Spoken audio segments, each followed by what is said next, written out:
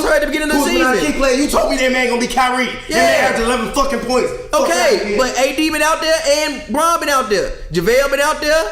Lonzo was out there. Danny Green been Lonzo out was there. out there with LeBron. Not really. Before what you mean? Not Lonzo really. hurt a lot too. Come on, G. In the beginning of the season, Lonzo was hurt a lot too. God, he bro. went out there every night. All right, now he was coming off knee surgery. Remember?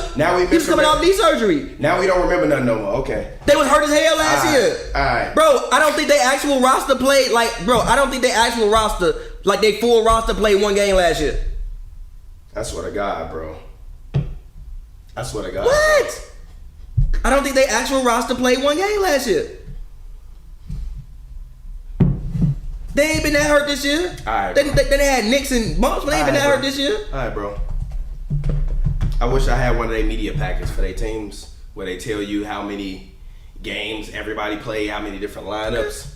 Come on, G. And also, they still been winning unlike last year. Wild as hell. I'm looking in the camera and I'm telling you this. You wild. They had no. Brandon Ingram got suspended last year for firing on the man. They had that whole team last year had knick-knack injuries the whole year, and then LeBron got hurt on Christmas, and then once LeBron got hurt, it was all downhill from there. But they all had knick-knack injuries all last year, and then Lonzo, after LeBron got hurt, after he started playing well, then went out and sprained his ankle. NBA got blood clots. Yeah, the NBA got blood clots, which he still only missed like 15 games, which still technically you want to call a knick-knack injury. He came back right after that. Then Kuzma hurt himself. Kuzma started off this year. You told me Kuzma was gonna be Kyrie. Kuzma a big guy for you. He been hurt. He coming off of it, still playing like trash. But I'm tripping. B.I. played 52 games last year. All I'm saying is, B.I. missed 30 games. LeBron missed 22. So what? What the fuck you mean? G? What do you mean? What do you mean? What do you mean? What do you mean? B.I. missed 30 games. A lot of games, bro. It's not a lot. Not really. 30 fucking games. You told me in December they should tank.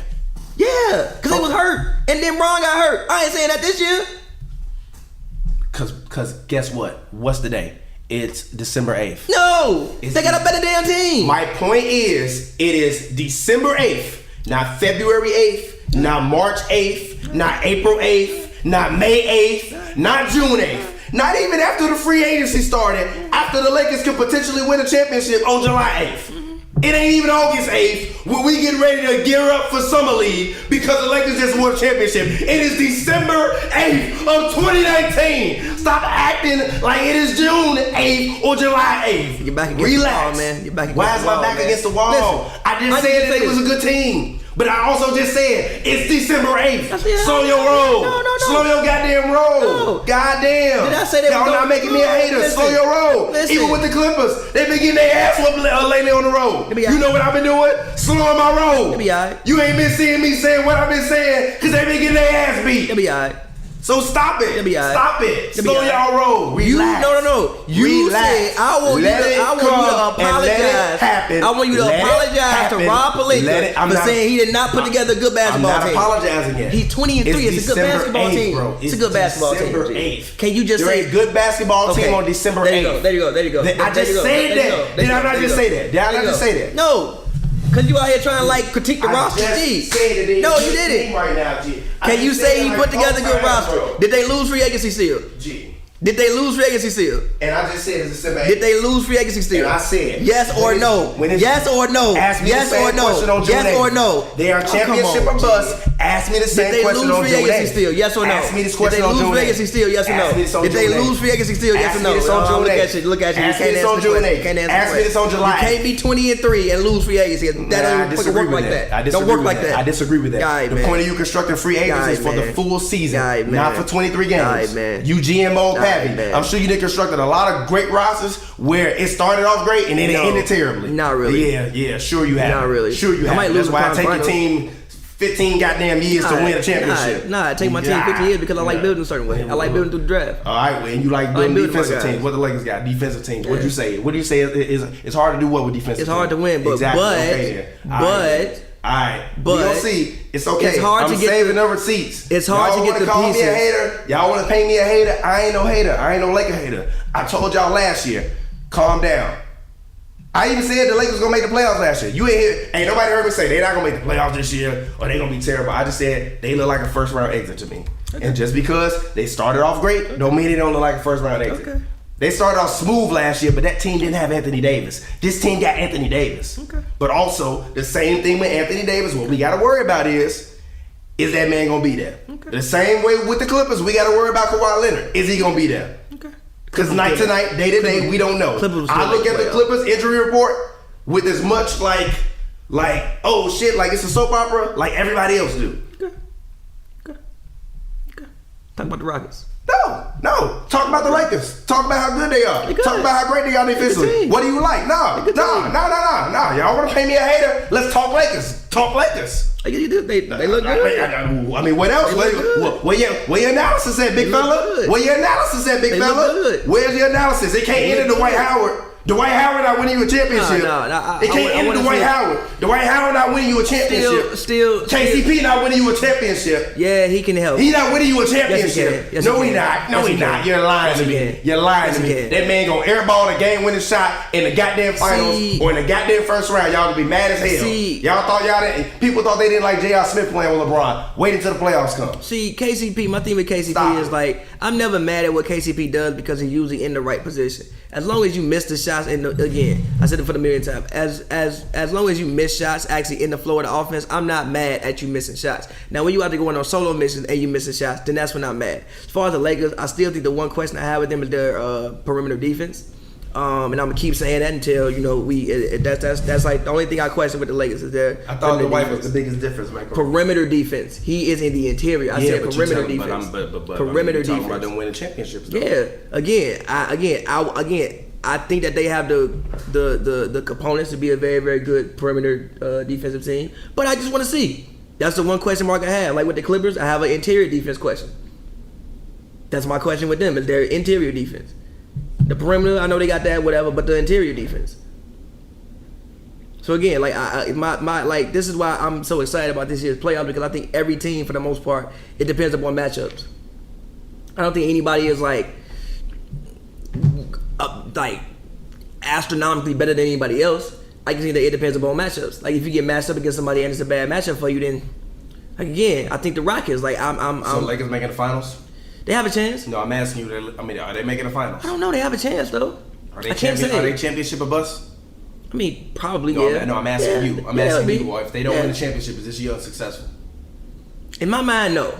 In my mind, no. But see, in my mind, no, because here's why.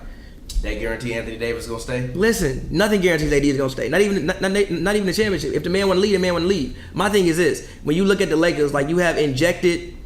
Lakers basketball ain't been this far in a decade. It literally you have revitalized what was basically a dead franchise. Lakers basketball ain't been this fun in a decade. So look, even if you look at what LeBron came here to rebuild the Lakers. At this point, he's done that. Now, granted, winning obviously you want to win. You want to go out there and get it. That's you. Anytime you bring in LeBron, you thinking championship.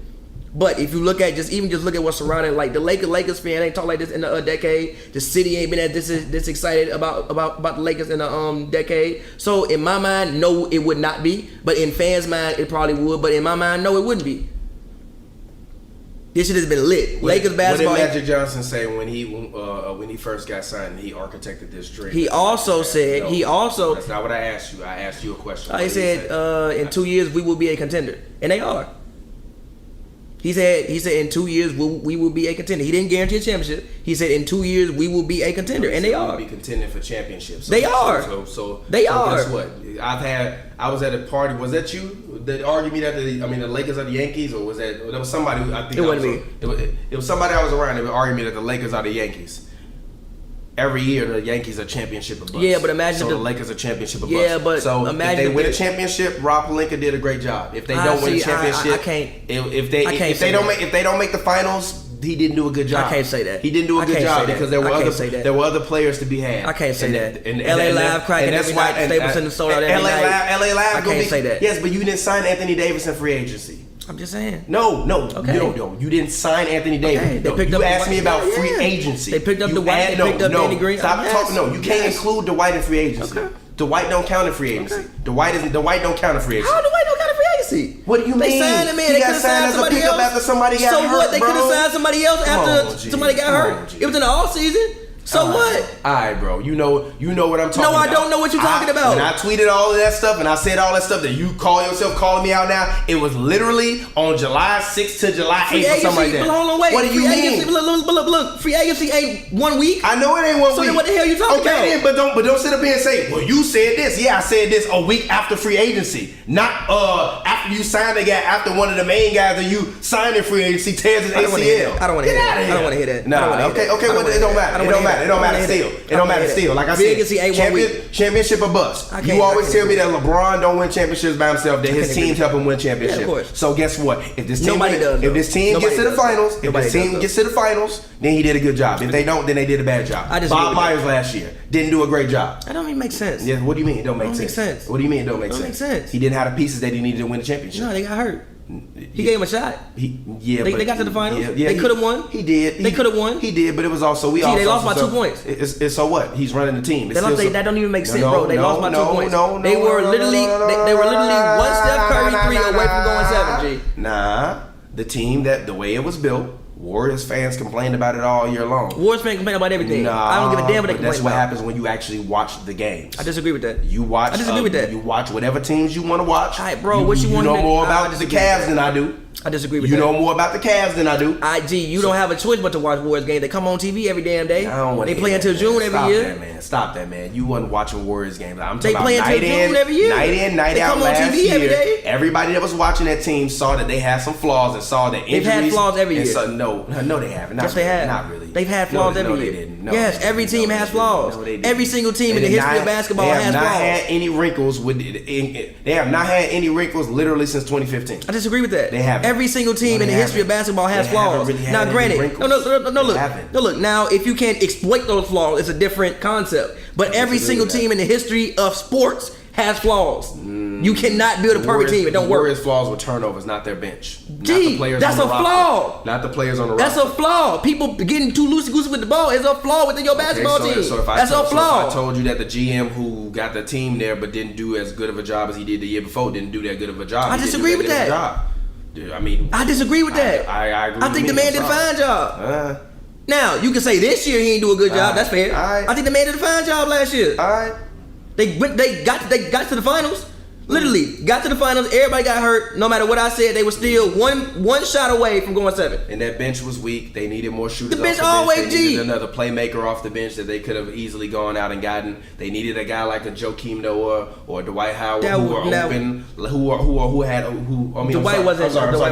wasn't available. I forgot about that. Noah wasn't either. Noah was available. He was a free agent to start the season. Yeah, but they signed Bogut. Huh? They signed Bogut. Yes, but Bogut was fine. We're talking about general manager duties. I'm saying last year he didn't do as good of a job as he did the years before. I think he did a fine job last year. I think he failed last year. You told me he failed Kevin Durant on top of that, so that factors into it as well. He failed KD, but he did a bad job building the roster. All I'm saying is, do GM of the Year awards get given out in December?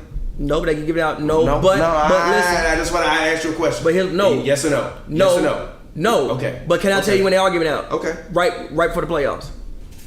Right before the playoffs is when they're giving out. Is it right before the playoffs? It's not. I'm just saying. Okay, then. So that's all. I'm just saying. All I'm saying is this is it. I'm just saying. It's December 8th. Okay. This team is championship or bust. I disagree with that. They are championship or bust. I feel you, but if they finish the season, don't get me wrong. If the Lakers finish the season losing less than 30 games, literally, Rob Pelinka deserves GM of the Year. Frank Vogel deserves Coach of the Year. LeBron doesn't deserve MVP for the same reasons people argue KD and Steph didn't deserve MVP. I disagree with that. But I do think that they both should be top 10 in MVP voting. I disagree with that because of the fact that you had 4 All-Stars on. No, he's not. Giannis is, bro. I'm not upset. Giannis. I'm not upset. That's fine. Back to back. Friggin' East. Giannis. Well, if I had it today, I would say Giannis. Let's talk about this later, but just do it super quick. I want to talk. If I had it today, I would probably say Giannis, Bron, and then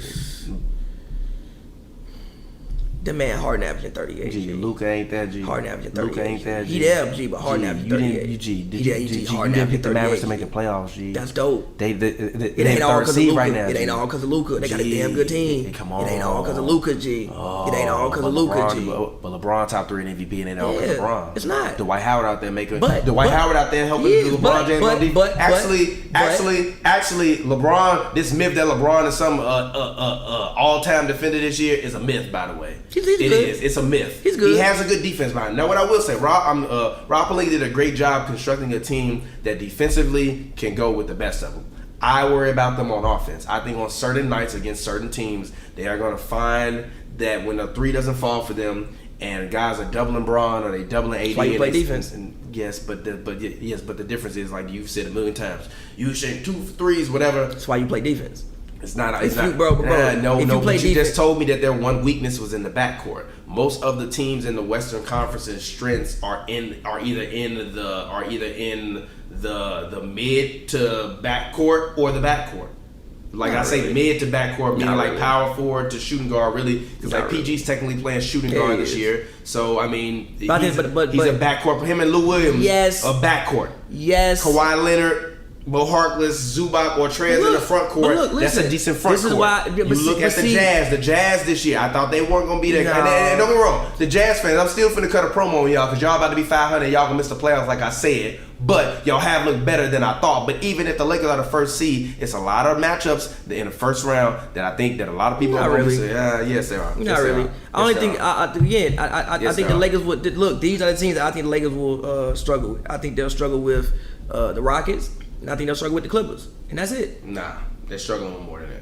They're going to struggle against the Rockets. They're going to struggle against the Clippers. They're going to struggle against the Mavs. They're going to struggle against the Jazz. I Nah. don't think they would struggle against the Blazers, although I do think that the Blazers eventually, if they can make the playoffs, can maybe take the Lakers 6. They won't win. They won't win. They won't win. They won't got win. so many I will injuries, say this. man. I will say this. They got so many Before injuries, the man. season, I said the Lakers are a first round playoff. I was wrong about that in terms of, a first round exit. In terms of what I said with that, I will say that on that particular point, I was probably wrong about. But also the thing that I didn't really expect was for really LeBron. Actually, the thing that I didn't expect was for AD to really just like be fine with just still being the number 2. I thought AD was going to really want to be more the number 1 more, and I just really ain't been seeing it. So I mean, but again, I think that there's two sides of the ball. I think that maybe on offense you could say that because obviously Bron's running the show, but I think on defense he's the number 1. Like this defense goes as AD goes. Yeah, but I don't care about defense. But that's you. I do. No, I do care about defense. That's you. I care about also- defense. But this is the thing. I think defense is way more important than offense, in my humble opinion. This is the thing. When teams have 7 games to load up on Bron, and when the Lakers got 7 games to load up on people too. Huh? The Lakers got 7 games to do that too. And yes, on, but I need they'll AD have to this. be And the but listen, guy, though. they're also AD is supposed to be the best player. he on can this still team. be the guy. I know he can't though. Defensively, I don't. But defensively, but you that's look, not your defense. but You look, I bro. Your understand defense that, can but initiate I offense. understand that. And I look, understand that, if but- they but- can't but score no, 120, we don't have to score 120. Right now, they holding AD teams. is a guy I'm putting on the level of a Bill Russell. Defensively, I mean, shit. On both sides of the ball, but I need him to be. And this is the thing. The reason why the Lakers are working is because AD realizes like I just got to take the back seat. Like if Bron gonna have the ball in his hands, I just got to get my shot. I don't think he's taking a back I seat. think he That's is, the thing. though. I really disagree think with he- that. But I don't think it's a bad. I didn't say it was a bad. But thing, I don't though. think he's taking I a said it back was a good seat. thing. I And it feel is, you, though. but like no, Is he not used to being the focal point? How can you say Because that? Though? listen, That doesn't make sense. because bro. listen, actually, he's used to being the focal point of the offense. Not really. No, he's a front court player. It's hard for front court players to be the focal point of an offense because you need AD somebody. wanted to focus the Listen, focal point of the offense it's hard for for front Pelicans. court players to be a focal point of the offense because you need somebody to get you the ball. I think Rondo had a huge hand in that. Even Drew Holiday. It's hard for front court players to be a focal point of an offense because they aren't giving themselves the ball. I think that LeBron is commanding quarterback in the offense, but defensively they go as AD goes. I think it's a 1A 1B situation. Make, bro? A lot. Alright. I think it's a 1A 1B situation, bro. Alright, man. I don't think that AD is taking as much of it. Not granted, I don't think that AD I has. didn't say it was a bad thing though. This is what I'm saying. But I don't think he's taking This is the what back I'm seat. talking about with y'all. All of y'all out there, every single last one of y'all. Y'all heard me say one bad thing about the Lakers when free agency started. When I thought that they could have went out and got guys like Malcolm Brogdon. I still feel like if they would have went and signed Malcolm Brogdon, this team would be way better than it is right now. Way better. Not really. Way better. That's a lie. Still be way better. His max would have been a lot less. You still could have went out and got a lot of the guys that you got. Maybe not Danny Green, but honestly, give me Malcolm Brogdon over Danny Green. I disagree with that. What? I disagree with that. What? Bro. 90, 50, 40? Come on, man. You wild as hell. 22 and 13 or 19 and 13? I disagree Come with on, that. man. Come on, man. I disagree with that. Come on, man. I think that. Come on, man. This I is think my that- biggest. But somebody, not somebody, but everybody, and you yourself made an amazing video on Kawhi Leonard. Which is actually the reason why I reached out to you, just because like I like bringing people on the show to do things that are parallel with what we do, and obviously we cover the LA Clippers, kind of on a normal basis. We've pretty much covered I think every home game this year with the exception of the Lakers game. So Kawhi Leonard, and also I put this in there earlier, but really I kind of put it in there because I wanted to talk about it earlier. But then when we were talking about walks, Kawhi Leonard has a very, very interesting walk. As a member of the media, usually we have to wait an hour after every game because he goes and gets like a really deep, I guess, massage and treatment and all stuff like that. A lot of people criticize the load management. They think that it's cheating the game or whatever it is. I personally am of the belief that if these guys aren't healthy, they shouldn't be playing. We want longevity, not a quick whatever. And these games, everybody loves to say, oh, the ratings are down because these games don't matter. But then at the same time, they'll say, well, Kawhi Leonard load managing is hurting the game. I'm confused. If the ratings don't matter because the games don't matter, then if the games don't matter now and they matter in March, April, May, and June, then I'm not playing for today. I'm playing for March, April, May, and June. What are your thoughts? Well, I would say this. First thing is this, man.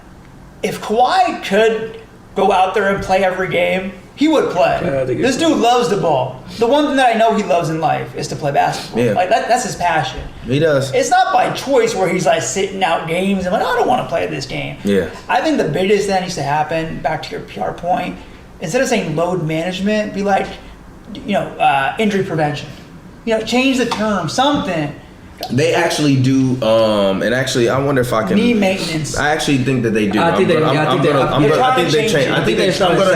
I'm literally gonna go and look at their official injury report while we talk about this and see. I think they've started saying it. They've said. I think it says left knee injury management. So that's the first thing that needs to happen, and they've done it to their point. But like with Kawhi, it's like he had the nature of his injury is such that it has to be constantly managed. Kawhi Leonard, technically, according to their injury report, was listed out in the Bulls game with an injury illness, left knee injury management, left knee soreness. That's what he's listed as. But I mean, I do feel like the media has created this term of low, like the Spurs, use it as a term for them trying to actually from their perspective of more of a medical term, and the media was like, yo, this is a great fucking narrative. Like, what the fuck is the way it got big was when Braun was out for load management last year. Because Kawhi was doing it on the Raptors, but nobody really paid attention. And then when it popped up as LeBron load management, it became a thing. Oh yeah, it was. The Cavs, though. No, he did it with but the way it became big was last year with the Lakers. Remember he took a game off for load management. And then it was like, what the fuck is load management? And then that's when the load management thing popped up. Well, anything with LeBron takes off, it's ridiculous. But that's a whole other story. Yeah, but I mean, with Kawhi, the nature of his injury, and I talked about it, you guys watched the video, so, I mean, the way his injury worked, it's I think about it like this. If you have a bucket, every time he plays, it drops in a bucket. You don't want to let that bucket overflow. Yeah. Right? Mm-hmm. So when you load manage, you're just reducing the amount of water in that bucket. Okay. You're trying to maintain a certain level of strength in that tendon, but if it gets to the point where it overflows, it's really hard to then get out in front of that injury. Yeah. And so last year we saw it with Josh Hart. He had patella tendonitis, and then there came a point in the season in January where he pretty much couldn't play anymore. Yeah, he was done. Yeah, he was done. He was shooting 44% from three. He went to 27% in January. He had surgery. He had a PRP. Couldn't play out. What's PRP? PRP is an injection with your own blood cells to try to help with healing. Okay, it's where they take the white blood cells or whatever. And red blood cells, and they recite, and they try to centrifuge them, and they condense them, and they put them back into your system. And then Embiid had the same thing where they rested him for, I think it was 7 or 8 games after the All-Star break, right? And they tried to get him some rehab because he had the knee, jumper's knee, patella tendonitis. Yeah, what is that for the people that don't know what jumper's knee is? So jumper's knee is you have a tendon that sits below your kneecap, right below, and that's called your patella tendon, and that's patella tendonitis is jumper's knee, and it's really sore in jumping sports, and that's what Kawhi has on his left knee. Oh, okay. Which we only found that out after the NBA released that. Okay. They did a release on that. Oh yeah. After Doc. Oh yeah. Okay. When Doc was saying, "Oh, he's healthy. Yeah. Kawhi's healthy. He's healthy. He's Yeah. all good. It's all good." Yeah. And NBA said, "Nah, he's not." Okay. Because the only reason, I guess, the new policy now with load management is the team has to send the NBA evidence Yeah. saying that this dude's actually not healthy. Yeah. And they were sending evidence to the league saying, okay, this is why his left knee. And also, what I've been seeing more in the media rooms is on nights when Kawhi doesn't play, is actually seeing the full like injury report printed out and signed. Like, because you know how because the coaches both have to sign their lineup sheets with also with the injury reports as well. So now what I've been seeing more even in the media locker room is like a full injury report as opposed to before, early in the season, before this whole thing happened. If we just saw whatever was listed on the official PR. Now, like when I'm at the games, there's an official signed, photocopied injury report from both teams. So it's interesting. Yeah, so I think it's becoming a little more transparent now, just to show that, hey, he's really hurt. I think they got themselves into trouble by trying to hide it in the first place. You should have been like, he's dealing with injury. No one's gonna be like, oh my God, like people would get it. Yeah, because you come out and say he's fine, then he just doesn't play 48 hours later. It's like, well, I think Kawhi might have some like PTSD from the Spurs years, or like that last year where people were questioning like, oh, why is he not playing? They said he's healthy, why is he not playing? So I guess the natural instinct is just to be like, try to hide it, because I don't want to deal with it. But once it got out, Now they're being transparent with it. But anyways, the nature of his injury is such where it's going to have to be managed for the rest of his career.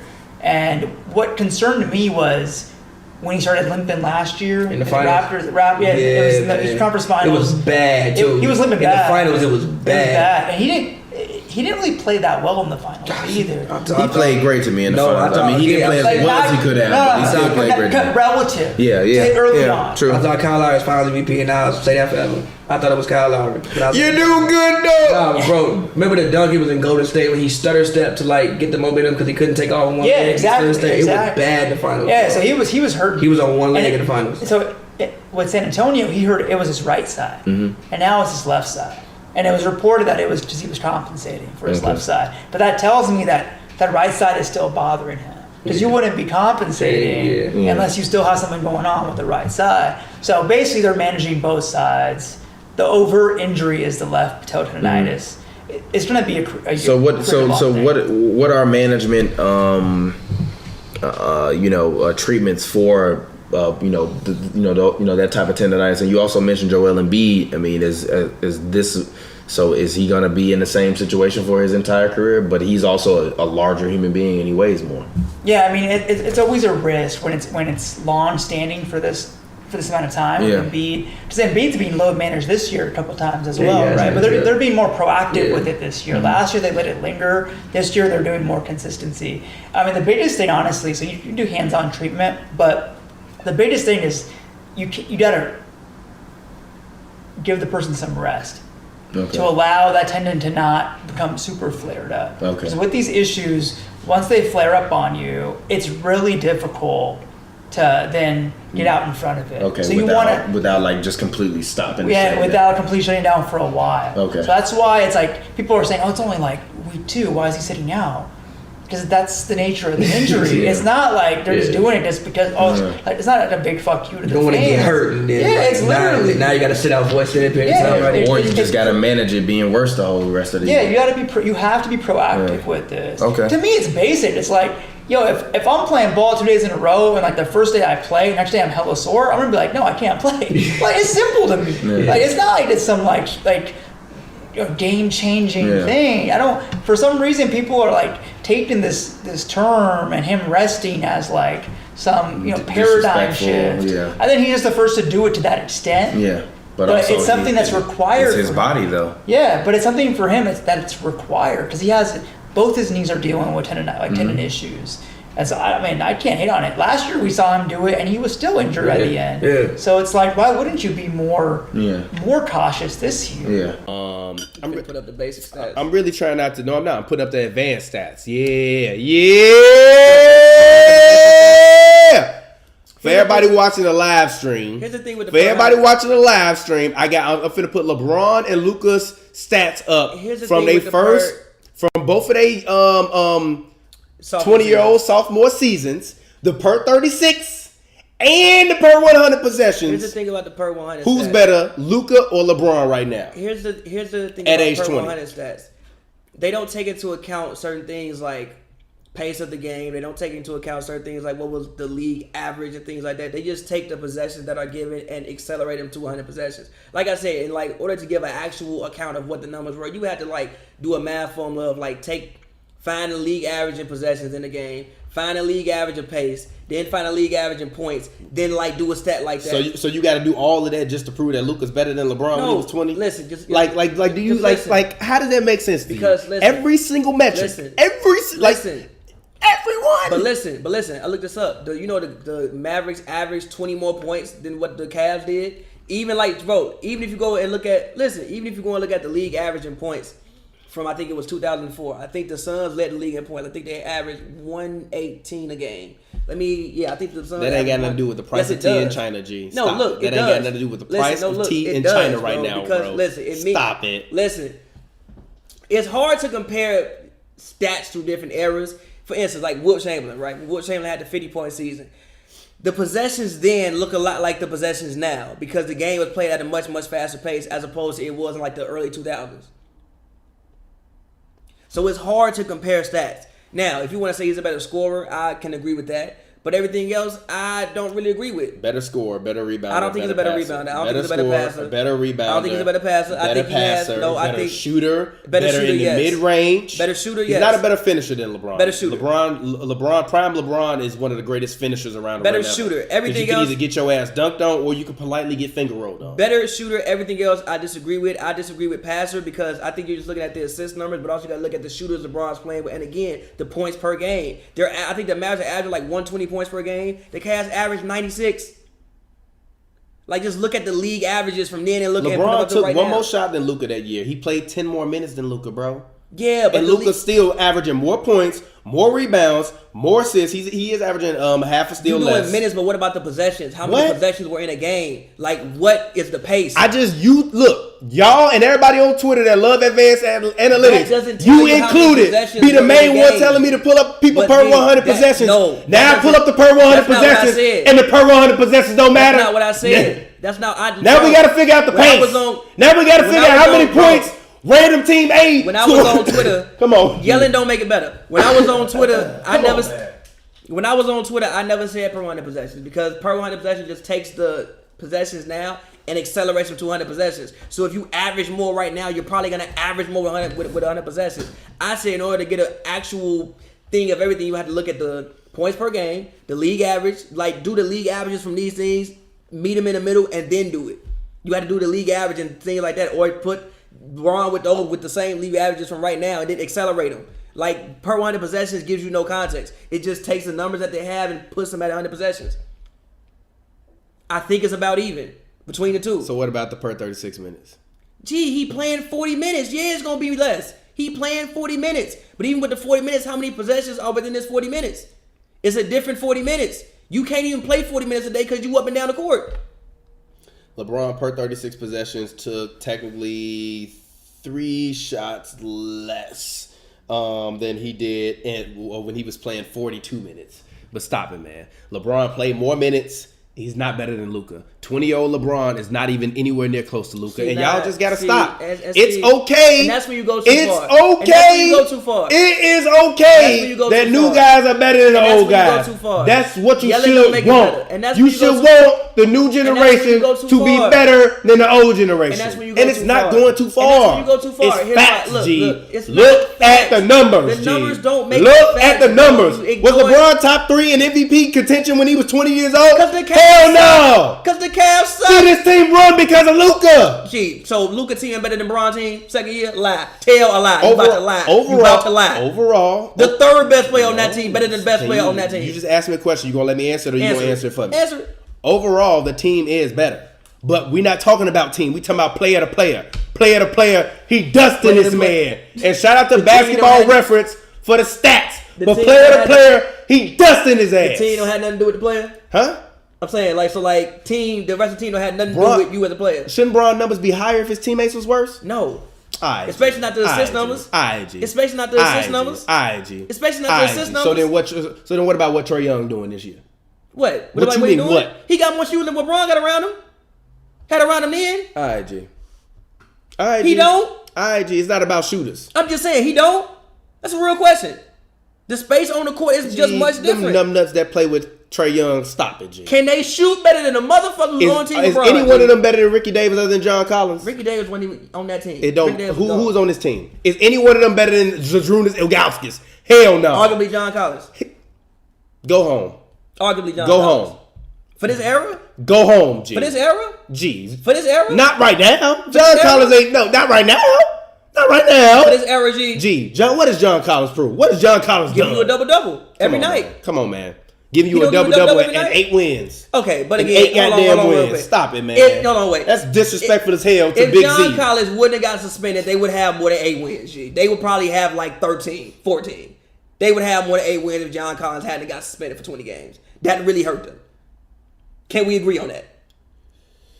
I don't know. I'm serious. No, don't get me wrong. They might have won 11, but like how many more? Like 4, 5 more games. They have like 12, 13 wins. I'm gonna keep it honest with you. Even Charles Barkley's like, yo, these guys are bad. Like I thought they were gonna be. They are bad. Did you say they were gonna make the playoffs? Hell no, I ain't say they was gonna make the playoffs. Hell no. I thought you did. I'm the one. No. Keith on Twitter. I bet that man a hoodie. Keith, you ain't getting shit. You ain't getting a goddamn thing. Keith don't even tweet no more. Hell yeah, man at home. Sad. The Hawks gone. The Falcons at home. I'm sending you this clip too. You ain't getting no goddamn hoodie. Thought y'all was making the playoffs, big fella. But no, what happened, big fella? It's just the spacing on the game is played so much different. Like, look, if you want to say the man better, I'm not mad at it. Like Luka's having an incredible season. It's very, very comparable. But to say that there's no conversation is when it becomes wild. Like, stop. It's not though. Stop. It's G. not It is, though. G. It's It not is. a conversation. It's not a conversation. It is, bro. Luka Doncic is hands down better than LeBron James. If you take LeBron's numbers, put them in the NBA today, and again use the league average for possessions, for pace, for everything else, and accelerate those numbers, I'm pretty sure it looks a lot like what Luka's doing. Nah, no, it don't. It really don't. Per 100 possessions is not. That doesn't like that. That doesn't add context. But it doesn't though. That's what the numbers that I just shown you That's shows. not what per 100 The man was possessions out there. mean. No, even per 36. What are you talking about? He playing 42 minutes a night, taking 20 shots a night. But you're not hearing me. Nothing about there is including pace, possessions in the game, the points, the league average in points. Nothing about this is including any of these things. It's just a number of stats. I love it. It's just a number of stats. I love it.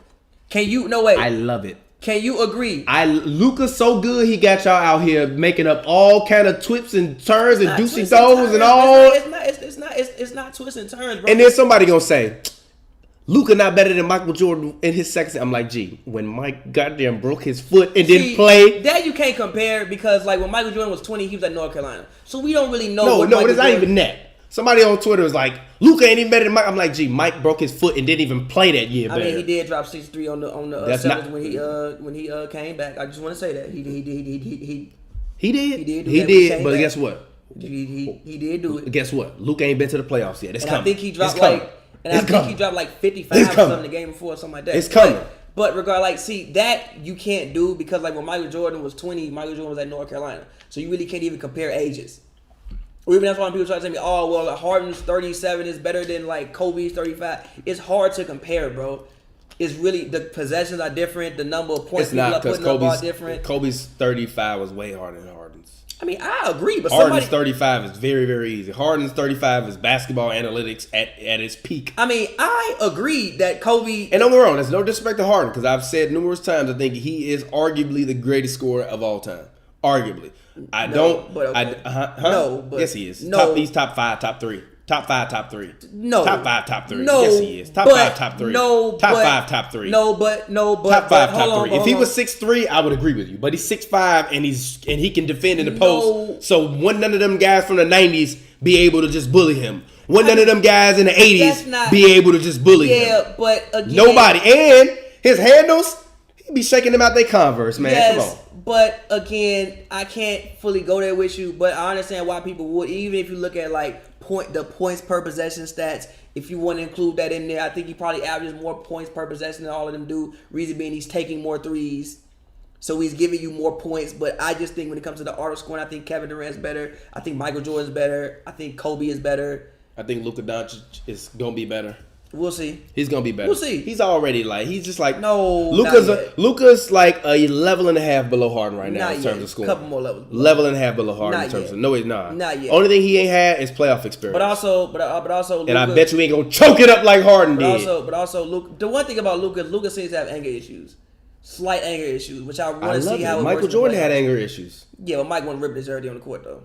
Mike punched his teammate in the face in practice. In practice, it was in practice. G, it was in if practice. we walked in, but also no. After meeting in a hypothetical situation, if we walked in the Clippers practice and somebody just told us anybody on the Clippers punched somebody else in the face, we'd be like, "What the fuck is going on?" Also, G, even Stop like, it, G. like, don't make excuses for Mike. He's a madman. Hold on, the last Clippers Warriors game, like I actually got a chance to speak to Steve Kerr. Like it was like super like organic. Like I was walking back towards the press conference room and Steve Kerr was leaving the building. I'm like, oh shit, Steve Kerr, what's up, man? I was like, yo, what's up? I'm like, damn, why you want to punch Steve Kerr? G? Like, how you punch Steve Kerr? G? What did he do to you?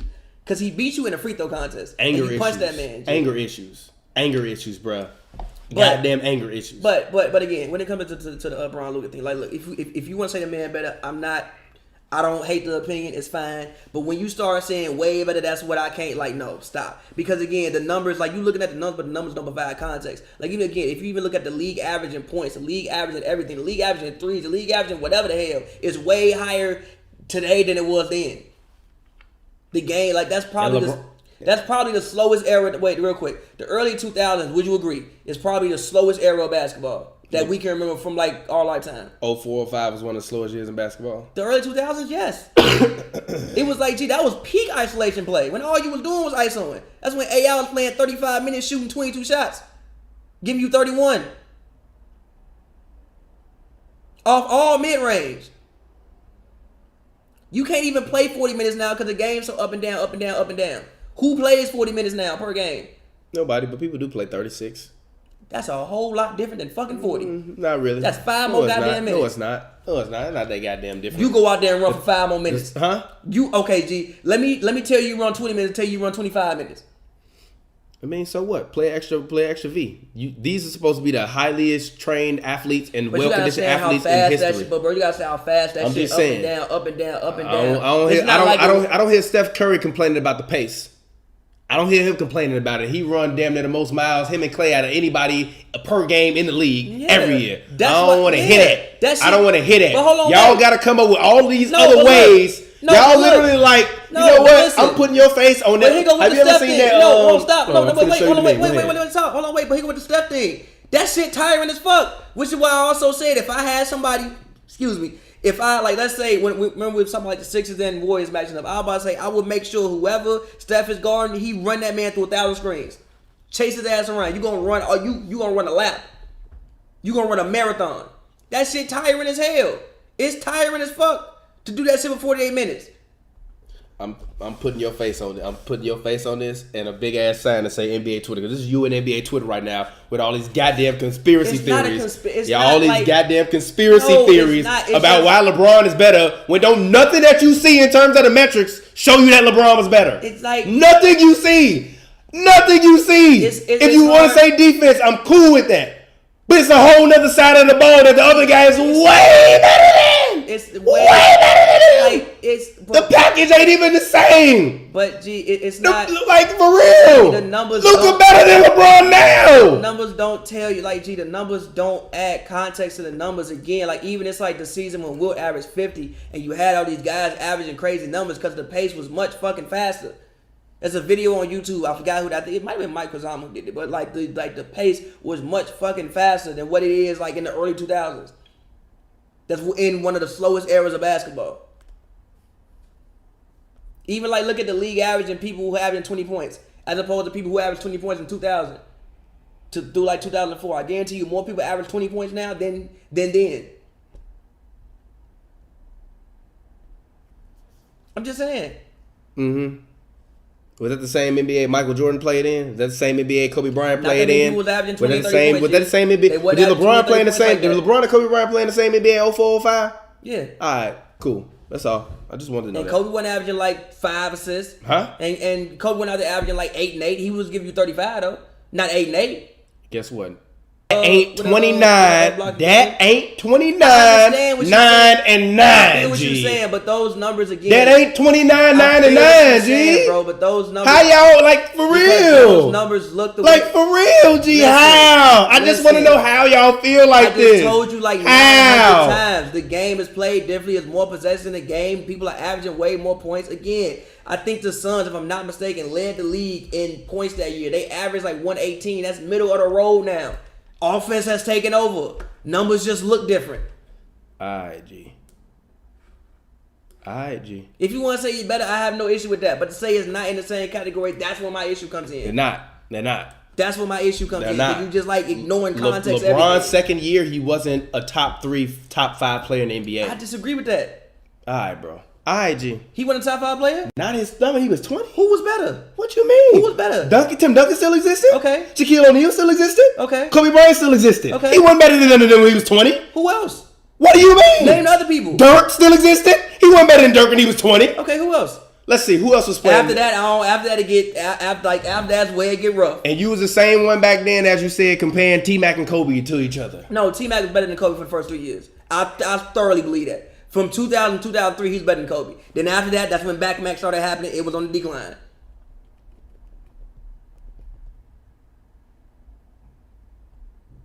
I gotta actually go back and look and see who was playing that year, because 04-05 was like a weird year in the NBA. It really was, though. It was 04-05 the second year, right? Yeah. That's 04-05. LeBron that year led the league in minutes played and in field goals. But like I said, Luka's outpacing that by a lot. By a lot. But how much is by a lot, G. But how much is by a lot, bro. But how much by is a lot, I hear bro. you, but how much is the pay? Like you say, outpacing that. What's the pace of the game now as compared to then? It don't matter. It does matter. That matters a whole lot. All right, Possessions bro. and pace in the game matters a whole lot to how many numbers you gonna put up. G. All right, G. Like I said, y'all told me to bring out the per 36 averages. I never said per 36 Oh yeah, he also wasn't better than AI that year. I just yes he was. G. That was Yes, the year. fuck he That was the was. year AI Yes, led the the league hell in he points. No, he was, wasn't, G. They was trying to trade the shit out of AI. So what? Yes, the hell. That don't mean AI was washed. I didn't say it was washed. G. LeBron was better. IG. No, LeBron wasn't Yes, better. the hell he LeBron was, was not G. better Yes, than the AI hell in he was, 04-05. Yes, he was, dog. Yes, he was, bro. Yes, he was. IG. Yes, he was. Yes, he was, bro. Alright, bro. Yes, the hell he was. Alright, bro. This is why I bow out of this conversation. He was. Alright. He was. That's your opinion. He was. That's your opinion. What did AI do better besides score? Huh? What did AI do better than Besides score? AI was a exactly lie. No, but that's lie. No, lie. But that's different. Lie. No, this is also the reason why you can't even really compare them, and also the reason why I compare Luka to guys like LeBron, and I don't compare him necessarily to AI guys. was playing point guard by then too. By the way, AI was playing point guard by then. He too, was. by the way. You know what? If you want to say LeBron was top 5 in the league, exactly, I wouldn't be mad at that. I wouldn't be mad at that. Exactly. I wouldn't be mad at that. Just like I wouldn't be mad at you if you said Luka was top 5 today. Some people might agree. No, might Luka's might top disagree 3 with you. today. Not top Luka's 3. top 3 Not top today. 3. Not top Luka's 3. top. Not top 3. How, so if he finished top 3 in MVP voting, he ain't top 3 in the league. No. Who better than him? Harden better, Kawhi better, Giannis better. I still think Bron better. AD better. Alright, bro. Alright, bro. After that, that's a. Alright, after that, Alright, bro. after that, Alright, after that, then like no. Alright, But the people I named, hell yeah. Alright, Giannis ain't better. And I'm still sticking with it. I'm gonna still say AI was better than LeBron. No. Kobe was better than LeBron. Okay. Dirk was better than LeBron. Shaq was better than LeBron. And then if you want to put LeBron Wait, at 5, hold on, wait. Shaq was in Miami then? Miami Shaq, right? Yeah, it was Miami No, Shaq. Shaq wasn't better. Yes, it was. Not 04-05. Yes, Shaq it wasn't was. better. Yes, No, he yes, it wasn't. was. Yes, No, it he was. wasn't. Yes, he was. No, he wasn't. 22.9, No, he wasn't. 10.4 rebounds a game. Yes, he was. Was Shaq better- 2.3 blocks per game. Was Shaq better than Oh, D-Wade and he was only then? taking 15 shots a game. Was Shaq better than D-Wade Stop, then? G. It's a real question. Was LeBron better than D-Wade then? Yes. There's never been a point in Debatable. time since LeBron Debatable. stepped on the basketball Debatable. court. Debatable. There has never been a point in Debatable. time when LeBron James stepped on the basketball court that D-Wade was better than that man. Alright, Stop. G. Debatable. Shaq was not top 5 Debatable. 04-05. Hell Debatable. No. After Debatable. Shaq lost to the Pistons, he was not top 5 no more. Debatable. Debatable. After Shaq lost to the Pistons, Debatable. he was not top Like 5 I said, no more. debatable. It's debatable. Once that man lost It's to the debatable. Pistons, he was not top It's 5 debatable. no more. No, he was not. And it's also debatable that KG was better than him that year. No, he wasn't. 04-05? No, he wasn't. Man, KG was out there averaging. Are you on drugs, G? 04-05? No, that was out his MVP season, right? KG was averaging 22, 13.5, 5.7, 1.5 blocks, and 1.4 steals a game on 2.7 turnovers. Okay, fine. Playing 38 minutes a game. KG. Stop it, G. Okay, KG, but Stop take Shaq out of there. I'm not taking Shaq out of there. I'm not taking Shaq out of there. He was taking 15 shots a game, give you 23 points and 10 rebounds. He wasn't better. G, I'm telling you, Shaq. Man, G, hell no. Everything after Shaq got traded away from the Lakers, bro, no. Shaq was not in his prime no more. Wild as hell. No, and I thought this in 04-05. Once that man lost to the Lakers, wrong then. Once that man lost to the Lakers, it was over with. Lost to the Lakers? I mean, no. Once that man lost to the Pistons, it was over with. You are on and that Kobe was the best player on that team in 03-04. It wasn't Shaq. You wild as Once hell. he had that toe injury, which he never really recovered from, it was downhill. You're wild, G. It was downhill. You're wild. You're wild. It was downhill. You're wild. Legit, you're wild, bro. It was downhill. You're wild as hell, bro. It was wild downhill. as hell. I'm not wild. You are wild as hell. It's not that wild, bro. Yes, it is. Seriously, was Shaq even the best player on his team in 04-05? G, Shaq, what, huh? Was Shaq even the best player on his team? D-Wade was not better than Shaq. D-Wade had a better playoffs. D-Wade and the refs. And D-Wade my favorite player of all time. D-Wade and the refs. Huh? That's what 04-05. No, they won 06. Who did they lose to that year? Pistons, because the Pistons went to the finals. Oh yeah, the Pistons did go Pistons to the finals. went to the finals. Yeah, exactly. Shaq was better than D-Wade that year. Yes, he was. Yes, he was. Yes, he No, was. that man wasn't. Yes, he was. Even Shaq said this D-Wade team. What do you mean? Of course it was D-Wade's team. Because he better. No, because D-Wade was the guy that was going to be the next guy. No, because he's the best player on the team. No, he Shaq wasn't. was 32 years old in his 13th year. And he wasn't better than Shaq. Yes, he was. No, he wasn't. Yes, he was. No, it's the same thing with LeBron and AD. Where LeBron like, yo, I got my young bull with me. He gonna be better than me. This his team. What do you hear LeBron say? That's hold on, wait. No, it's not, G. Here's why. Look, by that point, Shaq had already been damn near playing a whole decade and had turf toe. Here is why that's more argument than that, because AD might win Defensive Player of the Year this year. D-Wade wasn't gonna win nothing that year. I'm just saying. D-Wade wasn't gonna win nothing that year. I'm just saying. D-Wade wasn't gonna win nothing that year. Shaq did not deserve to win no MVP. He said he did it. He didn't. Steve Nash deserved it. Shaq didn't know. So Shaq in MVP conversation, but he ain't better than D-Wade that year? No, he wasn't. Right, he should have been in MVP conversation. He shouldn't have been in MVP conversation. All right, bro. Oh, Steve Nash better than LeBron that year. I disagree with that. I forgot about Steve Nash. Steve Nash better than LeBron. I feel Steve you, Nash but I better than disagree with LeBron. that. I forgot about that. I feel you, but I disagree with that. Literally, I'm sorry. LeBron was not top 5 that year. LeBron was not top 5 that year. Kobe, AI, Shaq, Steve Nash, Kevin Garnett. All better than LeBron. I'm not rocking all better than LeBron. I'm not rocking off AI and KG. And Dirk. And Dirk Nowitzki. I'm not rocking off AI and Dirk Nowitzki. And if you want to tell me Tim Duncan, I agree with you. I'm not rocking off AI and KG. No. And if you want to tell me Tim Duncan, I agree with you. I'm not rocking off AI and Shaq. Well, how? Because AI wasn't better than that man. All right, G. He wasn't. There's nothing he did better. He wasn't. All right, bro. They probably even won basically about the same. All right, How many games the Sixers win that year? Probably like 46. Look it up. I'm looking up a different stat right now. Damn. Timmy ain't played that year. What the hell? He played that year. Yeah, I'm about to say, I don't see his man numbers out He here. might have won MVP that year. So Timmy. No, he didn't. They won 43 games. The Sixers. The Cavs were 42-40.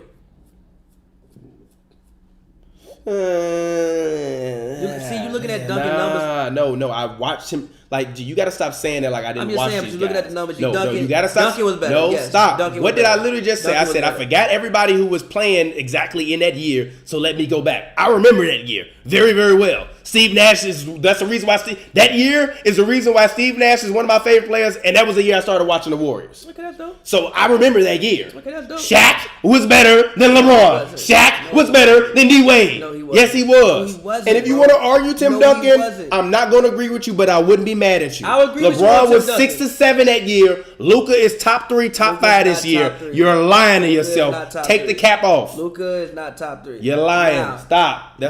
Top Stop 5, lying. Top 5. You and NBA Twitter, y'all gonna make these numbers say what y'all want to say, but it don't matter. Luka world, Luka better. I just named Hashtag Luka better. Okay. Hashtag Luka better. Luka world.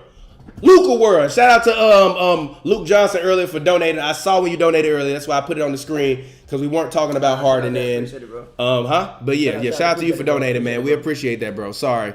We knee deep in the show right now, but. Anyways, let's go ahead, I guess, and let's talk about the Utah Jazz. Are the Utah Jazz legit contenders in the NBA this year? No, but you put that question. Well, no, no, I think I told you to put that on there. They're not, but they can make it to the second round. Maybe if all things go correctly, make a conference finals push, but I don't think they're actually legitimate contenders. No, but they are playing very, very interesting basketball. LeBron is shooting better 35.3 to 23.8.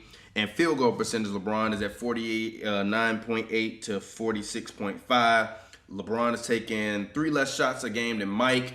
Mike was taking 23.1. LeBron is taking 20.1. Mike made 10.7 field goals per game. LeBron is making 10. Mike was playing 38.8 minutes per game. LeBron is playing 34.7 minutes per game right now. It's kind of close. Per 36, I mean, the per 36 make the numbers closer, and LeBron is actually like blowing Mike out of the water in per 36. But I mean, it depends on how you want to look at it, though. It does. It does. Because Mike won a ring that year. That's why, literally, you have not heard me say at one point in time the Lakers suck this year. You've never heard me say they suck. You said they have bums. Have you heard me say they suck? No, I'm asking you a question. Cause y'all talk to me like I'm calling them bums. I'm asking you a question. Have you heard me say they? What do bums do? Have you heard? What do bums do? When you playing with the greatest, with the arguably the greatest goddamn basketball player of all time and a top 10 talent of this generation, you playing well? Hell yeah! Take LeBron and Anthony Davis off the team. How many games they winning? 12. Take the G. They winning 12 games without LeBron and AD. Take the top 2 players off every team and ask that question. Take the top 2 players off every team ever and ask that question. Take Scotty and Mike off that team. How many fucking game the Bulls winning? Probably about 35, 40. For real. Phil still coaching? How? Phil still coaching? First of all, is Phil still coaching, or do I get a chance to replace Mike and Scotty? With who? It don't matter. I'm asking you, do I get a chance as the organization? Is Phil still coaching? No. I'm asking you. No. Listen. Is Phil still coaching? I'm gonna say yes, but check it out. Who you replacing them with, and give me people that's like an 85 on 2K, because you can't get from that era. How am I supposed to know what? Name some people. How am I supposed to know who's gonna be an 85 on 2K? Borderline All-Stars.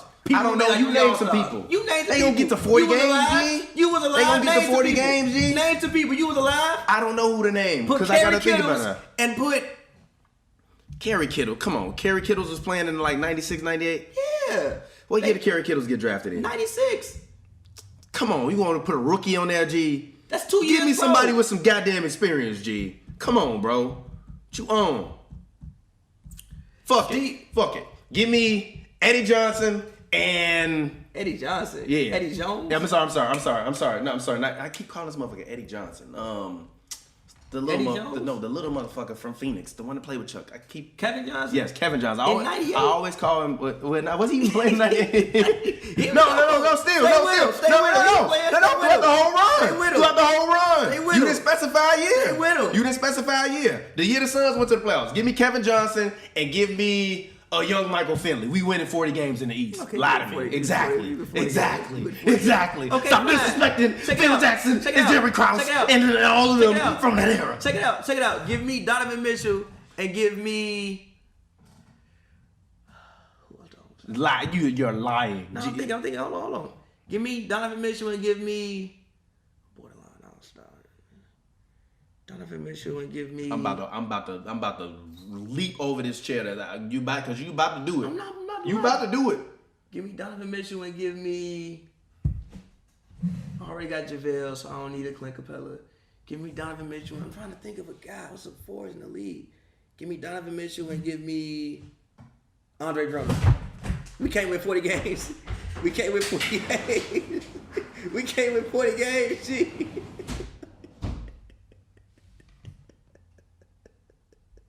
We can't win 40 games, G. We can't win 40 games, bro. We can't win 40 games, G. We can't win 40 games. Without Mitchell, Andre Drummond? Yeah. Okay, hey, come here. Hey, wait, come back. Wait. Come on, G. Wait.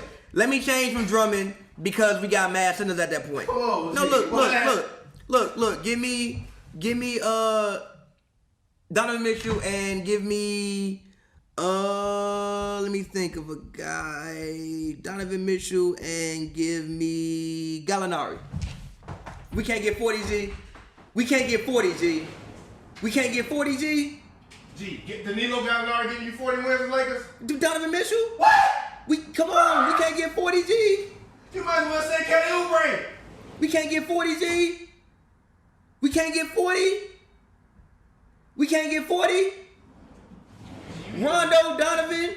G, you either the greatest troll I've ever met in my life, G. G, Rondo. Wow, bro. G. What? Rondo, Donovan, Kuzma, Gallinari, JaVale, Dwight. In this alternate world, is Boogie healthy? I don't know. You the one came up with this fucking alternate world.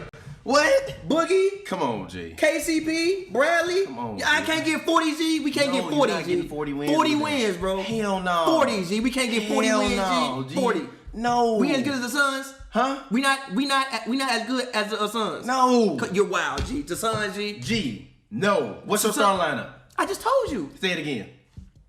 Rondo. Can't shoot. He decent. Keep going. He decent. Keep going. Rondo, Donovan Mitchell. Can't shoot. Hey, what you mean he can't shoot? He can't Donovan can shoot. Come on. Keep going. Keep going. Kyle Kuzma. Can't shoot. How he can't? Actually, no, not even Kuzma. Rondo, Donovan, KCP, Gallinari, JaVale. Then on the bench we got Dwight, Kuzma, Dudley, Bradley, Caruso Steele. We can't get 40, G. No, G. You 40. wild, bro. We can't get 40 wins, bro. Frank Vogel still your coach? Yeah, we can't get 40. That team ain't better than the Orlando teams he was coaching. You're wild. It's not. And also, we still got our coaching staff. Lionel Hollins, Jason Kidd. We can't get 40 wins, G. No, G. 40. I ain't say play. I said 40 G, wins, G. G. Danilo winning. He could barely win 40 games as a Clipper. He won them. The motherfucker might win 40 games with the goddamn Thunder. Donovan ain't never not won 40 games. Oh my God, G. Rondo damn near ain't never not won 40 games. Rudy ain't never not won 40 games. Donovan on the team too. Okay then. Leading scorer. Who gonna be there to protect him now? Who? Fucking JaVale and Dwight. If AD ain't out there on the floor, JaVale and Dwight look average, bro. They look decent. Because Dwight Howard and Anthony Davis play well together. Because JaVale and Anthony Davis play together. Play well together. Obviously AD helped them look better, but they be decent. No, they wouldn't, G. They would be. Come on, man, you wild as hell. You wild as hell. All I'm saying is, Lakers, if they win 70 games, LeBron win the title this year. We can't LeBron get 40 is the wins with that team, G. I don't know about that, G. 40. Y'all gonna get like 34. You said Kevin Johnson. You gonna make it to January and the team gonna be like, man, we ain't gonna make the playoffs anyway. Yeah, you said Kevin Johnson and who else? And Michael Finley on the Bulls can get you 40 wins in the East back then, G. It can. With Phil still your coach, G, we can do that. I'm sorry, we can do it. I agree with that. We can do it. But come on, G. Do I still got Horace? Do I still got Rodman? Horace went on that team in '98. No, what I'm saying, do I still got Horace or Rodman Rodman? played like 50 games. I'm asking you, do I still got Horace or Rodman? Horace not on the team. You got Rodman. No. I'm talking about from any span in that. No, we talking about 1998. No, huh? We talking about the 1998 Chicago Okay, Bulls. still. I still got Rodman? And you got Kevin Johnson Do I from still 98. got Rodman? If you got Kevin Johnson from 98, you not making the playoffs, G. Kevin Johnson averaged 9 points in 98. You not making the playoffs. Not 98. I would need like an earlier. No, you said Kevin Johnson. We talking about 98. I gotta go back and look and see who was actually playing in 98. Name me a man, G. Michael Finley, okay. I'm trying to think who was playing in 98. I need another wing. I'm thinking about it. Graham. Motherfucker, you can't pick Grant Hill. G. Why? That's a fucking all-star, G. So what? He might have been the damn best small forward in the damn league in 98. So what? Yeah, come on, G. So what? So what? No. Donovan is arguably the best shooting guard in the NBA. No, the fuck he ain't. Motherfucker, James Harden, best shooting guard. Fuck you. Fuck you. No, he ain't better than Bradley Beal. Shut the fuck up. No, he ain't. Stop lying, G. No. No, he ain't, G. No. Clay ain't got an ACL, ain't he better? Alright, G, you won. But sit down, G. I'm sorry, G. Sit down, G. You won, G. You won. Alright, the best shooting guard. The fuck he ain't. The fuck he ain't. The hell wrong with you? No, the fuck he ain't. What? No, the fuck he ain't, dog. Oh my God, bro, that's hilarious. What? Arguably the best shooting guard in the league. What? He is though. I'm sure there was some Jazz fan out there that will argue that. I smacked the shit out that Jazz fan. Is Harden just technically a shooting guard? It don't matter, Z. If Russ is shooting guard, he better than Donovan Mitchell. I swear to God. No, he's not. Out. Russ not better than Donovan Mitchell right now. He not. G. Fresh like I just got a contract. Fresh like I just got a max. Yo, what's good? We're here. We're live. We got an audience out here and shit We got today. an audience for the first time ever. Yeah. For the first time ever. For the first time ever. I see you in the back chair. Man, he got up and started walking. He got up and started walking. He got up and started walking. I had on my wave cap yesterday. He got up and started walking. What? Did you cut your hair yourself, by the way? Yeah, I did. It looked jiggy, don't it? Ooh, B-Lee, I'm coming for you. Nah, look. B-Lee, I'm coming for you, G. You tried to give yourself a taper, and I respect it. That's how you feel? Damn. We heating? Nah. No, come on. Nah, we heating. Stand your ass up. Let's get it. Little coffee creamer shoe having ass, boy. Little chain wallet keys having ass, boy. Look, I got my jeans for the back bar having ass, boy. Your big bootleg jeans. Get your Paul Bunyan jacket having ass, boy. Little I can read now glasses having ass, boy. Come on, man. Boy. Big graphic t-shirt having ass, boy. Boy, get your I'm dirty and I use soap in the water shoes having ass, boy. Lil shoe having ass, boy. Lil bracelet having ass, boy. Come on, but Marlboro Hero looking ass, boy. Having ass, boy. You look like every NBA player that had a fro between 2019 and 2014. Lil shoe having ass, boy. Bigfoot having ass, boy. Boy, I got a top from the bar. Shoe having ass, boy. Hey, look. Your shoes the same color as that little fucking horse thing at the top. Them llamas. Hey, look, though. I want to give you credit, my team. No, you lost. It's okay. It's okay. He's conceding. He's conceding defeat. You saw it. Got your ass flame live on stage, boy. Come on. Sit down. Have a seat. Nah, come on, bro. Have a seat. Bro, you and KG wear the same size pants. That's a problem. I'm gonna have one. You and KG wear the same size pants. That's a problem. For who? Russell Westbrook was eyeing your fit the other day. That's a problem.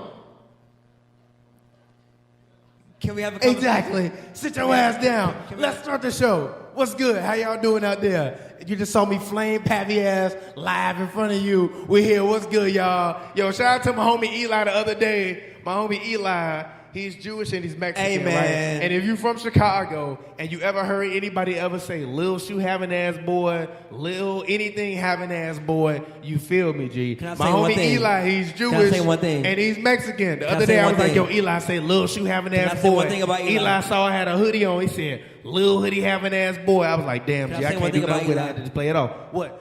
You taking the pressure off you, G. I didn't hear no response. Eli is one of my favorite I didn't hear no people. response. Look, real quick. Eli is one of my favorite people on planet Earth. Like, on the planet of Earth, I have like 20 favorite people. What about on the planet of Mars? I ain't been Do you there. really think? Do you believe the Earth is flat? You like Kyrie? Do you believe the Earth is flat? No, but can I talk though? Go ahead. Eli is one of my favorite people on planet Earth. On the planet of Earth, Eli, my guy right there. Y'all, everybody on the camera can't see him, but if y'all not on the camera, you can see him. I'm pointing at the man right there. Little varsity Clap for jacket my man, having Eli. ass, boy. Eli, Little one of my varsity, favorite people. little I made Real the quick, JV real team. quick. Jacket having ass, boy. Real quick, let me- Eli, let me- little shoe having ass, boy. I see you. Let me say it. All right, go ahead. I wouldn't be covering the LA Sparks. We damn near might not be covering the. We won't be Clippers. covering NBA. Yo, shout out to Eli. Yo, Lil Shout out to fans, Eli. man. Can Yo, we- Eli's my guy, man. Raise a glass. No, I'm serious. For I'm serious. Eli, I'm dead Eli, ass. I'm man. dead ass. I'm Eli, dead ass. I'm man. dead ass. I'm dead ass. Man, Eli is Shout out to like Eli. Eli has like top 3 reasons why we even sitting right here right now. So shout out Eli, man. Like for real, Eli is one of my. I was drunk at a house party, and Eli came up to me and was like, bro, I fucking love Hoops and Brews, bro. I'm like, yo, for real? He's like, yeah, man, I watch her all the time.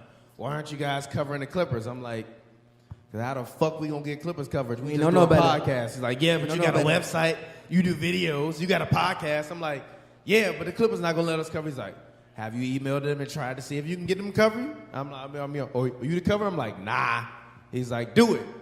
And I did it. And now we've been covering the Clippers for basically, what, a year and a half, almost 2 years? So shout out to the LA Clippers. Shout out to the homie Eli, man. all it takes sometimes, that's why I always get mad at motherfuckers when they be on the internet and they be telling these little young people not to do things. Go try some shit. Have a friend that will actually tell you to go and do something that might seem crazy to you because you never know what might happen. Go ahead.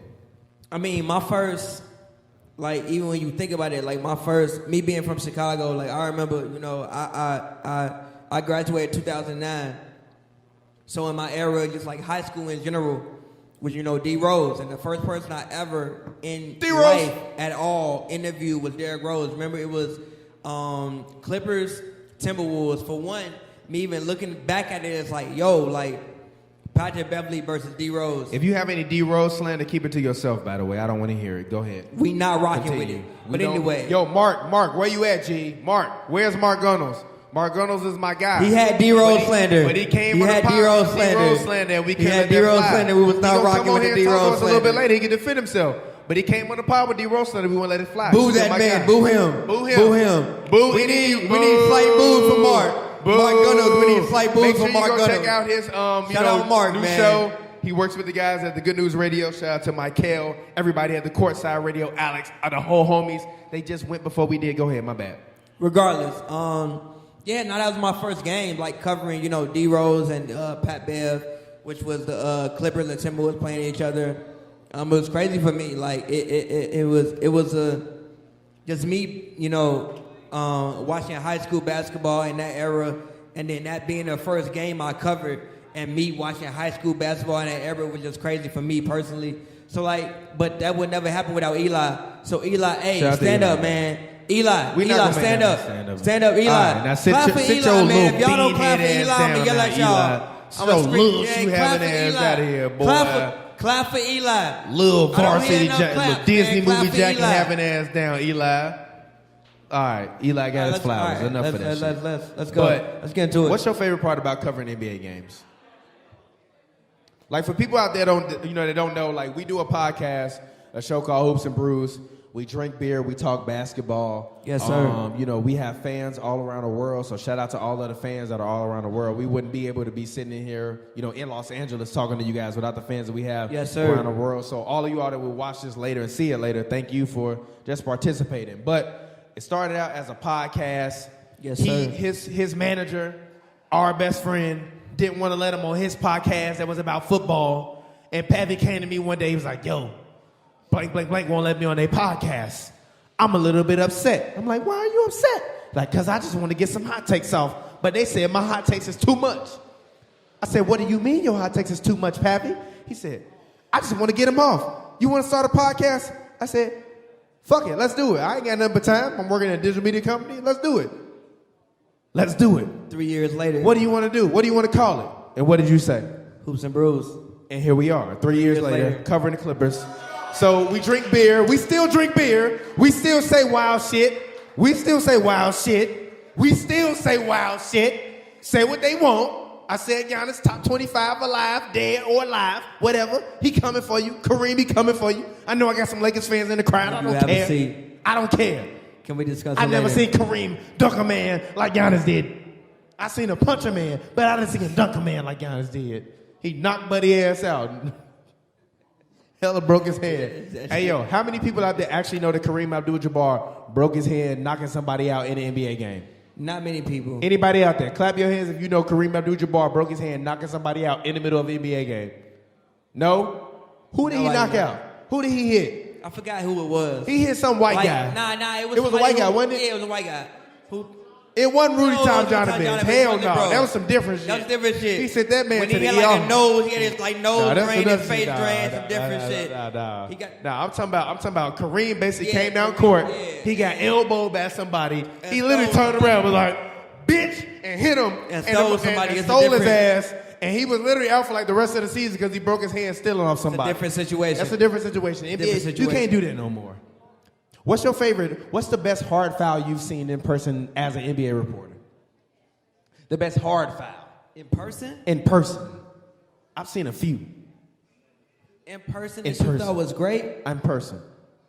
Montrezl got a lot. Montrezl Harrell, I love Montrezl Harrell, by the way. One of the hardest playing guys in the NBA. But he has a lot of fouls where, like, unless you see it in replay, you like, damn, he just flagrant fouled him. Honestly, bro, the hardest foul I've seen in person, honestly, bro, The last game I went to. Okay. What was the last game you went to? They don't know. Rockets Clippers. Can you talk to the people about it? Talk to the people about what you do.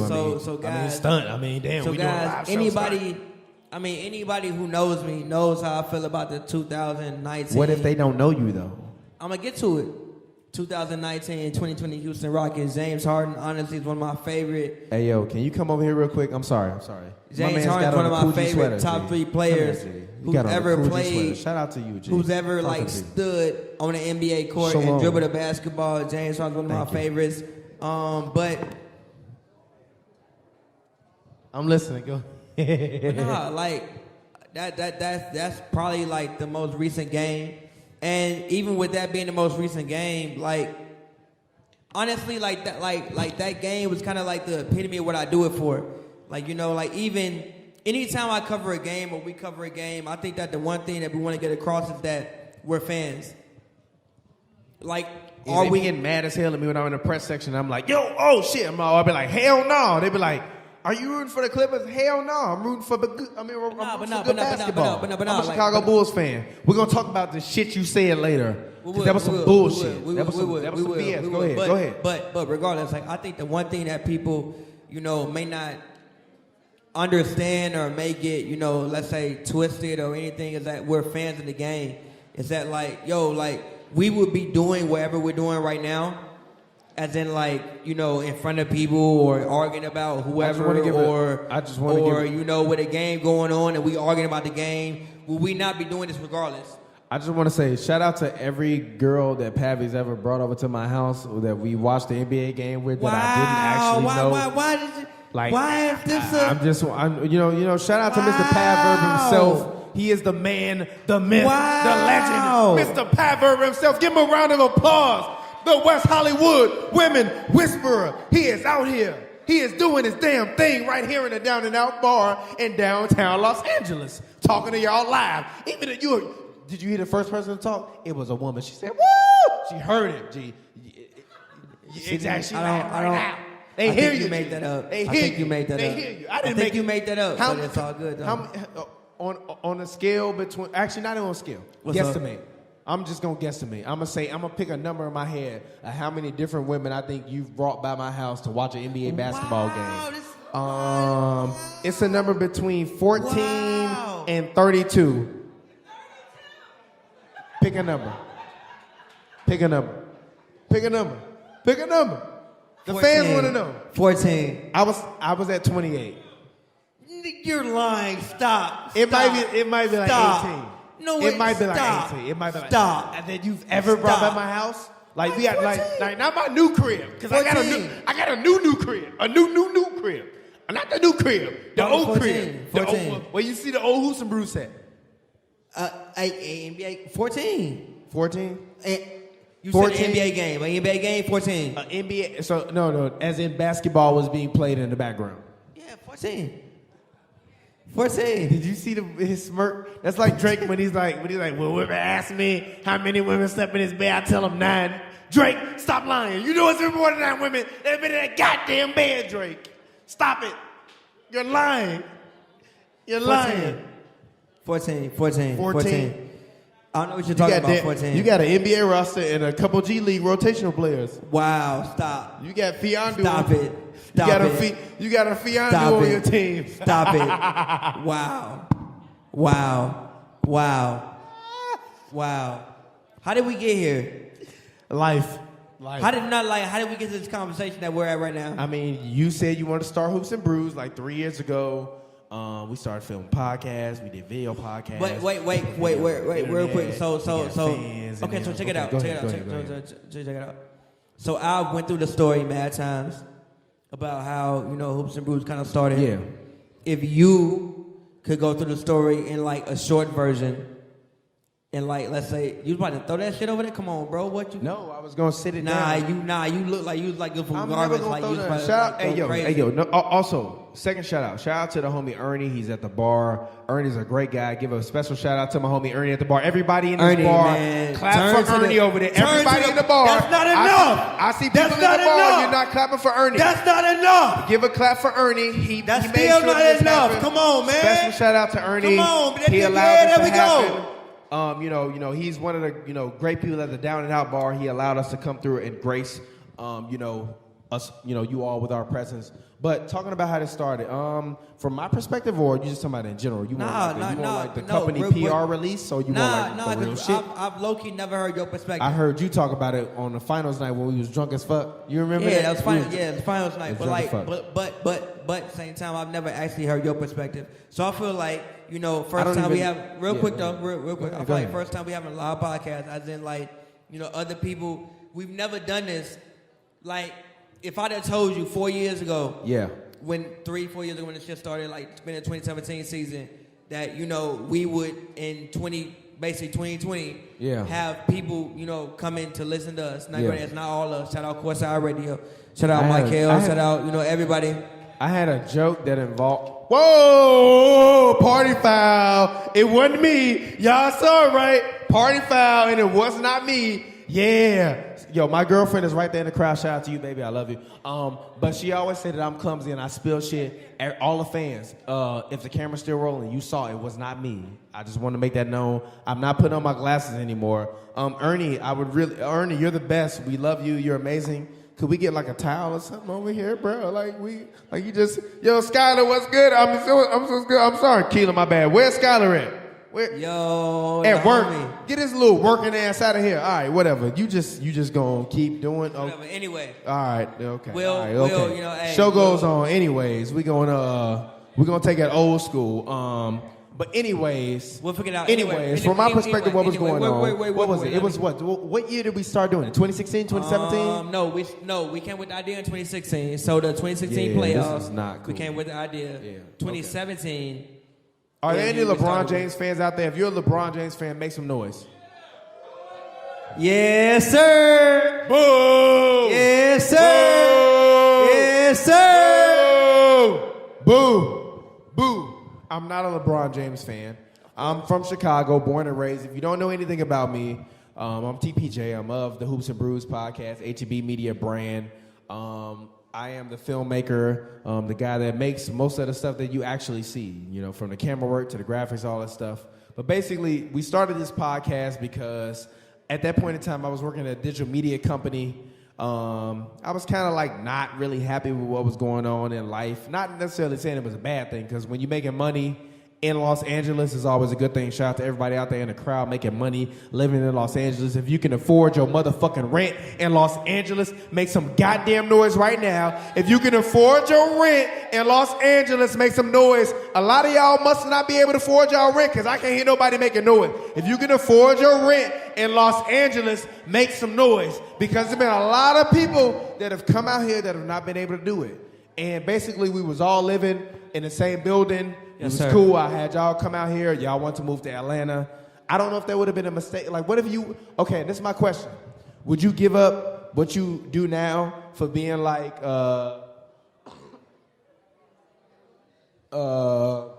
What's up? For me being what? A big crit type of artist. No. No? No. You wouldn't?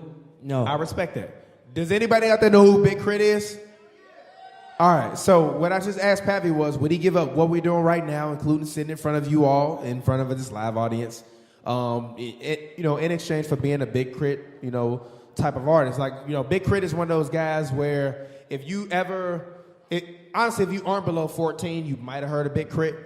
If you aren't below 14 and over 35, maybe, you might have heard of Big Crit. But anyway, you gotta go 18, bro. 18, really? 18, bro. Damn. Like, I want to say 18 to like 28. Anyways, point being, Big Crit was a big artist for our generation, and what we've been able to accomplish and do from this podcast, and what it all started out with, from you just being like, yo, let's just talk about our hot takes. Like, I remember when I was like, yo, let's start a Twitter account. He's like, yeah, start a Twitter account. I'm like, fuck it, yeah, let's start a Twitter account. Let's both tweet from it. I remember back when you was tweeting just -P, and I tweeted you one day, and I was like, Pavy, stop tweeting just -P, tweet -Pavy. And you said, why? And I said, because then people will know who you are, and they're going to tweet your whole name. So even if you search your name, it'll come up. And you was like, all right, I'll do it. And literally from there on, we got Pavy, hoodies, all of that stuff. So shout out to all of the fans worldwide. Make sure you go cop a hoodie, Pavy hoodie. But anyways, basketball-wise, who in here is Lakers fans? Lakers fans. Lakers fans. Anybody in here Clippers fan? No, yes, no. no. Hey, I real can't see quick past though. the light. Who a Clippers fan? Hey, one of y'all, somebody out there. Go ahead, Pavy, talk. I'm done. Give me a Legion Space Coast IPA. Somebody give me a somebody Legion buy Space us Coast drinks. IPA. Buy us drinks. Tell them to put it on our tab. Yeah, on my tab. Deliver it right Tell him here. put on his tab. Anybody, somebody, please, somebody. But let's go. Tell him put on Ernie's tab. No, I'm joking. Shout out to Ernie, bro. Yeah, the table wet as hell. Table was mad wet. Hey, I'm sorry, Ernie, bro. Can we get a towel? He kind of spilled his whole beer over here. Yeah, I'm really sorry. That Ernie. that wasn't meant Ernie. to be. I'm sorry. Hey, Ernie. Ernie.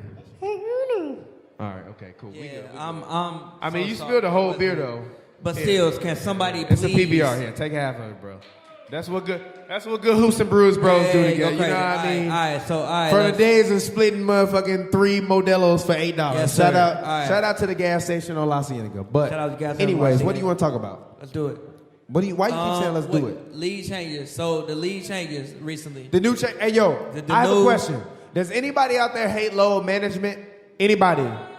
Do you hate when you show up to NBA games and your favorite star's not out? Do you want the GM to stop being all in the videos? No, I'm joking. I'm joking. Go ahead. Do you like load management? Do you like load management? Look. Yes. Me being okay. As a rapper, music fans, has anybody in here ever been to a concert?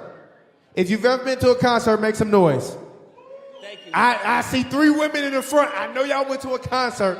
If you ever been to a concert, make some noise. Now, what if you was going to a concert? That wasn't enough. If you've ever been to a concert, then make some noise. Y'all, I see everybody here that been to recitals. All right, okay, cool. Y'all ain't been to concerts. Y'all been to recitals.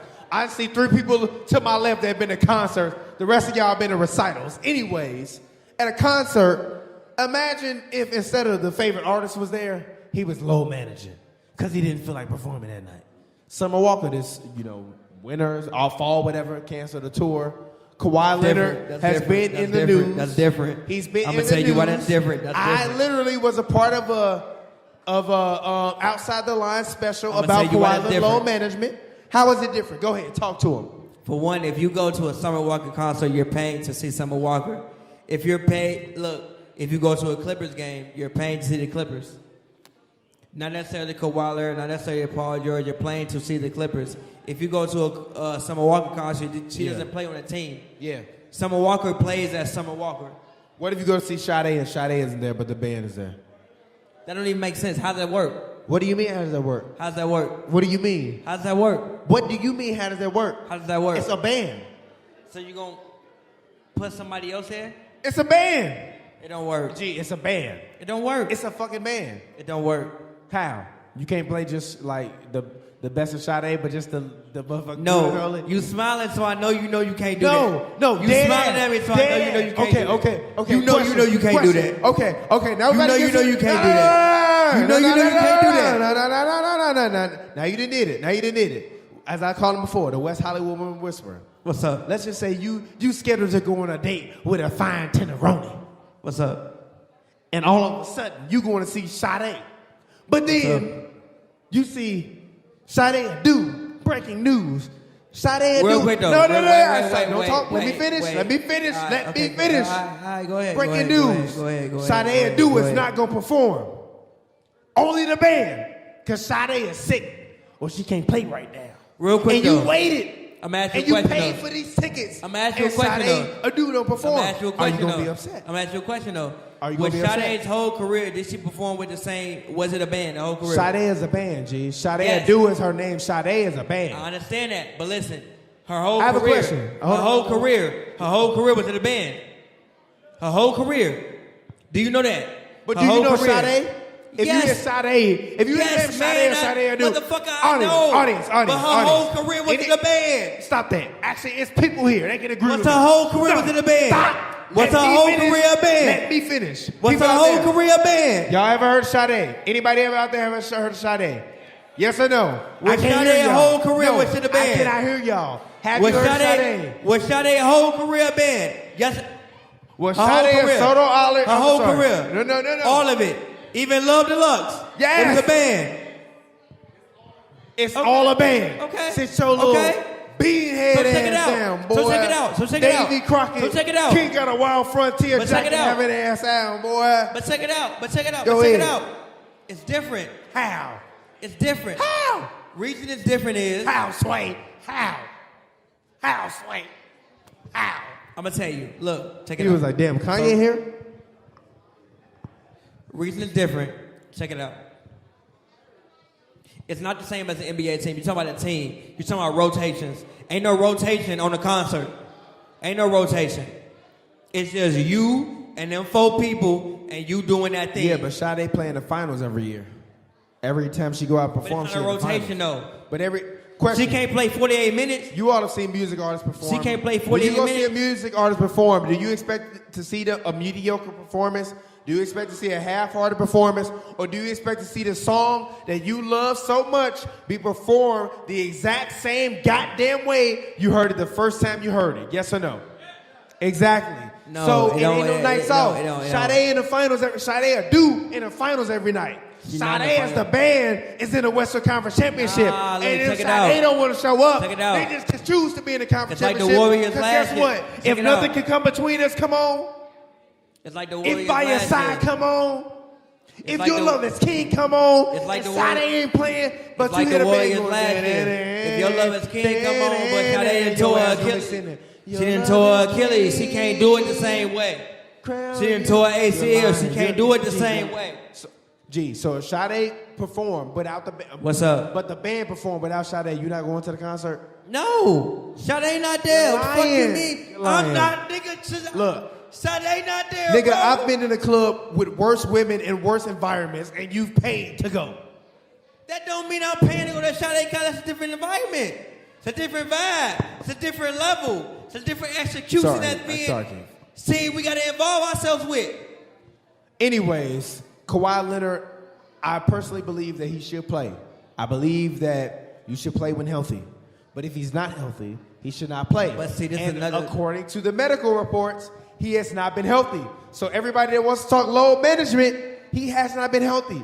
So how can you be upset at him for not being healthy? Why you pointing the finger at me? I'm not upset at him. I didn't say you were upset. I'm talking about the people that will watch Okay, this and I'm object like, to yeah, it. I'm not. You're not upset, obviously. I'm not What are your upset. thoughts about load management? I'm drinking my beer. I mean, Somebody give me a drink. For me about load management, like, I mean, If we you gotta bad like understand, 5'7" and you light skin, give me a drink. we gotta understand, like, even you look at this era of basketball, it's like people are running up and down the court way more than they ever have since basically the 60s for the most part. If you look at, the level of possessions in the game, even when you look at what James Harden is doing compared to what, Will Chamberlain is doing. Does anybody out there think James Harden travels a lot? Yes or no? Make some noise. If you think James Harden travels a lot, fight make all some y'all. noise. Put y'all hands Make down. some noise. Put y'all if you hands think James down. Harden is a part of the team Put y'all travel, hands make down. some noise. I can't Put hear you y'all out there. hands down. Put y'all hands down. Put y'all hands Who down. thinks James Harden is better than Kobe Bryant? Tony Parker. Damn, the bar went silent as fuck. I said, who thinks James Harden? Everybody said, I'm cool, G. Who thinks James Harden is better than Dwayne Wade? Make some noise. Yes, sir. Yes, sir. Right there. Yes, sir. Yes, sir. Yes, sir. He's not yet, but yes, sir. We in the same vein. The fact that you clap, we Who in thinks the same James vein. Harden is better than Steph Curry? Make some noise. Exactly. Who? I don't think they heard you. Hey, okay, you got on a Tom Brady jersey. Is Tom Brady the greatest quarterback to ever exist? Who's the greatest quarterback to ever exist? Okay, fine. Who's your favorite NBA player right now? Why do you like Damian Lillard? My guy. Oh, by the way, when this podcast drops, me and Pavy's dropping a new vlog. He went to Portland. He saw Portland versus Sacramento Kings game. Yes, sir. I did do that. Talk to us about that experience, by the way. Go ahead. Speak to us, Pavy. Wait, my man, not done Okay, talking. my bad. Damian Lillard fan. Talk to us. Go ahead. Talk to us. Why do you like Damian Lillard? Man, he's fucking clutch. Fucking beat OKC last year on that shot. Did you see it? On Paul George. Do you like Damian Lillard's rap album? Oh, I haven't heard it. Who's the better rapper, Damian Lillard or Shaq? Shaq. You picked the right. You made the right decision. Nah, I agree with that though. Decision. Like, nah, like Shaq. Bro, Shaq rap with Biggie. Shaq Does rap anybody with out there Biggie. actually know that Shaq rap with Biggie? Shaq rap He with did. Biggie, bro. Shaq. You can't stop the rain. Shaq. He low key watched Biggie. Shaq rap with Biggie and I'll rap Biggie. We not rocking with C-Ware raps. Chris Webber did. Has anybody ever heard Kobe verse? Gary Payton. I'm sorry, Blood Boys. Cedric Ceballos. How many of y'all know who Cedric Ceballos is? Make some noise if you know who Cedric Ceballos is. Yes, sir. Anyways, I don't even know what we're talking about. Mark, where you at? Let's bring a guest on. Let's talk some shit. Mark, where you at? Mark, come here. Mark Gunnels. Where's Mark Gunnels at? Where's the legend, the man, the myth himself? Ladies around downtown Los Angeles. Mark Gunnels. If you Mark live around Gunnels. Chick-fil-A, Come on. you know this man. Come on, let's go. Mark Gunnels, let's go. Let's go. Chair right here. The chair right there. The chair right there. Keith, we good with the mics? All right, cool. Grab a mic, Mark Gunnels. Now, Mark, you interestingly enough, got Keith. Are we good with the mics or no? We don't like your mic, Mark. We muted you on purpose. We didn't want to hear you. We didn't want to hear you. Yep. Okay. Yep. Go ahead. We Sit good. down. Sit down. Yeah. Now, Mark, you had a tweet that was controversial a couple weeks ago. I'm not sure what tweet you're referring to. Not a couple weeks ago. It was a couple days ago. It was damn near yesterday. Go ahead. Intro it, Pavy. Go ahead. So me, yesterday, I don't know what I was doing, but I was scrolling down Twitter. Okay. Right. I see a tweet. I see a tweet that says, who would rather have, correct me if I'm wrong, who would rather have Luka Doncic, who would you rather have, Luka Doncic or Giannis Antetokounmpo? Going forward. Yeah, that was yesterday. Yeah, yesterday. So did I phrase it right? Giannis is my son, but give me Luka. So did I? Luka's gonna be better than LeBron. Luka Doncic will be better than LeBron. I said it and I mean it. So you would rather have Luka than Giannis going forward? Luka Doncic Why? will be better than LeBron. He will put less stress on his body. He's gonna be better than LeBron. And he's white, so he's got white privilege on the side. He's gonna win already. Come on, stop lying. Can you tell me? Look, all my peach people out there feel me. If you peach, you feel me. It's not about you. If you peach, you know it's Luka not about is the you. truth. Stop talking, Mark. We're not calling white people no more. We call them peach. Why do you feel that way? Luka over Giannis? Yes. Why? First of all, Luka's only 20 years old. Okay, Giannis 24, 25. Yeah, Luka's only 20 years old. Okay, that's he has fair. more That's tools fair. in his toolbox offensively. He can score from anywhere on the floor. What about defense? Okay, his defense obviously isn't great, but it's not terrible. Not people terrible. You're right, people you're right, over-exaggerate you're right. how bad his defense You're is. right, you're right. Obviously, It's not Giannis terrible. has the It's not advantage terrible. defensively, though. Nobody's arguing that. But offensively, he's a better passer. He's a better shooter. He has a better feel for the game than Giannis. Is that From fair to say? offensively. And he's feel only for the 20 game years fair to old. say? He's only Is 20. feel for the game fair to say? Yes. The dude's been playing pro basketball since he was 13, 14 years old. Okay, y'all's been playing 6-16. You said what? Giannis has been playing 6-16. And Giannis look has been playing at, 6-16. compare 20-year-old Giannis to 20-year-old Luka. It's not even close. Giannis averaged 12 points a game when he was 20 years old. Come on now. Luka's averaging 30, 11, and 10 at 20. How can you argue that? You hear me? Yeah. So.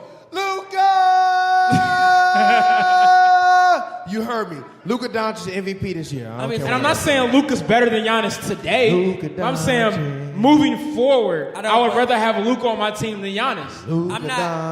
I'm not gonna get off this stage and walk off, but in my opinion, You can't walk off. Lock the door when you leave. Nah, look, in my opinion, for one, listen, the man shooting what, 32% for 3 this year. So what? Luka, who? No, both of them. Both of them. Okay, I'm Both sure. of I'm sure Luka shoots a lot more though. He does. Pause. That's fair. Yeah.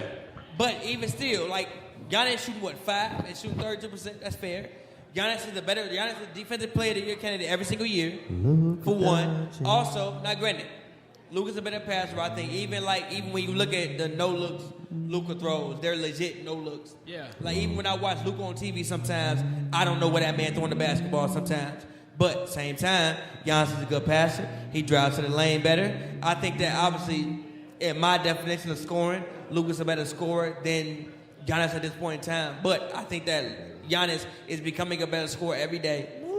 I understand how you say what you're saying, but I would still have to go personally with Giannis for the future and right now.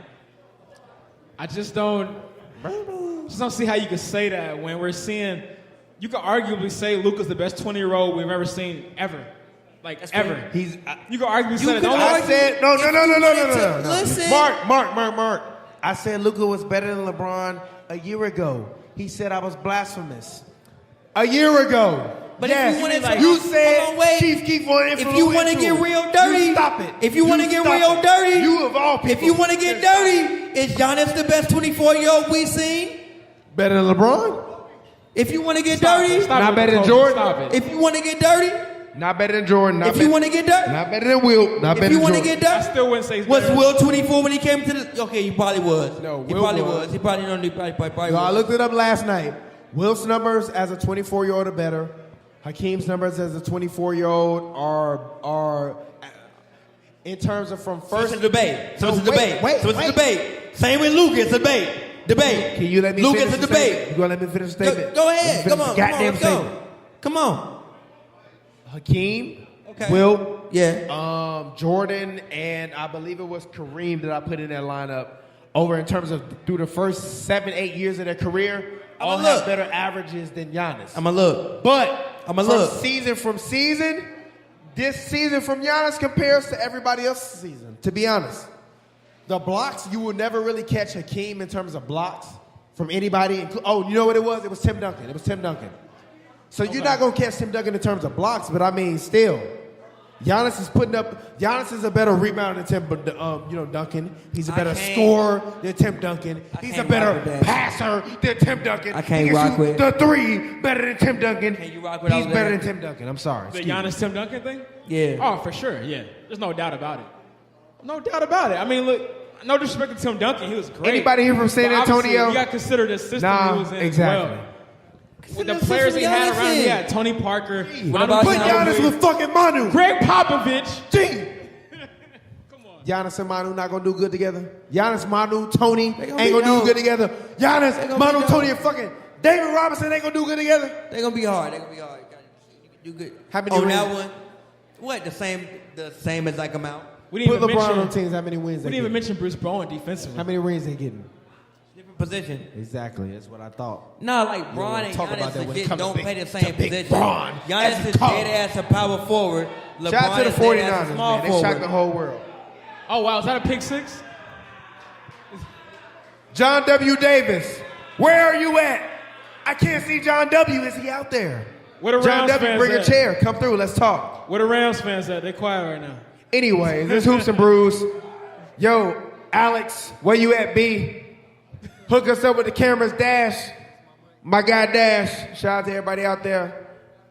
Shout out to everybody out there doing, helping us out. This is our first live show. It's your boy Hoops and Brews. It's your boy TPJ. Mark. Yeah. So, on a non-basketball thing, do you think Aaron Rodgers is better than Peyton Manning? Just as far as pure talent? Who said that shit? Shut your mouth. You're lying. Michael, you my guy, G. Michael, you my guy, bro. You my guy, G.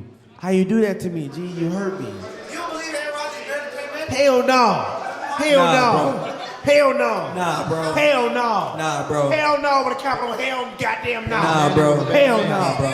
Peyton Manning was a bad man. Hell no. What did he say? Oklahoma?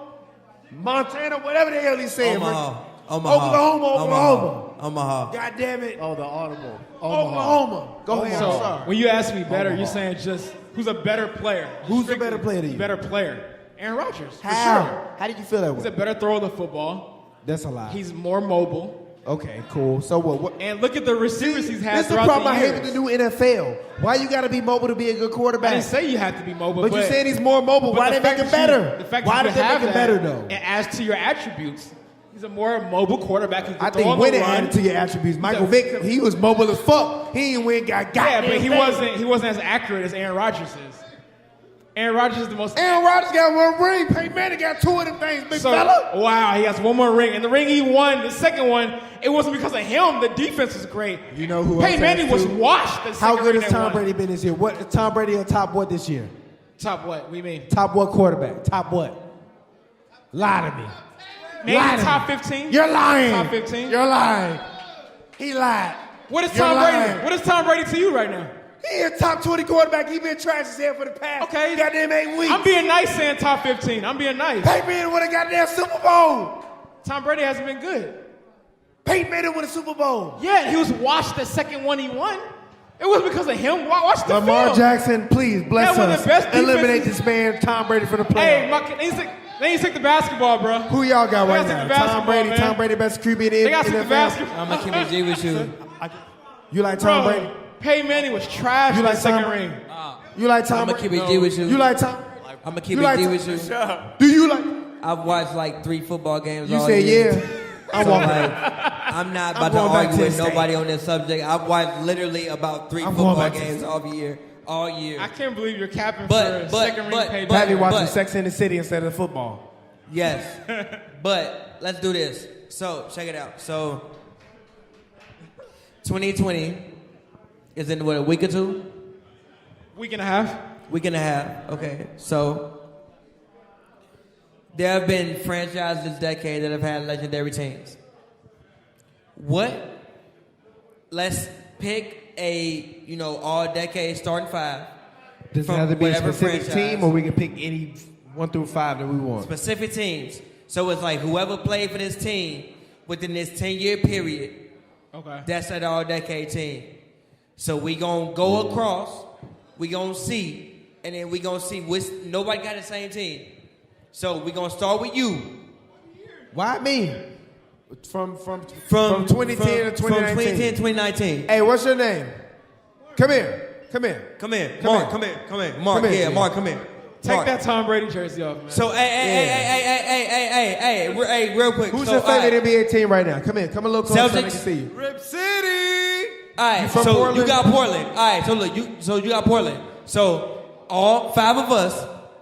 Okay. 5 of us. All right. What's your favorite Blazers team from this decade? Oh, fuck, from the decade, when they had LaMarcus Aldridge, which was 2 years ago. Nah, it's like 5 years ago, bro. It's a long time 5 years ago. bro. Are you from Portland? No, I am not. No. Where are you from? the decade. It is on the decade, though. How you become a Blazers fan and you from East Los Angeles? Hey, I'm gonna give you a handshake and I ain't gonna leave your hand. How you become a Blazers fan? You from East Los Angeles? Hitting on the Lakers. I respect that. I That's respect that. respect- that's I respect- respect that because I don't fuck with the Bulls. I think the Bulls are a historic franchise. Yeah. I think there are Are the 5 Bulls more a historic franchises franchise? more historic than the Bulls. The Chicago Bulls, are they a 5. historic franchise? Oh yeah, They they're got a fucking lot of badass, championships man. for 5 to be better. Yeah, Michael Jordan. Michael Jordan's historic.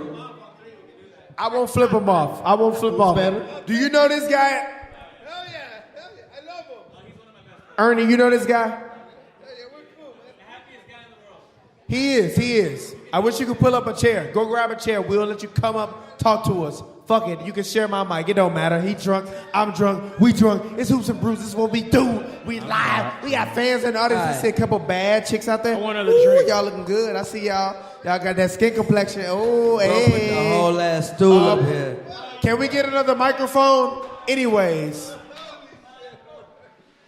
Vato, you won't believe what I saw. I saw these pack of guys and they act real hard. He twisted a finger and he said, you know who we are? He said, I don't give a fuck. I'm Snoop Doggy Dogg. Go ahead, let's talk. All right, name your Real ones know what team. I'm talking about. Name your team. You never heard that song? Who going first? Name your team. You know the fuck I got. Who? Let him have his team. Who your team? Who my team? I don't know. The Dallas How we Mavericks. start this goddamn podcast. Don't be disrespectful to the people. The Dallas Warriors? Mavericks. I got the Warriors. Name your starting 5.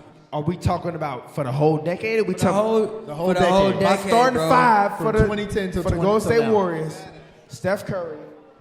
I got. Klay Thompson, two guard. No, I don't. Run TMC, man. Who the 2 guard? We doing starting 5 or we doing top 6? Because I need top 6. Okay. Top 6 fine. Top 6. Klay Thompson. Steph Curry, point guard. D'Angelo Russell, 2 guard. Wow. Klay Thompson. What? Small forward. Kevin Durant. Kevin Durant, the Slim Reaper, at the power forward. Go ahead. And I got at the center Andrew Bogut instead of Draymond Green. I'm bringing Draymond Green off the bench as a 7th man. We winning. How we already lose? I'm sorry, my bad. I'm saying, my bro. Bad, my bad. I'm hella sad on spirit. Why I ruin that team? Draymond coming off the bench.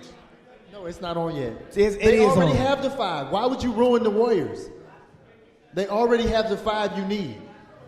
Why would you do that? They already Can I have continue the to frame the match? Look at his face. Look. Look at his face. John W. Davis. Look at his fan face. shirt having wearing Now ass he's out of making here, jokes. boy. Now he's making jokes. They Now he's already making have jokes an and he lost. established 5. Now he's making jokes. Why would you do now that? he's making jokes. Because You he got- lost. Now he's making okay, jokes. You got the Now he's making clear-cut jokes. You have the clear-cut winner for the Warriors. That's the easiest Steph team. Curry, D'Angelo Russell, Klay Thompson, Kevin Durant, and Andrew Bogut from 2015 won't win the championship. You're lying to me. You're They lying. wouldn't beat the teams that we're about to put against them. Who do you think will win? They're not about to beat Run the teams we put TMC. against them. Man, we're going to get you off the stage. What are you talking about? That's Run too TMC old. for? They don't count. That was that's 2 too decades Come ago. on, That's man. too old. That's like 3 decades ago, bro. That's 19. That's like 1990, bro. Take this stool with you. How you gonna need a beer and take the stool with you? That's 1990, bro. Look, Shout out but to seriously, him, man. We why- appreciate Mark. Okay, I got to get back to him. Hey, yo, but shout out go to ahead. Oso Who you Lexi, got, bro. bro? Sorry. My Shout out to all-decade Nailed by team. Lexi. It's Nailed by What is Lexi, your right? Or is it also Lexi? Shout out to Lexi for coming through. Thank you for bringing your friend. Shout out to homie Lamar. He came here all the way from Chicago. Shout out to homie Eli. Hey. Shout out to homie Dash for manning the cameras. Shout out to everybody out there at the Good News Radio. Shout out to everybody out there in the crowd. Shout out to John W. Davis for coming through and talking to us as Hoops and Brews. We're live for the very first time ever. Shout out to our homie Mark Gunnels. Thank you for coming through. Guys, go ahead. Talk to the people. John, I'm going to start with you first. How did you first become a reporter? Give us about 3 minutes of how you became a reporter, and talk to us about why you like to cover basketball, why you like to cover sports. I actually have been a reporter since 2009. And so I went to graduate school at Syracuse, have a degree in that, and worked in Indiana as a TV reporter, worked in Orlando, Florida as a TV reporter as well. I appreciate the beat. And then moved out here. So once I moved out here, I wanted to not only cover news, but also cover sports. So found an opportunity to cover sports with W Insider. And so I'm the LA Sparks beat reporter for them. So having a great time doing that and having a great time being with you guys as well. Shout out to John W. Davis, y'all. Give him a special round of applause, please. I would appreciate it. He came through. He decided to be a live guest. John W., you know, you cover women's sports, and the thing that I like about you is that you have a great perspective when it comes to women's sports and talking about, just all sports in general. Very fair, very modest, very honest. You were one of the guys that talked to us this season earlier about Patrick Beverly and how he was shooting this season, and we mentioned it kind of before we got to the swings of the season in terms of how we kind of thought you were lying, but Patrick Beverly has been fairly decent this year from the three-point line. From the corners. How do you go about doing what you do as a sports reporter? What are your ideologies? How do you look at players? A lot of people look at players as commodities. Obviously, we saw, Russell Westbrook get into it with a reporter the other day, just talking about don't try to pay me against my teammates. You personally, I look at you as being a hard, kind of news reporter, old school type of reporter. What do you kind of look for when you're reporting, and how do you feel about all that? Thank you, sweetheart. I appreciate you. I got the baddest woman in the room. I see you. No offense to all the rest of the ladies. Y'all still beautiful, too. Go ahead, John Davis. The first thing I do is I listen to whoever I'm interviewing. I don't really come into it with having a set conceived notion. I listen. So I ask questions, and then I listen to the answers, and that's how I start to formulate not necessarily an opinion, but an idea of what's going on, because they're the experts. I'm not the expert. I'm a journalist, so I look at it from that perspective. It's not my job to have an opinion and tell them what to do. That's not what I do. I'm not a professional basketball player, or I'm not a mayor of a city, or I'm not the police chief. I could tell them what to do. So I listen, and then I just take that information, synthesize it, and share it with the people. What specifically got you into wanting to be a reporter? What made you want to join into the sports world? Go ahead. Always was into sports as a child. I remember my earliest sports memories are the Pistons back-to-back. Okay, 89 Detroit. and 90. Anybody here from Detroit? Anybody here rep that Midwest? What up, though? What up, Anybody though? here rep the Midwest? Wow. 313. No? Okay, no Pistons fans. So everybody from the 313. Blake was her hashtag. Wait. So us being from Chicago. Yeah. I respect Chicago. Kansas City. Kansas City, too. Like, those are your earliest memories? So, like, your earliest memories are, like, Michael Jordan getting destroyed. Not necessarily Michael Jordan getting destroyed because I wasn't paying attention to him. But I look, was just rocking with the Pistons. even better. I got one question. Yes. Can you name 5 more historic franchises than the Chicago Bulls? That are better? I see you in the back. Historic franchises. Historically? Historically. The Lakers. Okay, come on. Come up here. I see you. Celtics. Okay, come on. Come here. Keelan, come here. The Warriors. Yeah, come on, say it. The Warriors. The Warriors from Warriors. everything. Your Philadelphia, Warriors the from Golden everything. State. Yeah, exactly. Come on, The thank Warriors. you. The Knicks. I wouldn't say the Knicks. Look at the Hall of Famers they got. Look at the Hall of Famers they got. Look at the Hall of Famers they got. When's the last time Knicks won? Come on, G. Look, if you The want 70s. But look at the Hall of Famers they got, though. Come on. Maybe the Knickerbockers, but not the Knicks. That's the part of history. Not these That's new part guys. of history. Nah, I wouldn't That's do part the of Knicks. history. I wouldn't do the Knicks. Okay. Spurs. Spurs. Okay, Spurs. We got 4. Well, no, I think the Spurs and the Bulls are Michael, washed. come here, bro. Nah, I disagree with that. I think they're washed. I disagree with that. The Spurs had more longevity, and they did it over a longer They period got George of time. Gervin. They got David Robinson. The Bulls got Michael Jordan. Why are you still Y'all talking had about the George Bulls in Gervin on this the Bulls, disrespectful too. manner? Huh? Y'all had the Iceman on the Bulls, too. Come on, And G. that's ABA. Come on, G. claim you from can't count Chicago, the but you don't ABA. like I the can't Bulls. count the ABA. And first of all, it was way longer than the ABA. George Gervin was still hard in the NBA. It was. I Come mean, on, shout out G. to Stop. Eastern Michigan. Exactly. The That's a Iceman Michigan guy. pitcher. Yes. Take over for me, Mike. Yes. Who came in the I NBA. respect him. Bullshit. Pavy, little shoe. I don't know if I can do Have 5. an ass. D'Angelo line having ass. Boy. What is he Jesus talking Soul about? Child I Glass don't know if having I ass. can do 5. Pavy, what's up, man? What you talking about? What's up, bro? I don't think I can Hey, do George, 5. people sleep on George Gervin. When he got to the league, people don't realize he was still scoring like 26 a game. Wait, real quick. Did you not see my post from earlier? Which one? Okay, so my post from earlier was basically like, right, so I'm from Chicago, right? Yep. But people from Chicago act like the Bulls are the Celtics. No, yeah, they're Definitely not. not the Celtics. They act like the Bulls are a historic franchise. No, yeah, they're so not. I'm trying to say, like, yo, the Bulls are not a historic franchise. They can like, be. Look, they can be, but outside of Michael Jordan, what are the Bulls? Look, real quick. So you, Mark. Yeah. Outside of Michael Jordan, what do you know about the Bulls? Did they have Worlds Be Free? Derrick Rose. That's about it. For 1 year, okay. Outside of that, Eddie Artist Curry, Gilmore. Tyson Chandler. This dude said Eddie Curry. Artist Gilmore? you Yeah, know. Artist Gilmore. Yeah. Yeah. Okay, yeah. He's a guy. Spurs too. So Spurs too. You know what's crazy? they were getting into it. Orlando Woodridge, was he there? Yeah, I think Woodridge. Not a Hall of Famer. Nah, he's he not. was nice. He was nice. But nah, You know what's Norman crazy? Is Lillard. I wouldn't say they're more historic than the Bulls, but you can make a case for even the Miami Heat. No, look. Shake my hands. No, I was thinking about this hell no. beforehand. You can. they only got You 3 can. rings. No, look. From this deck, for what? Look. Look at the You Hall got of Famers Steve they gonna Smith, have, though. Hall of Famer. Glenn Rice, probably not gonna make it. Wait, time out. Steve Smith is not a Hall of Famer. Hey, where you at? This dude says Look, Steve Smith look. is a Hall of Famer. Lonzo Mourning If make Steve it? Smith was going to make Lonzo the Hall of Mourning's Fame, he would have right? been made the Hall of See, Fame. Nah, Steve when he Smith been retired. retired for a He's not a while. Hall of Tim Hardaway. Famer. Alonzo Mourning, Tim Hardaway. Mike, here, if you wanna get a Alonzo chip, pull up, Mourning, get Tim extra Hardaway. Come through. Tim Hardaway. Yeah. Dwayne drunk. Wade. Yeah. I'm LeBron drunk, by the James. way. I just want Chris everybody Bosh. out there know if you- Jimmy, if you maybe watching we this, see I'm how it drunk. goes. If you're doing all that, then I can say the Pistons. You can. No, but I you don't. I can't. can't say the I Pistons. just You want got y'all to Bob know. Lanier. Hey, No, Pavy, stop. can The you stop Pistons got talking for Bob- 30 seconds? No. Starting right now. 30 seconds. When Pavy's wrong, he stand up and he just start pointing. And he just go, G. You got Bob Lanier. Still Okay, wrong. 2. G. Joe Still wrong. Dumars, Isaiah Thomas, Grant Hill, Ben Wallace. Keith. Okay. Ooh, bar. That's a bar. You're not wrong. You're not wrong. And you're not wrong. And you're not wrong. And you're not wrong. What's your favorite rap And you're not of all wrong. time? What's your favorite rap song of all time?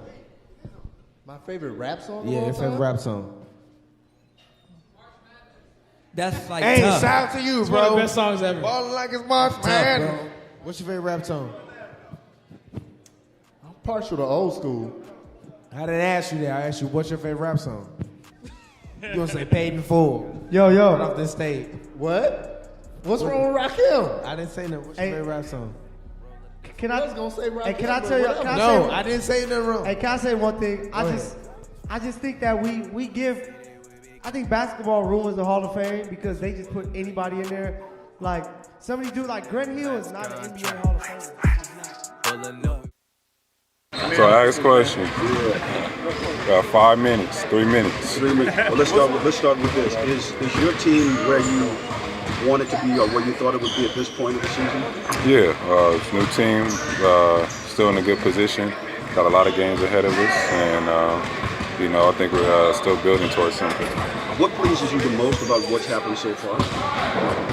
We're able to win games, and we got a good group of guys that understand what we're trying to accomplish. Mike, do you have a favorite Christmas memory growing up watching games? I can't remember young, but I mean, just watching all of them pretty much. Just able to go outside, open up presents, and come in and watch them play a game. Well, what do you think tomorrow's game could mean in the big picture? Just another win added to our resume. Doesn't really mean too much of anything. It's a good look at a good team, and that's pretty much it. Was Chris? Yeah, it's fun. It's exciting to play. Just growing up, it's a dream to play in the NBA, and able to play the game you love on Christmas is fun. Was Christmas Eve? How much have they changed since the first time you played on opening night? I mean, they're just more comfortable with each other. They're still not, probably where they want to be. It's still early in the season, and we got a lot of games still. What's Christmas Eve look like in the Leonard household? So what is what? What's Christmas Eve look like in the Leonard household? Private. Don't discuss that with you guys. Kawhi, Christmas is generally a time when teams start to figure out who they are. Does this team know who it is, or because guys have been in and out of the lineup? How much do you guys know yourselves? We're still trying to get a hang of each other. We're still in a good position, like I said, and we still got a lot of growth, and I think everybody knows that. We're not complacent, and that's what's going to make us a better team. Can you take anything away from the opening night matchup, or is too much time passed that it's hard to? No, it was the first game of the season. Everybody's just trying to get in their rhythm. I think they got Kuzma back playing, and now we got Paul, so it's going to be two different teams. We've been through a journey, till Christmas, so it's a different matchup. It sounds like the Clippers are generally taking this as, one game out of many of a regular season. The Lakers seem to be talking about it with more, that it matters more to them. Is there an advantage to seeing this as bigger than just any other game? I guess it gets you in a playoff mindset, but I never played the game like that. It's two different teams, like you said. Why, did you happen to see the story yesterday about your free agency process? No, I don't pay attention. The Athletic reported that during recruitment here, Toronto, and with the Lakers, that your uncle asked for part ownership of the team, a private plane, and a guaranteed stream of money. What is your reaction to this? I don't know. I didn't read it, so I don't know how reliable it is. I don't have no knowledge of it. I just said I have no knowledge of it, so people make up stories every day. All right, thank you. Thank you. Thanks, Kawhi. Doc, you do know the whole city's been waiting for this game tomorrow since the first time you two teams played. Yeah. How have you maintained your calm and cool throughout the rest of the season so far when you know the city's just been waiting for tomorrow? Well, that's the city. We haven't been waiting for tomorrow. We start waiting for tomorrow today. We've had to get through the other games. So, now we can focus on the Christmas game. And, we look at it. I look at it at least. I don't know how our guys look at it. I really didn't ask, to be honest, but I look at it as, number one, we get to play on Christmas. Number two, we're playing a good team, and that should be fun. Doc, there's a sense that sort of the real season starts You think so? I don't. Yeah, yeah. I know you would say that, but I'm curious, where are you guys at? Are you where you thought you would be at this point? Or did you know it would be kind of a process? I knew it'd be a process because of the way we started the season with guys out. So it kind of, I didn't have an expectation, to be honest, early on. Today was the first day that we had everybody in practice, you know, so that was nice. But I didn't know what we were going to be. Honestly, I thought we would struggle a little bit more. So I guess I'm happier to where we're at with all our guys out and missing games and all that. So, you know, I guess we're in a pretty good place. Why didn't you think you guys would struggle? Just because of the bodies? Bodies, key guys. You know, PG hadn't had a day in training camp. Kawhi had half a training camp. Missed a lot of games. We missed games with both PG and Kawhi. I just thought it's tough when you have new guys and they don't go through camp at all. It's tough for you to get any continuity on either end. And somehow we've been able to do that. And I'm not even sure how, but we have. And not to the point, if we had camp and all that together, like when you watch other teams, even the Lakers, you can see that that's a team that's been in camp where all their guys, you know, and we're not that. And that's going to be a season work, you know, we're going to work through it all year.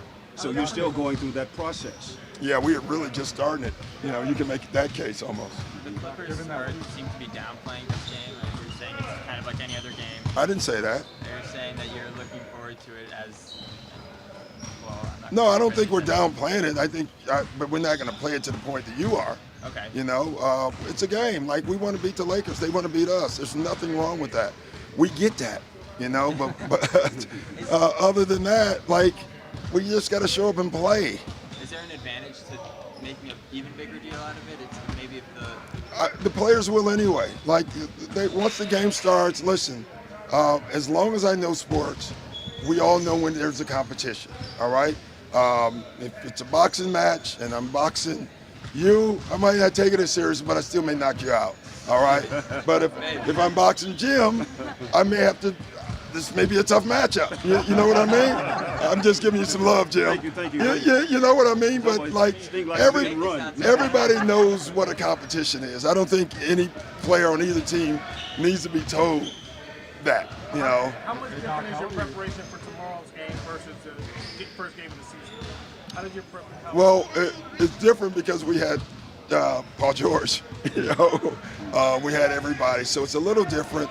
And we know more about us too, and probably know a little bit more about them. So, but it wasn't any different than any other shoot around. That's the point I'm making. I mean, it's a shoot around, and we got ready for it.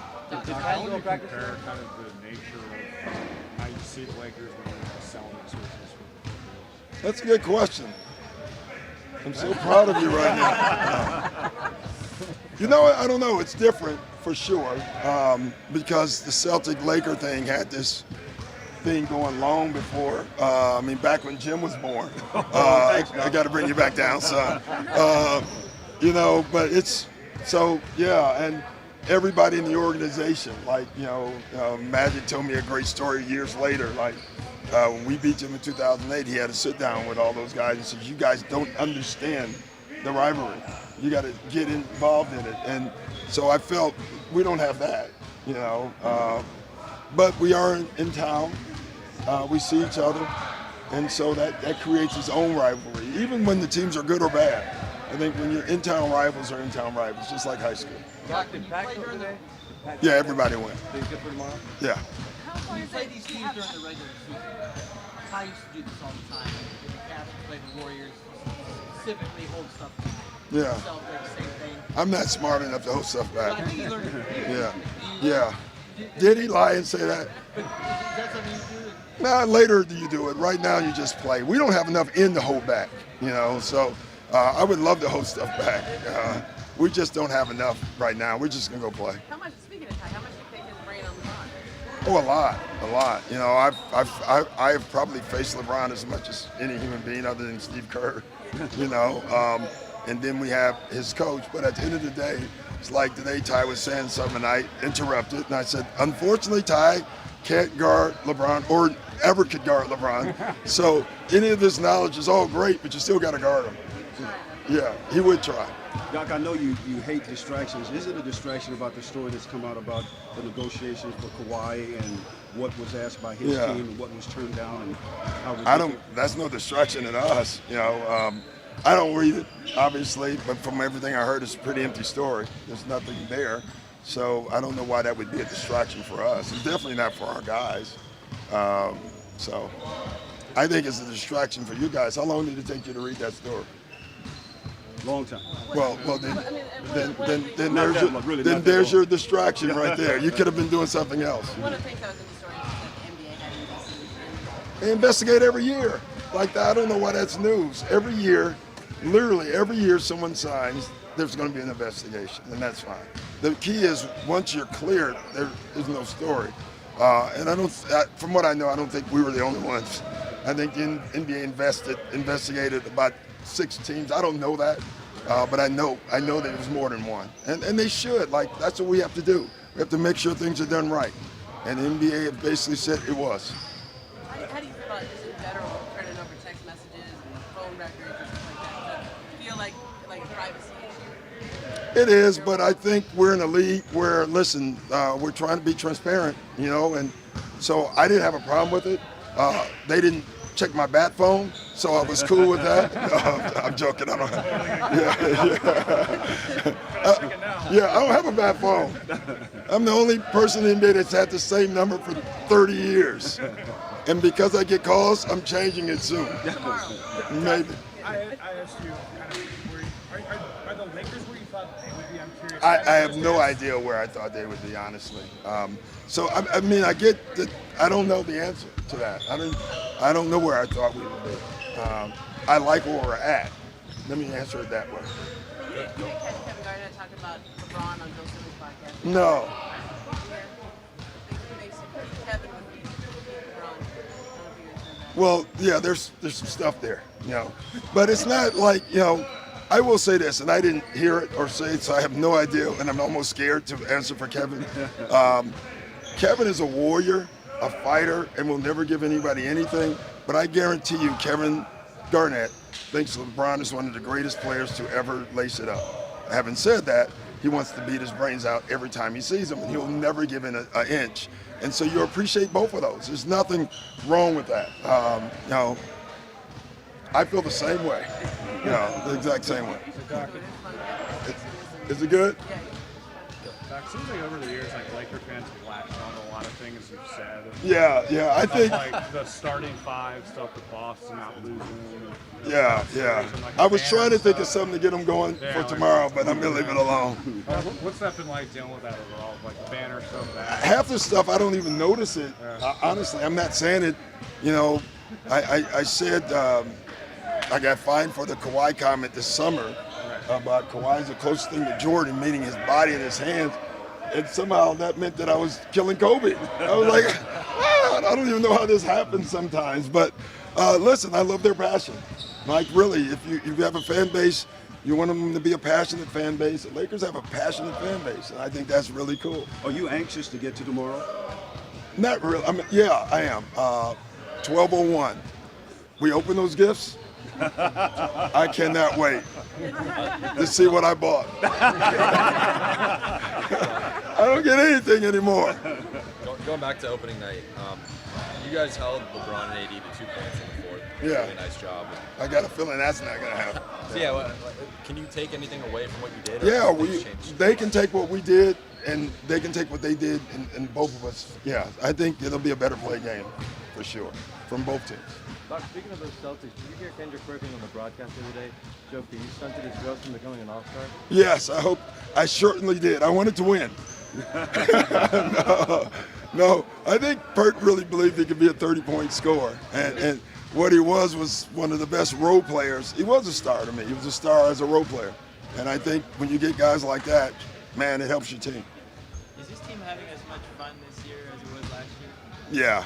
Yeah, winning's fun, number one. So our record last year was what? Our record this year? You're definitely happier when you're winning. There's no doubt about that. But other than that, I'm having as much fun.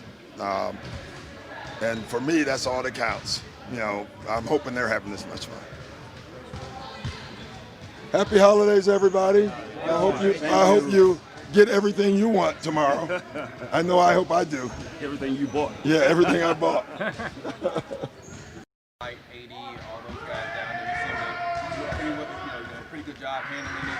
Yeah. Foul triple. Yeah. What are your thoughts on kind of handling the pressure of the physicality and the I don't know. I don't think it was that physical. There's definitely some more physical guys in the league and different matchups. But, I go against physical guys every night. So it's just, it's every guy. Every night you got to be prepared to play physical. It's just, you just got to know tendencies of the guys you're playing against. So I think I did a pretty good job, and I think everyone else did a good job. Rudy Gobert tomorrow. Huh? Rudy Gobert tomorrow is the guy you're going to be going against. Do you look forward to this matchup? Yeah, You guys always. have been a big team like the Lakers, or this one like the Lakers, or this one that can benefit you as a team? Yeah, I always like playing Gobert. I like playing the best bigs in the league. It's a good challenge for me. Utah's been playing really good lately, and it's gonna be a great game for us. We're healthy. Everyone's playing, so I think we can show what we got. How have you seen Kawhi and PG's offensive fit together develop from their first game together to this point? Got better. They with more games, they realize like how they can play together, and it's the same for me. But I think they're doing better, and I think it can get even better. Staying on you, what's a guy like that, which is obviously a crazy level of intensity? What's it like to have a guy like that on? It's great. He keeps me focused all the time. Every time I try in the locker room, when I say something outside of basketball, he's like, Monzu, we got to focus, we got a game. So, he's sitting next to me in the locker room, and, he's always on me, and I love it. And, the guy he's always locked in, he don't care about anything else during the pregame and that stuff. And, when you got a guy like that, you got to return the energy. Like, you can't be messing around and, doing other stuff. You got to be locked in. Kawhi's talked about team focusing more on the team defense as opposed to the individual aspect like Kawhi was on last. Where do you feel like the team's defense is right now? I think we're better than beginning of the year, but I think we can still improve with our communication, and I think we don't have many issues, but I think that's one of them, and we're working on it every day. We're trying to be louder. We're trying to communicate more, and that's a big part of me and Trez. And I think we're getting better at it. But with time, we should get good at it. We should get really good at it. Is that a thing that you need practice time for, game reps for? What else? No, not really. You just gotta be loud. Gotta be loud. You gotta call out you got to communicate the calls earlier, and everything got to be on time. You got to yell out what you see, because me and Trez, we're a back line of defense, so we can kind of see everything what's happening. We got to call it out early and loud, and that can help with a lot of our stuff. Cool. Pretty good. Yeah, can't complain. How about you? Good. Nice. Yeah. I never since I've been in a league, I never had Croatian night or anything like that, so it should be fun. I don't know. We'll see. There's some. I don't know. I think after the game, I gotta go. I'll go on the court, talk to my fellow Croatians, but. other than that, I think there's something at the halftime, some Croatian traditional dance, some old traditional dance, and I think that's about it.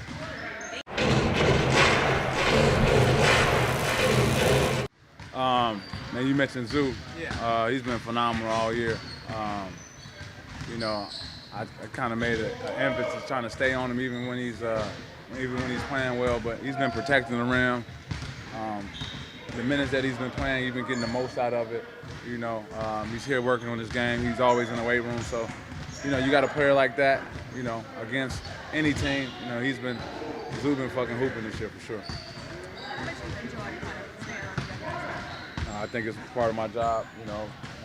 I'm trying to be the veteran leader here, but I mean, we have a good group. We got thirsty young guys who are willing to listen. You know, I think that's the biggest thing, and it's been like that for the last couple of years too. So I'm just trying to stay with the routine, get them a routine, continue to, you know, better their craft, and maybe getting better throughout the year. Talk about playing smart while also playing aggressive, not getting a foul. How do you balance that? Because a game like the other night, you play aggressive, you don't have any fouls, you got a foul. How do you balance playing smart and playing aggressive? I don't know. Sometimes, you know, just how the whistle goes sometimes, you know. I think, you know, trying to control and harness that emotion I have and don't let it bleed out on, you know, referees and other players. I think it's the biggest thing I've been trying to work on, but, you know, last couple games I've been successful staying out of foul trouble. Let's hope it carries on with tomorrow also. As your passion and inspiration kind of inspires the rest of the team, who do you look for inspiration? It's a good question. I mean, of course, my faith is strong. You know, God, Jesus Christ, you know, I think that's my inspiration. But, you know, when it comes to, I don't know, human form and human being, nobody. It's just something I just always had when I was growing up. There was some junk made up about how, you know. Nah, we ain't gonna talk about that. We ain't gonna talk about no junk. The stripper you had on LeBron. Yeah, we ain't gonna talk about that, no junk. That happened yesterday. No, the junk meaning that the replay shouldn't. No, that happened yesterday. So looking forward to Donovan Mitchell. Yeah, I mean, a hell of a team.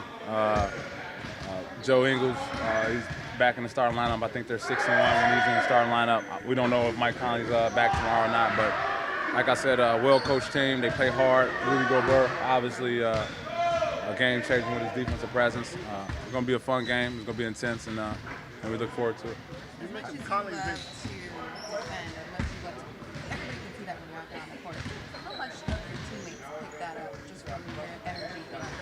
I don't know. I mean, I hope all of them, you know. But I don't know. I just go out there and just try to be, you know, an energy plug, energy bug, whatever you might call it. Trying to get my guys going if we're in the holes. Trying to put us over the hump if we, you know, riding a good wave, and just try to be consistent in and out. You know, I think that's the biggest key. How have you seen Kawhi and PG's fit develop offensively from their first game together to this point? I mean, you see it. It's night and day. I think they're hooping and allowing us to play around them, which has been great. And you see the type of players they are. You know, you don't have those superstars who get the ball and just want to shoot it. You see PG, he always makes the right play. Kawhi comes off pick and roll, he always makes the right play, and that gives your other teammates confidence. Kawhi said that you've been more concerned with getting the team defense right as opposed to the individual one-on-one. Where do you feel the team defense is right now? I think it's always a work in progress. You got a new group of guys, system for a new group of guys that they're not used to. It's going to take time, and it will, but you know, we're getting it done. You know, we're getting it done in the midst of it, and our practice time is our game time. So, you know, could it be better? Of course. You know, could offense be better? Of course. You know, but everything's a work in process right now. How do you feel about having everybody help? Yes, ma'am. Yeah. How's that adjustment like? Just like college and high school, same thing. Yeah. How do you feel about having everybody helping you? You guys been injured all season long. You guys finally, you know, for the first time had no injury reports. How did it feel to finally have everybody out there? You guys can finally kind of hit that stride going to the That's cool. second half. Yeah, I think it's been good. Just kind of see where we are. You know, we're 1-0 so far with everybody healthy. I mean, you got another test tomorrow. We'll see how I go after that. So your mom surprised you? How was that Christmas? Nah, it was phenomenal, man. Fortunate to get a win, and then come home kind of grumpy. And you know, family was there. It was phenomenal. Thank you guys so much. Thanks, Pat. You guys have a good day. You too.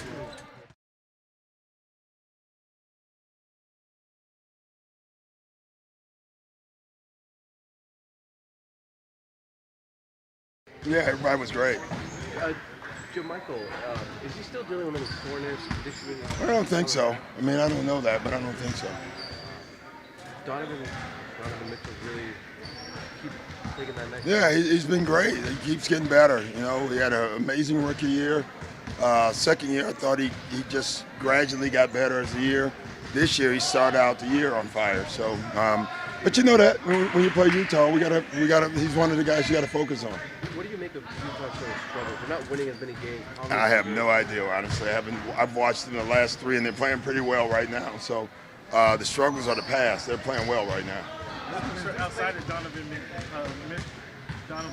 what concerns you most about them? They just have a lot of players. Joe Ingles, Bogdanovich, Gobert. I mean, they know how to play the game. You know, they space the floor, they attack, they're physical, they're tough. You know, you have to deal with that. So Rodney not playing against the Lakers, that just a one-time thing? Or? Most likely, yeah. I mean, I liked our rotations in that game. And so we had a lot of players, and every night everybody's not going to play. Everybody's not going to play their minutes if they have any. You know, our objective is to win that game. 30-some games, how confident are you about what you're doing, knowing that you still want to get back? Yeah. Yeah, it's funny. We know what we want to work on now, though. You know, like, even the first couple where we had everybody, we still wasn't. There was so much stuff, but it felt like today you kind of knew what you needed to work on, and you got through it. We got a lot of execution stuff down, and so that's how we can use practice now. You pushed it physically today? Probably in their minds, yes, but we went up and down today, but it was literally for 3 minutes. You know, other than that, everything was half court, and it was really everything was more of a brain workout than a leg workout. After watching the tape of the Laker game, what did you see that you didn't necessarily see like during the game? I see it all. No, I don't know. I just nothing. I thought we could have played better. You know, bottom line is, we won the game. I thought we wanted more from mental perseverance than it was anything else.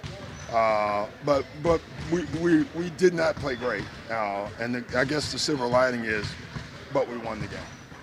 Paul had kind of an off night. Yeah. What did you make of his? Was he forcing shots or? Did you No, it just missed shots. You know, they're not machines. You know, and they're going to have a lot of good nights, more good nights than bad. But he got good shots. So small sample size. What did you think of the second video with Mo, Michael, Shem, and Lee?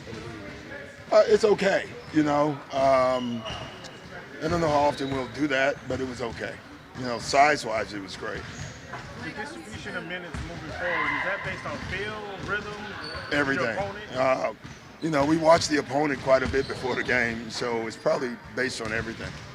When it comes to Pat, when you have a guy that loves to defend and loves his role the way he does, Yeah. how valuable is that to you? Oh, it's so huge. You know, he embraces his role. He understands who he is.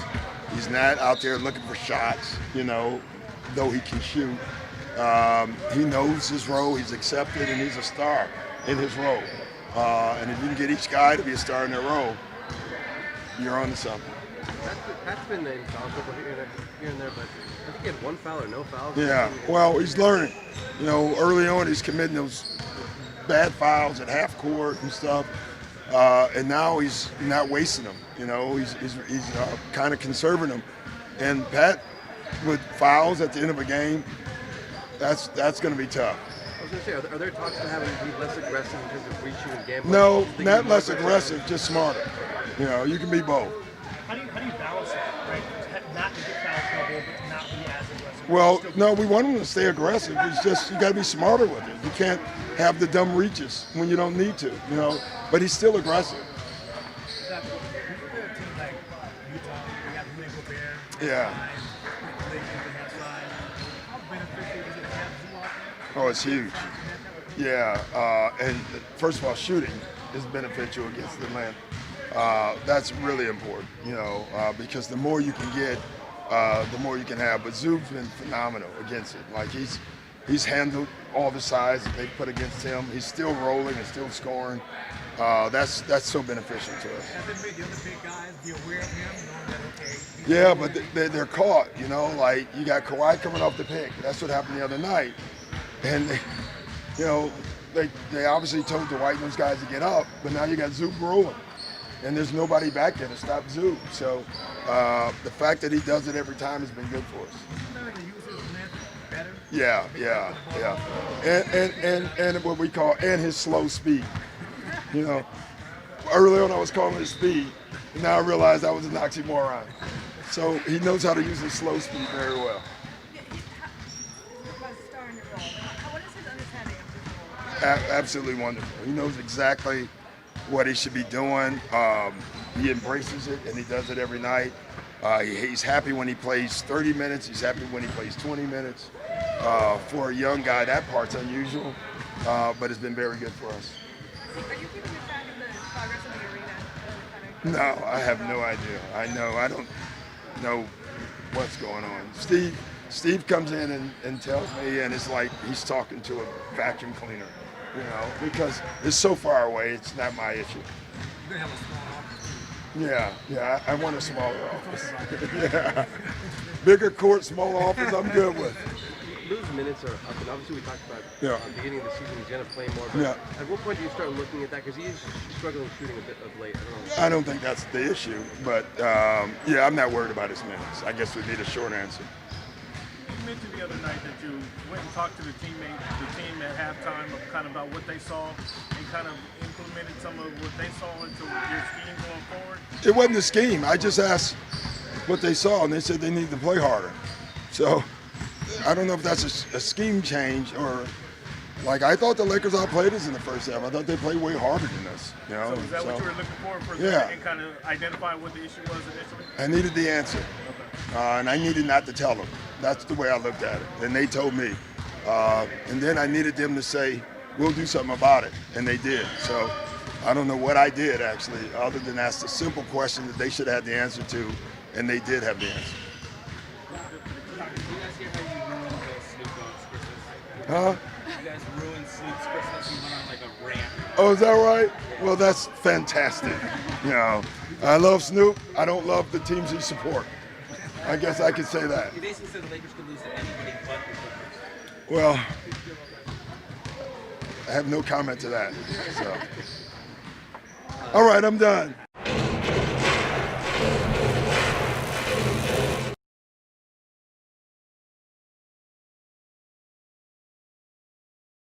Oh, I'm waiting. Because you ain't got a real number two. Because your number two ain't going to never be number one. Who are you talking about? Harden. Yeah. LeBron, you're number one. But he been number one before. Your number two ain't going to never be number one. I don't know about that. The Rockets going to the finals this year. Whatever. Anyways, should Kuzma get traded? Depends on the deal you find. I don't think it's a must, though. It depends on the deal you find. Yeah. And also, he's going to be hard to trade because his contract is so little, so you have to pair something with him. Mm-hmm. He would have to play like a KCP with him, which I actually like the way KCP been playing this year. I really appreciate the way KCP has been. He's made his value worthwhile. I don't necessarily know if he's worth keeping, but also he has a no trade clause, so it doesn't. No, I don't think he has a no trade. I think he has a player option, not the no trade clause. I think the no trade clause is done, but he has a player option for next year. I've been trying to trade KCP all season. Let me see. Let me try. I'm pretty sure he still got a no trade clause, bro. How do you get a no trade clause and a player option? Because Rich Paul is his goddamn agent. Yo, it's as simple as that. Yo, low key, somebody brought this up to me. Is everybody on the Lakers on clutch? No, I don't think so. No, only LeBron. Is Rondo on clutch? No.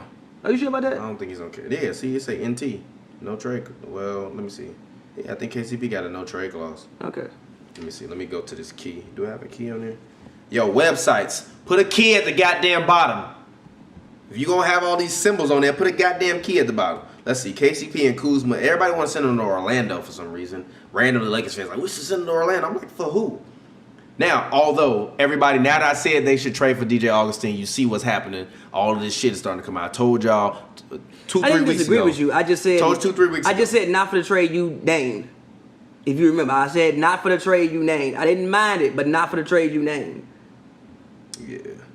Especially if Collison can come in and give you something. Yeah. And again, I know everybody's down on Rondo right now. Rondo was god awful. The last game they played, he provided nothing. But I still think in the playoffs with Rondo's IQ, he can help. I think playoff Rondo is a real phenomenon. Still. No, it's not. I still think he can help. The Lakers don't believe it's. I still think he can help. The Lakers don't. I still think he can help in the playoffs when the game slows Lakers down. don't believe. I still think he can help. I still think he can help because he's been there before many times. I disagree. So I still think he can help. I disagree with that.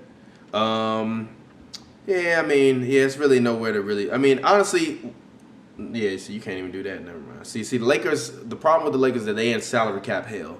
Basically. So everybody that they trade for has to be like a literal even swap. Yeah. Across the board. They're not going to be able to make any trades. But the best thing that they can do is they're not sign going to win a Derrick Collison. championship. Again, I think it depends on matchup. Now, when you talk about where you trying to? So where would Kuzma get traded to then? I don't know. I don't have a place to trade Kuzma. But again, I don't think Kuzma needs to be traded. I don't think Kuzma's the issue. I think that he needs to play better. I think that all of the guys outside of LeBron and AD, for the most part, need to be more consistent. But I don't think the roster they put together is bad. I think it's a good roster. I also like to see the Lakers do more to get Kuzma involved. I think sometimes they don't do enough to get him involved in the game sometimes as well. I got a trade for you. Who? Larry Markkinen for Kyle Kuzma. That is not going to happen. Now you know that. Now look, G. Wait a minute. No, wait a minute. Did Larry sign an extension? No, but look, G. His contract is coming up, though. Stop. I say a lot of things about Larry Markkinen. Oh. You know that's not going to happen. That ain't going to happen. Okay, that's how you actually feel about Larry. He's averaging 14.7, 6.8, and 1.7. I say a lot of things about Larry Markkinen. He's not been that good. You are not going to trade Larry Markkinen straight up for Kyle Kuzma. Kyle Kuzma ain't going to do no better. You get Avery Bradley, too? He's not going to, G. Come on, G. Look, man, I say a lot of things about Larry Markkinen. Okay, but I say these things about Larry Markkinen because people told me he was dirt. I didn't say he sucked. He still can be that, not with this coach. No, he cannot be dirt. Not with this coach. No, he is Donyell Marshall +2. He's not Donyell Marshall. Yes, he is. He is Donyell Marshall. Disrespectful. He is Donyell Marshall who takes more threes. That's what he is. But that's fine. There's nothing wrong with that. He's a good player. Donyell Marshall had a very long NBA career. She was like 14 years. It's fine. That's so damn disrespectful. It's fine. That's so goddamn It's disrespectful, fine. bro. That's so disrespectful. But for Kyle Kuzma, no. I say a lot of things about Larry Markkinen, but no. Hell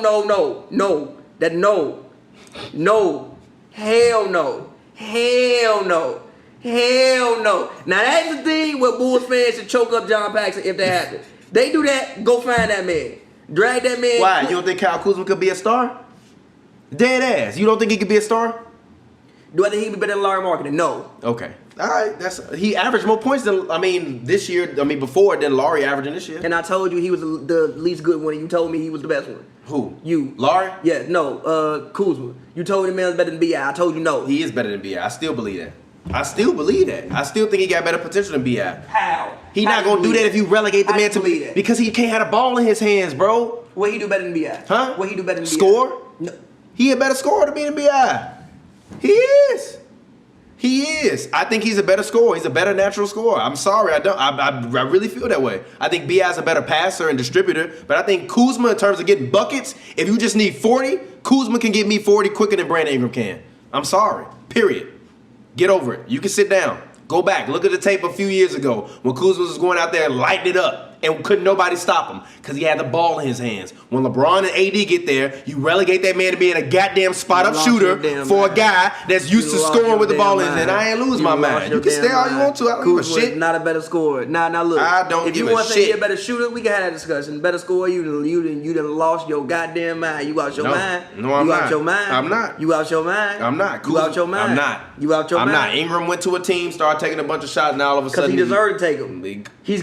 Kuzma been a better player than me to him. No, he hasn't. He been the better player than me to Brandon Ingram. Point in time was Kuzma better than Brandon Ingram. Never. Wild as hell. Kuzma rookie he was better than Brandon Ingram. Wasn't. Yes, he was. No, he wasn't. You on that dope. No, he wasn't. You on that dope. No, he wasn't. Go back. Do your Googles. Never a time when Kuzma was a better basketball player than Brandon Ingram. Do your Googles. And I would tell you, I never once thought that. Nah, I did. Even when they was talking about the trade, I said if you had to pick one between Brandon or Kyle Kuzma, you pick Brandon. Trade Kuzma. You can find you another Kuzma. Yeah, you pick Brandon because Brandon is a number 2 pick. No, because Brandon's a better basketball player. You pick Brandon because Brandon's he's number the better 2. overall round you pick basketball Brandon player. Ingram because if you trade Anthony Davis for Lonzo Ball, Kyle Kuzma, you leave Brandon Ingram on the Lakers, the GM and the rest of the league gonna be looking like, what the hell is going on? Yeah, but Brandon is also because B.I.'s the better basketball player. He's a number 2 draft pick. You don't trade a number 2 draft pick. pick Basketball. 3 years after you got him. And he's also better at basketball. For nobody. And he's also better at basketball. I don't agree with that. He's better at basketball. I don't agree with that. I really don't agree with that. I'm dead ass. I really don't agree I know with you that. don't. Even what Kyle Kuzma has shown me in the flashes of what he gives me this year is better than what Brandon Ingram is. I'm sorry. Brandon Ingram just gets all these buckets because Zion is not there. No. I've been saying this since the summer. No, because I've been saying since the summer. No. Literally. Because he is a very since Zion got hurt in preseason, I was like, yo, B.I. gonna get buckets until Zion get back. Because he is a very technically sound scorer. He can get you a bucket from anywhere on the basketball court many different ways. Kyle Kuzma can too. And you can't stop Brandon him Ingram ain't got a basket. sleeping hook shot. Kyle Kuzma do. But Brandon guess what? Ingram- You can't even see Brandon Kyle Ingram ain't Kuzma. got it. You can't even see Brandon Kyle Ingram ain't- Kuzma use his sleeping hook Brandon shot Ingram ain't because got- there ain't no space on the floor. Brandon Because the Ingram- Dwight Howard, Anthony Davis, and LeBron James is out there. Brandon Stop Ingram that, ain't got the man. post game. He can't get. I disagree with Kyle that. Kuzma ain't got the post game. He can't get to the rim like Brandon. He can't get to the rim like no, Brandon? hell no, Alright, he can't. bro. No, he can't. Alright. He can't get to the rim like Alright, Brandon bro. Ingram. He don't finish as good as Brandon Ingram. Alright, He bro. definitely don't pass. He don't defend as good. Alright, bro. He don't do nothing on the basketball He don't court. pass as good. I Besides literally just maybe- said he don't pass. besides- look, hold on, wait. I literally just said he Hold don't on, wait, pass as wait, good. wait, So wait, you real saying he quick, don't pass real good? quick, I just said that. Besides maybe shoot the ball. As far as shoot threes, I understand B.I. averaging 40%, but I still think Kyle Kuzma is a better shooter than what his percentages say he is. But as far as Disrespectful Kyle scoring the basketball, he don't come close to Brandon Ingram. That's your Period. opinion. He's a better. He don't come close. He's a better scorer than No, Ingram. he not. Yes, he is. No, he not. He really is. No, he not. He really is. No, he not. He's a better scorer than him. No, the, he not. The problem is that he's on a team in which there is literally no spacing on the floor for him. So he is relegated to being Donyell Marshall, but he ain't no goddamn Donyell Marshall. He more Michael Porter Jr. than he is Donyell Marshall. He's not Michael Porter Jr. I'm not saying he's Michael Porter Jr. I think Michael Porter Jr. is a generational talent. Okay. Brandon Ingram ain't a generational talent to me. Kyle Kuzma ain't a generational talent. But no, I'm sorry. He's better than Ingram to me. No, yes, he is. He's better than Ingram to me. Yes, he is. You really do not rock with Brandon Ingram. I don't rock with Brandon Ingram. I don't think he's that hard. I think that he is the product of being drafted where he was drafted. So you got to force him to do what you need to do. And like I said, if you get anybody in the NBA 18 to 20 shots a game, they're going to give you 20 to 25 points per game. Not on his percentages. Whatever. Not on his percentages. Guess what? They wasn't winning when he was doing all that. Now he been taking a few less shots, and Lonzo getting the ball more, and they spreading the ball more. They weren't winning because all those guys you talk about were hurt. That's why they weren't winning. All those guys weren't there. Not all of them. Favors, RP his mom died. Yes, Lonzo was hurt. Obviously. Drew Holiday missed time. Lonzo wasn't that hard. Lonzo got benched. Was hurt. He wasn't that goddamn hurt. They played 33 games. He didn't play 26 of them. He wasn't that damn hurt. He was hurt.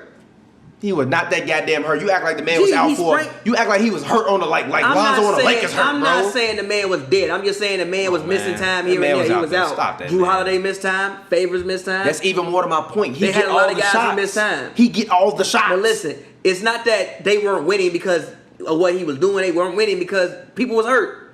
Kuzma taking 10 shots a game this year. He should be taking more. Last year he was taking 15 a game. No, listen. You telling me he taking Ingram volume of shots? In last year he was giving you 18.7 on 15.5 shots a game. What percentages? Shooting 45.6% from the field goal range and 30% from the 3-point range. No. This year he shoot 35% from 3. Yo. So he came back better from 3. Yeah. Stop it. And You're Ingram lying. shooting 48 and 40. No, he not. He ain't shooting 40% from 3. I just said from the corner, bro. What is he shooting from 3? 35%, I believe, from the 3, which is not bad. I believe he's shooting 35% from the 3. He's shooting that from the corner. What I said earlier was the corner. No, he's shooting 40% from 3. Oh, he's shooting 40% yes, from 3? Okay. on 5 attempts. Okay. I'm not upset. Exactly. Stop. Oh, yeah, he is shooting 40%. Stop. No, I'm not stopping it. I mean it. Stop. I still mean it. Now look. He taking 18.4 shots a game, too. Now look, hold on. Taking 18 points. Give Kyle Kuzma 18.4 shots a game and 5.8 3-pointers a game. last year gave you 18 on 14 shots. Kyle Kuzma gave you more points on one more shot. How many more points?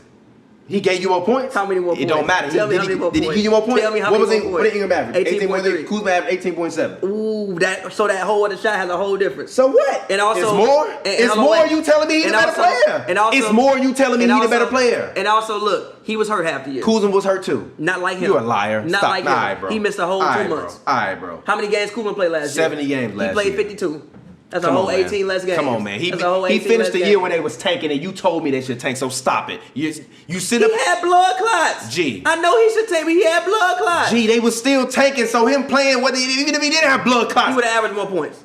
All right, Then like blood clots stopped him from averaging more points. Gee, he missed. He a whole averaged the time amount of of points he season. averaged in the games he played. Gee, he was coming back off an injury. He sprained his ankle. He fought a man. Fighting a man coming off injury. G, you Come fight on, a man. man. No, All but right, G, bro. you All right. fight a man third We game can of the agree to season. disagree on this. G, I don't agree with You that. fight a man third game of the season, come back first game, lose sprained ankle. Kyle out for 2 Kuzma weeks. is not a generational talent, but I do think that he is a Kyle CJ McCollum type talent, and I think that's Brandon Ingram's ceiling Listen, as well. I think that Kyle Brandon Ingram's Kuzma- ceiling is a small forward CJ McCollum. Listen, I think that Kyle Kuzma Period. I think that Kyle Kuzma is good. I think the Lakers also need to do a better job of actually involving him in offense because they don't a lot of the times. I think they need to do a better job of actually running plays strictly for Kyle Kuzma. I think sometimes they think about their shooters and Anthony Davis and forget Kyle Kuzma is even on the court. Yep, I agree. But to answer the question, no, I don't think Kuzma needs to be traded. I think that Kuzma needs to raise his average to about 16 or 17 if the Lakers are going to do the things that they want to do. He's taking 5 less shots a game. It's impossible. He needs to get more shots. They need to find more ways to get him more involved in the offense. That's the one sometimes they forget the man out there. They don't get him involved in the offense. They need to do that. I agree. Anyway. Yeah, we did the first night, before and after the game. We didn't have a lot of time. We were on our way to the game. So, and then through group text, a lot of that going on as well, which has been very good. How should the game planning against Pavy was like? Probably one of the only players he knew his game planning as much as you. Yeah, it was tough. I mean, it was a really, like, I said the other night, he was a great opponent. He was so smart. You can just show up for a game against him. When I was in Boston, I remember Tim and I spent hours on Pavy, trying to figure out his mindset for this game, and what he did for this game.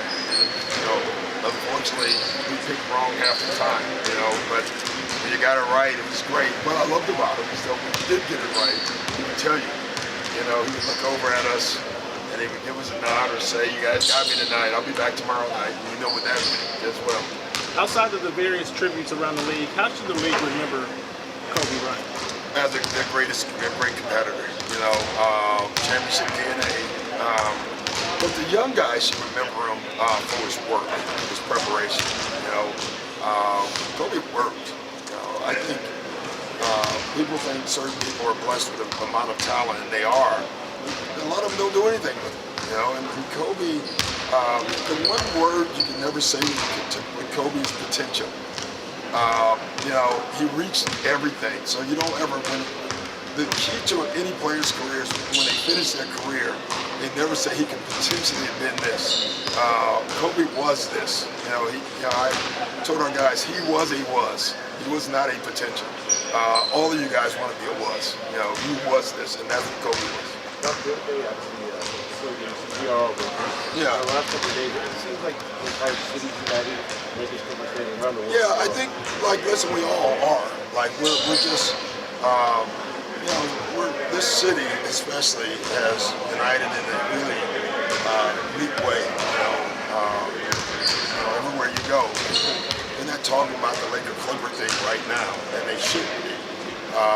That doesn't mean when we play, we'll go right back to it, and it should, but I think what we realize is we all are from the same place, and this is more of a humanity thing than anything else. What did you make of the decision? I thought it was a good decision. I thought it meant just a horrendous game. I wasn't ready for it. The players weren't ready for it. I can't imagine the Lakers as an organization forget their players at the beginning. Just the organization. There's no way they'd been ready for it. And then the Lakers players, there's no way they'd been ready for it. So it was going to have to happen. At the time, if we were going back and forth, and at the end of the day, if we had played it, it would have been a game played. But I just thought it would have been a meaningless game in too many ways. And there's times where emotion and grief have to give out to your job. And in that case, I thought the league made the right choice. What goes into rescheduling the game?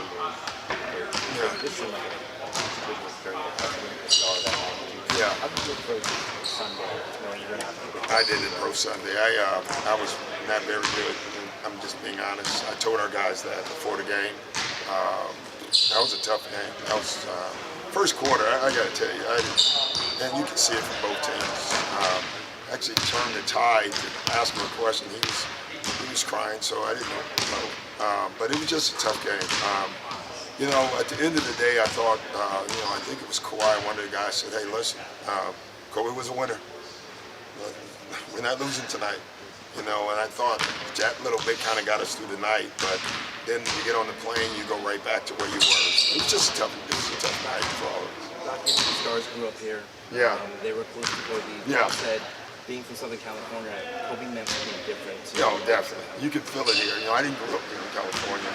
I was a rival for the most part, but you can feel a bit from everyone here.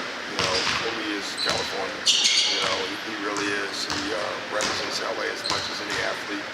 I'll imagine, probably. And I can't think of who would be third in that line. So, you know, yeah, you can just feel it. You can feel it everywhere.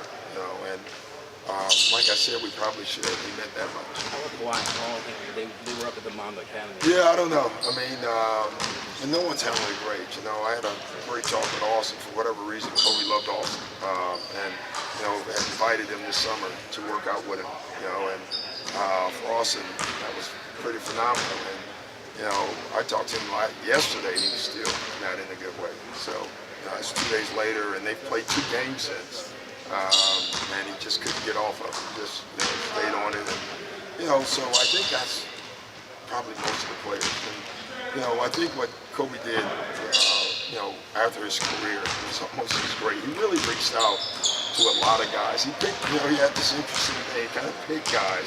To me, maybe had that.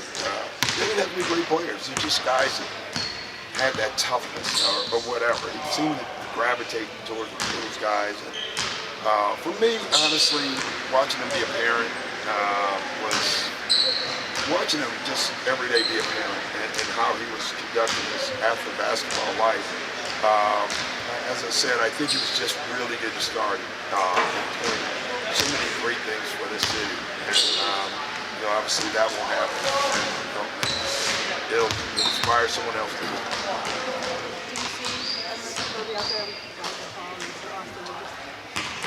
Yeah, I think all of them. I think every player has a little bit of them. You know, it's just like when Michael retired, all these guys, that was Kobe. You know, I mean, Kobe came in, now everybody's doing that, you know. But again, I keep going back to Michael with Kobe. I think the people miss the DNA part of those guys. They miss the work part of those guys. And they miss the competitive part of those guys. I think there's probably players that have the talent, but very few have the DNA, the competitiveness, and want to do the work. You have all that. That's why you have a coach.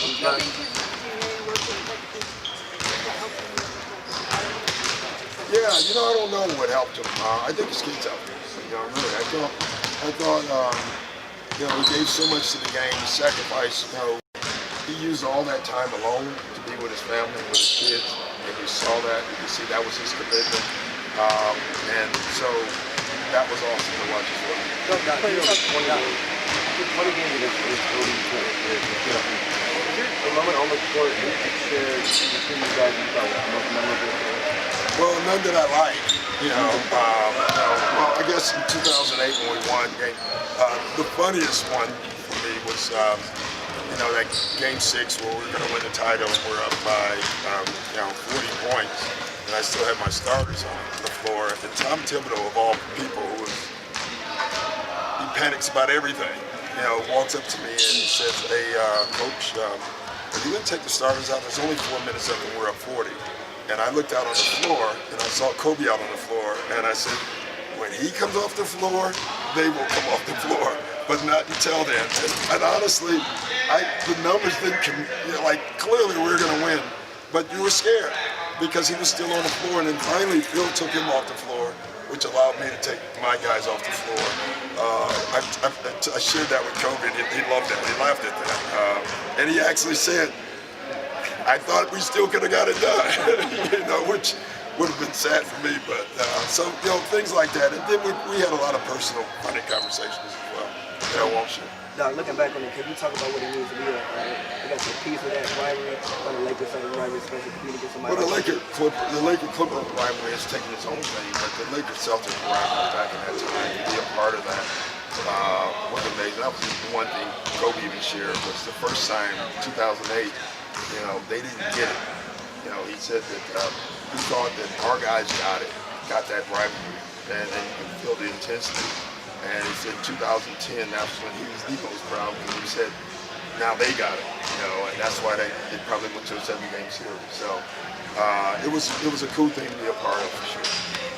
Has any talk been given to rescheduling that game yet, or what's that process? It's been talk, but we don't have a date yet, so we'll figure that out. I think that was the last thing. It's a certain schedule, so it'll be able to fit in somewhere. Thanks, guys. Thanks.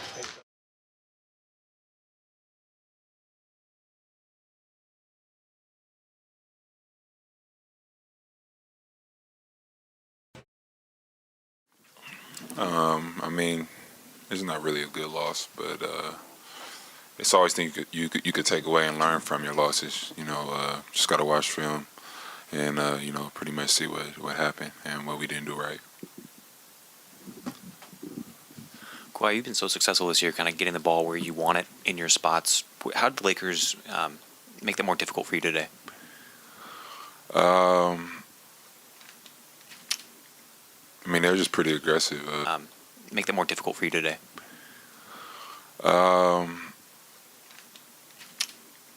They were just pretty aggressive, throughout the whole game. I feel like I still got it where I wanted.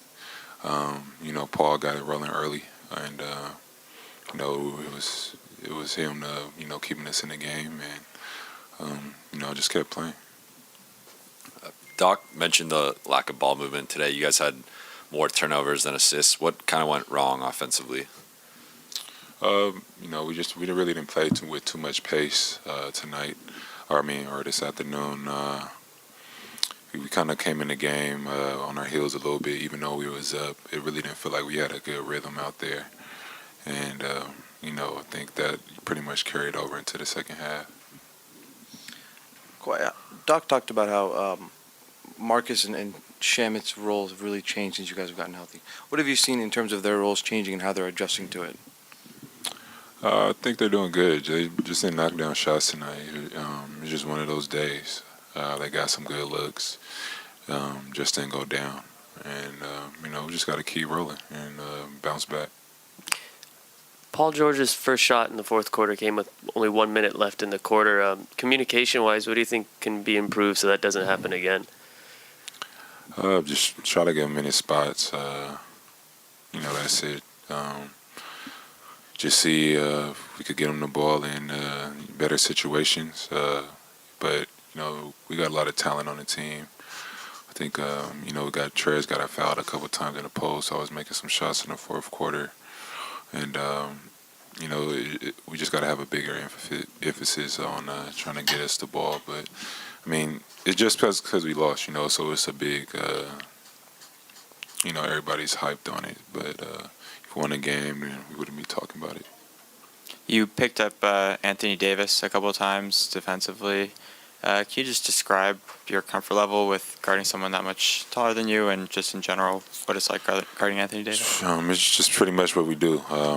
We switch 1 through 4 a lot, and I have to be ready for matchups like that. He's a great basketball player. Long, can shoot the ball. Got to touch. So I just got to try to my best to not give him a rhythm and just contest all shots.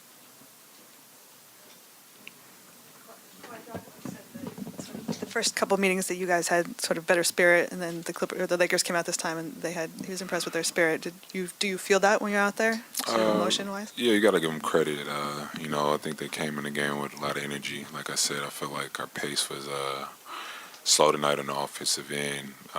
Felt like we're in mud, just moving a little bit slow, or just timid at times. So give them credit. They came out, played a great game. They were aggressive all night.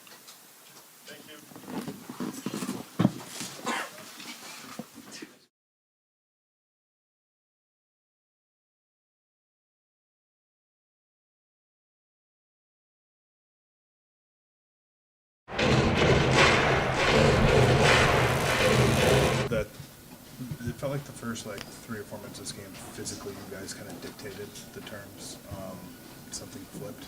What did you kind of make of the physicality and the way of? It was a physical game all game, man.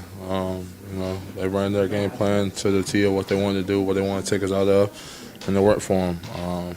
We had a game plan of what we tried to take away from them, and they exposed it for us. Hats off to Avery. He made us pay for, being able to blitz out like that. He stepped out and knocked out a bunch of shots tonight. He shot the ball well, man. He took 12 threes. He made half of them. We got to live with that. That's the coverage that we came in the game. We wanted to be able to blitz with whoever Lou was guarding, and at that point in time, he had Avery. And, Avery made us pay for, taking that blitz and, putting them out there, stringing them along the floor. Can't do nothing about it. Hats off to him. Whether it's been injuries or trades or whatever, this group has not been whole or fresh.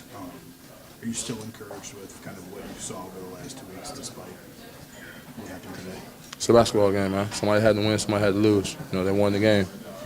There's nothing we can do about it, It's up for y'all to hype up the game, wonder what it is. At the end of the day, it's a basketball game. Somebody got to win, somebody got to lose, and today we happen to be that team to lose. Simple as that. Do you think along those lines, does that go for Houston last week, Denver, just? Every one of them. Somebody has to win, somebody has to lose. Whoever carries out their game plan on what they want to do, what they want to take away from the other team is obviously, majority of the time going to win the game, and that's what happened today. What were the Lakers doing defensively that made it hard for you and Lou to establish a rhythm and pick them up that you used to do? Brother, I don't really know. I don't really pay attention to stats or anything like that. They switch. Simple as that. It took away a lot of being able to roll and get behind. They switched everything. So, that's from what we saw. I still think we got some good looks. We missed a lot of good shots. That's all it is. Before the game, Doc said there's a sense that these two teams are going to meet at some point for you to get to where. Is that how you feel like this is going to be something where? Probably so. There's still a lot of season left. Still a lot more games to be played. We'll see when the dust settles. At the end of the day, 2 tough Western Conference teams played today. Both teams laid out on the line, and the Lakers carried their game plan out more than what we did, and they won the game. What's been the hardest part about facing this team when you go against them? I don't really see any hard tasks, brother. First 2 games we won, they won today. So, like I said, that's up for y'all to differentiate what comes out of that. Last question. Well, Paul over here to your right. Sorry. What do you take from a game like this when you guys obviously had played so well the 6 games before? Do you learn almost maybe more from a game like this? No, this was a game, we felt we played well enough to win. We had some dry moments. We had guys that have been making shots for us. Wasn't their night shooting, and we'll live with that. We got good looks, I thought. Wasn't like, our defense didn't hold up. They made some tough plays. They got 2 of the best players over there, 2 good talents over there. So they're going to make some tough shots. They made some of those down the stretch. We like where we at. We like what kind of game it turned out to be. But again, we had some moments where we were a little flat. Paul, you were the game's leading scorer at the end, but even through 3 quarters. And what attributed to your lack of involvement in the offense in the 4th? Just was being in attack, trying to put pressure on them. Found some seams to get all the way to the basket, and I just wasn't going to settle tonight. I was just going to try to put pressure on them, and I found a crack early, and I just saw a window where I can continue to keep attacking.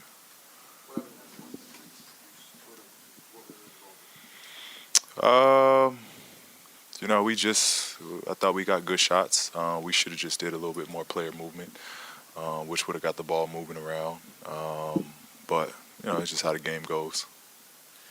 Hey, Paul, will you elaborate on the chippiness of tonight's game, the physicality? Did you feel like a playoff atmosphere almost, and how you feel you guys responded to that? I mean, it's two of the top teams in the West.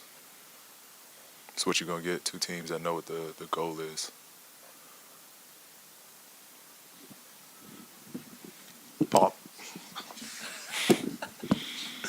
Paul, before the game, Doc said that, for you guys to get to where you want to go, there's a sense that you'll see the Lakers, and the same for them. Is that a challenge you think you guys embrace, just knowing that it seems like all roads are kind of pointing towards one another? Yeah. I mean, I don't know how you want me to answer this. Of course. I mean, of course, yeah. This is what you want. You want to play the best. You want to compete against the best. Good thing about it is we're both here. I don't know how else to answer that, but yeah. Paul back here. I know you haven't had a chance to look at the film yet, but Reggie was a +4 in the 15 minutes that he did play. Doc talked about the ball not moving. Do you think that, I guess, having him in the game in those situations, especially in the half court, maybe he can help with that in the future and get guys shots? Yeah. Yeah. I'll take a little bit of that too. Just alleviating pressure. They were trying to put extra pressure on Pat, and just helping to alleviate some of that pressure. But yeah, I thought, I had a knack tonight of getting in the paint and taking advantage of my matchup.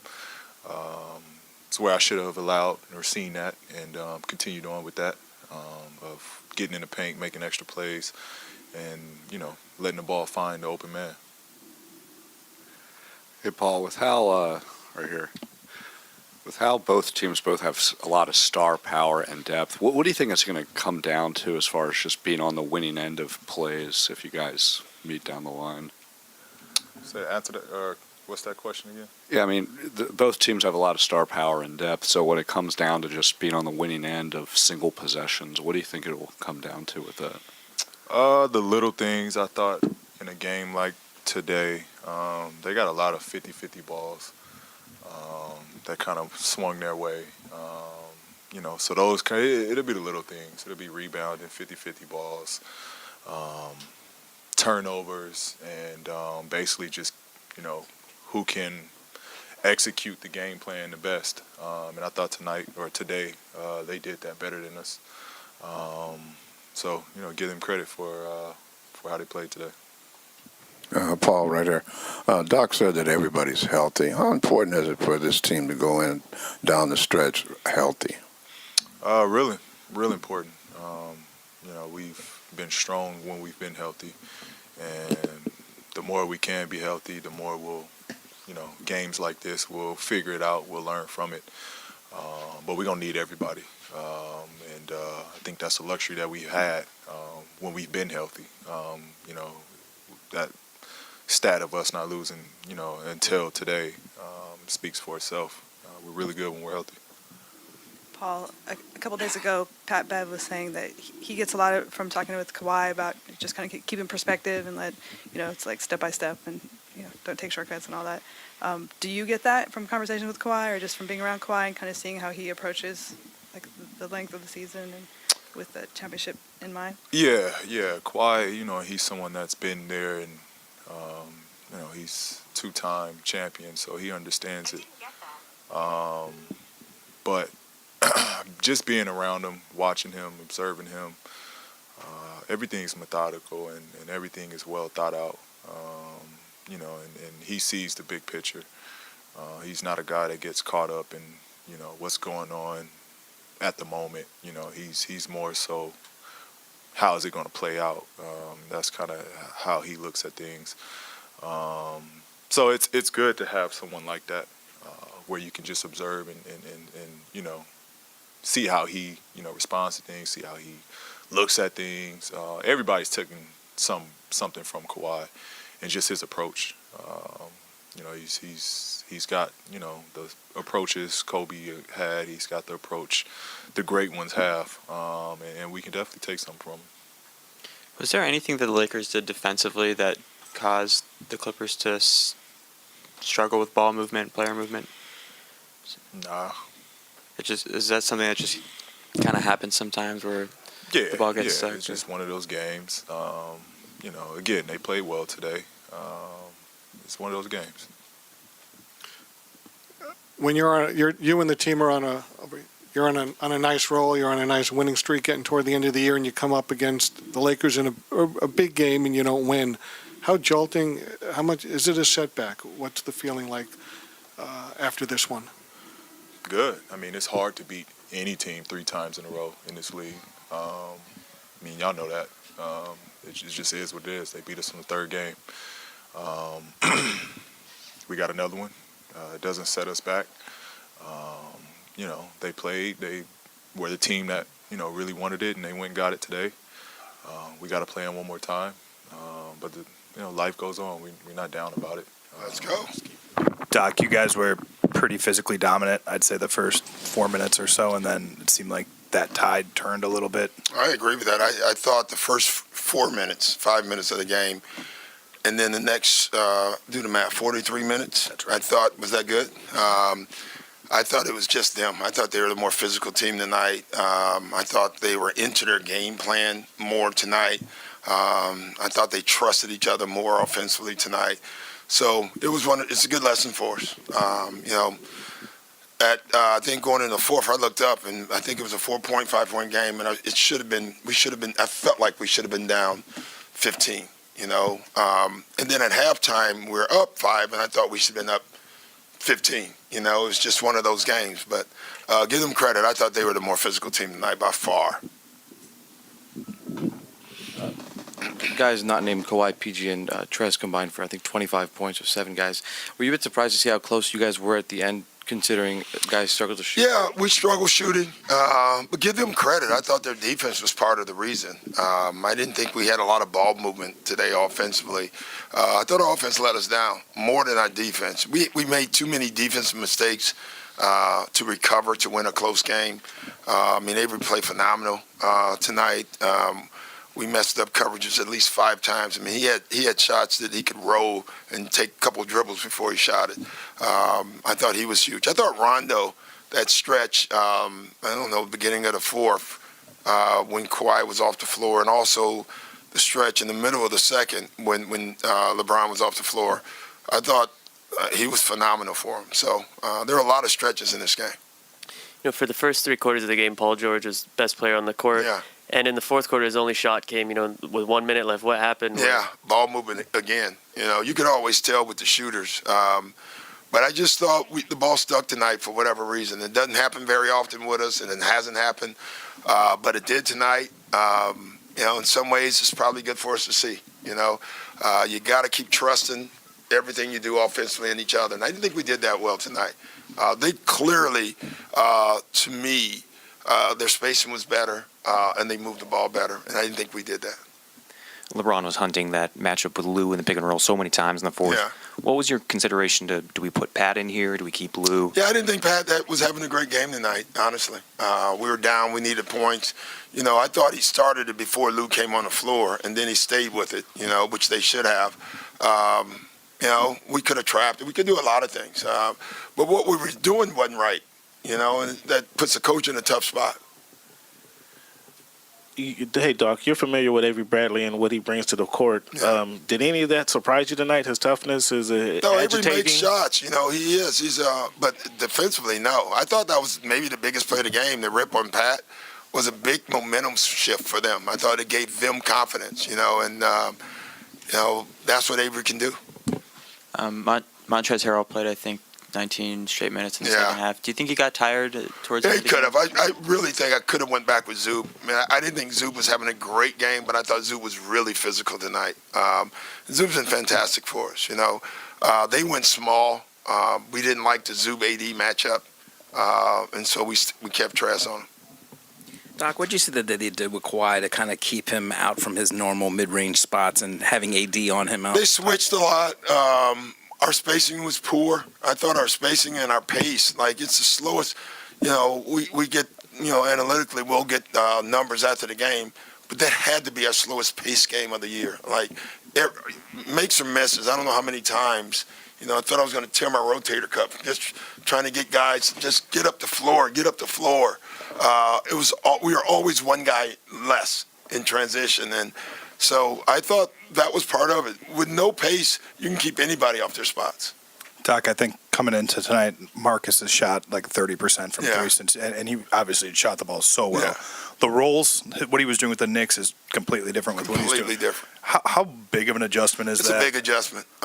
He'll get it, but it's going to take time. I talked to him, unfortunately, before the game and told him, just be patient, it's going to happen. It's tough when you go from a place where you're touching the ball probably every possession to, every other, every five, and usually it's a ball swing for a shot, It's a road that he can do. I have 100% confidence in that. But it takes some getting used to, and he will. Does that affect, do you think, his defense a little bit too much? I don't think so, but it could. I mean, who knows? I'm not in his head. When you're not shooting the ball well, it can have an impact on you. Sham didn't play much tonight. Is there anything you can do more to get more playing time? Is it largely dependent on his scoring? No, it depends on if I want to play Kawhi or PG more, which I'm probably going to choose them. There's nights that Shem's going to be good for us. It's such a different role for him, too, in a lot of ways, because when everybody was injured, I think Shem led our team in minutes played. And now we're healthy, right? And so now Shem's minutes has been cut drastically, and he's going through a little, he's got to get comfortable in his role again. He will again. This is why it's important now. We finally got a healthy team. Guys can get kind of adjusted to their roles, and we can grow from there. And so, like I said before the game, we have a lot of growth, and we're going to keep doing that. Doc, they kept one of their stars on the floor at all times, which you guys decided not to match. Was that a decision just to keep them fresh for the fourth, or not to show your hand? We don't have to. Like, our bench is good enough. Tonight it wasn't, but most nights it is. On the nights that we feel it's not, or we could obviously do the same thing, but we trust our bench probably more. Our bench has been pretty good this year, so it's not like when we do that, we lose points usually. We usually do pretty well. Doc, you said you thought LeBron's game was phenomenal. What specifically impressed you tonight that you saw that maybe you also haven't seen in the previous matchups? Well, against us, he got to the basket tonight. That if you let LeBron get to the basket, he's just too good. Not just his scoring, but just the fact that he can pass the basketball. And so he got both tonight. He got to the basket and he was able to bring guys in and make plays. That for us that was on us, but it happened too much. That can't happen. Doc, did you learn anything about your team from tonight? I mean, obviously you had the 6-game winning streak. And yeah. What did you learn from tonight? Well, you always learn stuff. I mean, I don't know, but you always learn stuff. I'll watch the tape. I probably won't share it with you, but you always learn. You learn in wins and losses. You'd rather learn in wins. It's more enjoyable, to be honest. But no, I saw a lot of things tonight during the game. Ty's my computer, and I load him all game, every game I do it. And I felt like I was talking to Ty way too much tonight about things that we were not doing, things we should do. So, you lose when you do that. You mentioned the ball movement. You guys had more turnovers than assists tonight. How much, aside from the poor shooting, did that hurt the offense? Well, I just think, period, that no movement. And forget the turnovers. 13 turnovers is not a lot, right? But when you don't move the ball on top of that, you can't win that game unless you just have an extraordinary night shooting, which we're capable of. But in the long run, I know that's not how we want to play. We're never going to win that way. There's teams that play that way. We're not one of them, but we played that way tonight. Doc, there's another early game where you guys are a little stagnant, and I mean, what what can you do with that? It's hard to. I called my owner and I told him, you know what you should do? You should build an arena. And you know what he's doing? He's building an arena. Right. Having said that, I got a feeling this game would have been 12:30 anyway because it was more for ABC. But that's such an excuse. Like, I won't use that for our guys. I joke around with it. I hate them, honestly. And we do have way too many of them. But come on, not like tonight. The Lakers just played more physical. They were into it more. They executed more. I mean, they deserved the game tonight. They really did. The fact that we had chances was unbelievable to me. I really thought that they had the better spirit tonight towards the game. And honestly, in the first two, I thought we had the better spirit in it. So we'll see them again. Thanks, guys.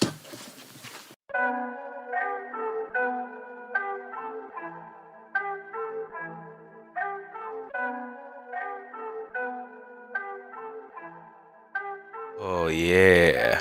What is up? What is up? What is up? What is up? What is up? What is up? All you haters out there. All you people out there that was calling me a hater. Hold on one second. Let me hit record on the camera. Fresh like I got a contract. I'm uploading this video. It's going up. It's going up. So, anyways, it's your boy TPJ. I'm here. I'm ready. Let's get it. Y'all say y'all got slander for me. Bring it. Just bring it. The slander. Bring it. I want it. Bring it here, right now. Bring the slander. LeBron is not the MVP, but bring the slander. I want it. How is LeBron the MVP when Anthony Davis had 30 points today? Bring me the slander. Bring me the slander. I want the slander. Bring it. Just bring it. Y'all talked all that trash in the mentions. Just bring it. Just bring it. Like The Rock said. Let's get it. Thank you for tuning in. It's your boy TPJ. As always, you can find me on Twitter, Instagram at RealTPJ. That's ReelTPJ. It's a film joke. If you don't get it, you damn dummy. And as always, make sure you hit subscribe and you hit like on this video. So anyways, I am here to face the music because this is something a lot of y'all don't like to do. You know what I mean? Y'all like to sit up on the internet and talk trash all day. But then when it come down time to back up your words, you know, you don't ever come back. You stay where you're at. Well, guess what? I'm here. I'm live. This TPJ Studios. I'm here. I'm in my own shit. You feel me? I'm here. I'm live. It's TPJ Studios. Ain't nobody running from the smoke. Ain't nobody running from the music, from any of it. Like I said, just bring it. If you have slander, put it in the chat room now. Just bring it. Just bring it. Bring it. Bring the slander. Bring the slander. Lakers fans, bring the slander. I want the slander. Come on, bring it to me. Because guess what? Your team still lost 2-1 to the Clippers. So your slander don't mean goddamn. Your slander, like I told homeboy on Twitter, mean as much as a fart in the goddamn wind. It don't mean shit. It don't mean nothing. Y'all been talking to me about the Clippers' health and saying the Clippers using their health as an excuse all year, and it was the 2 times they beat y'all. This man, Marcus Morris, had 1 point. 1 point. 1 point. And y'all got the nerve to hop in my mentions like I said something wrong. He had 1 point. 1 goddamn point. He averaging like 18, 19 on the season. Stop. You still lost. Y'all act like y'all won the war. The war ain't over. Lakers fans, the war ain't over. Lakers fans, this is a war. You're at war. This is a war. You finally won a battle. This is a war, and you finally won a battle. I am happy for you. You deserve it. You deserve it. You deserve that W. Because if y'all would have lost and went down 3-0, y'all wouldn't be able to, you wouldn't be able to say jack. So you better be glad. I'm glad the Lakers won today. Because if they didn't, it was over. It was over. And stop with this LeBron as MVP for the goddamn millionth time. He is not the MVP. How is he the MVP? He ain't even averaging the most points on his team. He ain't got the most rebounds. He ain't got the most blocks. How the hell is he the most valuable player on the goddamn team when he ain't even the best player on the team? Stop. Stop. Stop. I'm sick of it. Then y'all come and you hop in my mentions after the game like you won all 3 games of the series. Stop. Let's go ahead. Let's start crunching some numbers. I want to crunch some numbers.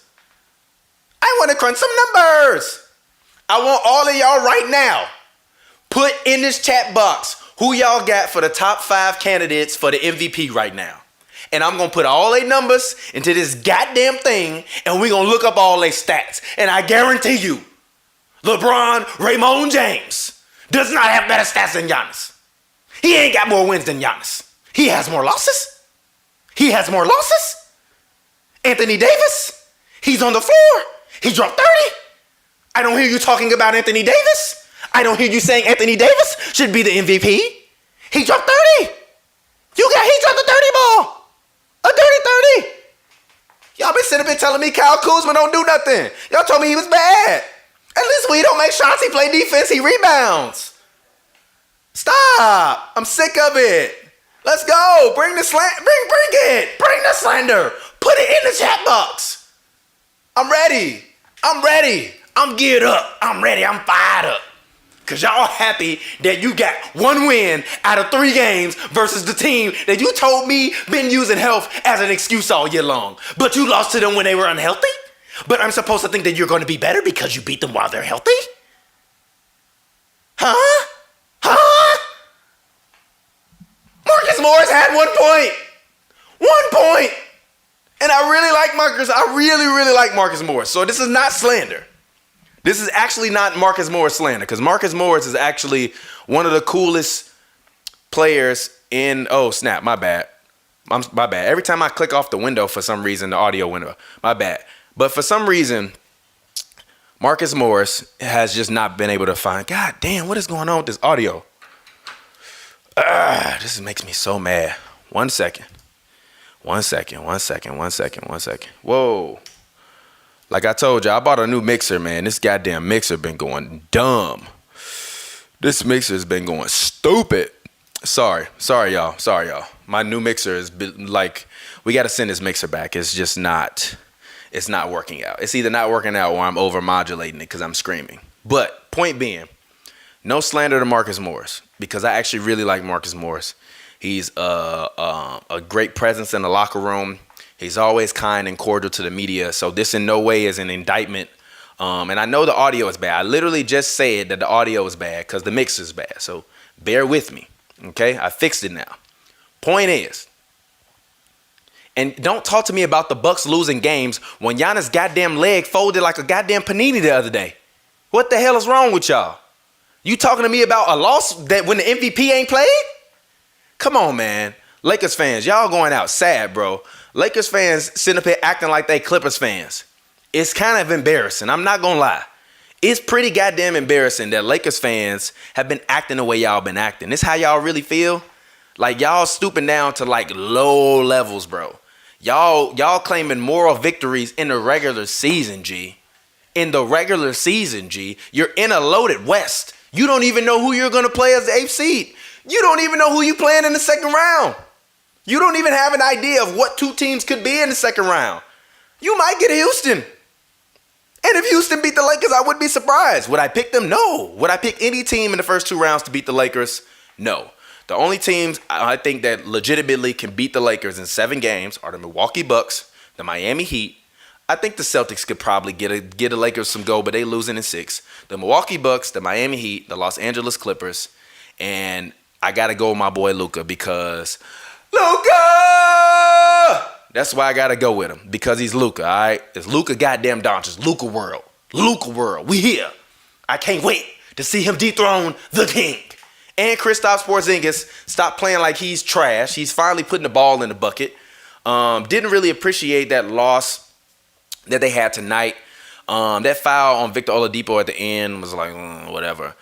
They just have to learn how to finish, games. I think that the Mavericks suffer from the same problems that the Pelicans do. They just cannot finish games. Like even today, the Pelicans are beating the living hell out of the Minnesota Timberwolves. And for some reason in the last 3 minutes of the game, the Timberwolves close the game and bring it to within 10. And Drew was having a career night, almost like a 40-10 night. Zion was having a great night. And Brandon Ingram decided not to shoot over 17 times, so they won. Literally, every single time the man shoots over 17 times playing with Zion Wilson, with the exception of once, have they won. And that was versus the Cavaliers. But let's get back to this Lakers. Bron is not the king. Y'all got to stop this, man. Giannis, night in, night out, every night, has been the best player on both ends of the floor. And I love how everybody loves to get this LeBron amnesia about what the hell has been going on with the team and what he been doing all year long. At first, everybody was saying he washed. Now, all of a sudden, he the MVP? Come on, man. Y'all got to stop. I get sick of this. How the hell he washed for 30 games, but then after them 30 games, y'all telling me that he's the MVP? How? How, Sway? How, Sway? How? Giannis from day one, the Bucks from day one have been rolling on all cylinders. Y'all love to talk to me about what the team for the Lakers look like without LeBron, right? What the hell the goddamn Milwaukee Bucks gonna look like without Giannis? Huh? Seriously. They'd probably be a playoff team because it only take 27 wins to get into the playoffs in the East. But I mean, shit. They wouldn't be a playoff team in the West. So y'all gotta stop, man. Y'all, I love this. I love it. The only thing that I'm upset with Giannis, kind of the other night in the Friday matchup, because actually we haven't known Houston Brews, so you haven't had a chance for me to talk about it. The thing that really upset me in the Friday matchup, more than anything, to be quite honest, was the fact that I feel like a lot of coaches spend so much of their time trying to outthink LeBron that they outthink themselves. Mike Budenholzer in that game. If Chris Middleton does not have it going, and I know Giannis said, Chris is an all-star. I want him to keep shooting if he's missing. No. When Dante DiVincenzo has it going, he's hot. He's every damn three he's throwing up damn near is going in, right? Eric Bledsoe is being his usual bonehead self. George Hill is out. Put Wesley Matthews on the goddamn floor. Korver, why didn't he see more minutes on the floor in that game? I didn't understand that. And Giannis, like Pavy said, and I've been thinking on it. It's been kind of germinating in my head for a little while. But you're younger than LeBron. You're 10 years younger than LeBron, Giannis. Go through that man body.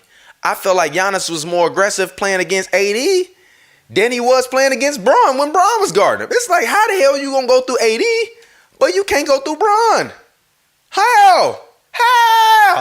That's my only problem that I had with that game specifically. Obviously, once Giannis fell and tripped over Avery Bradley's foot, and then his leg, kind of collapsed on itself, and he collapsed on his leg.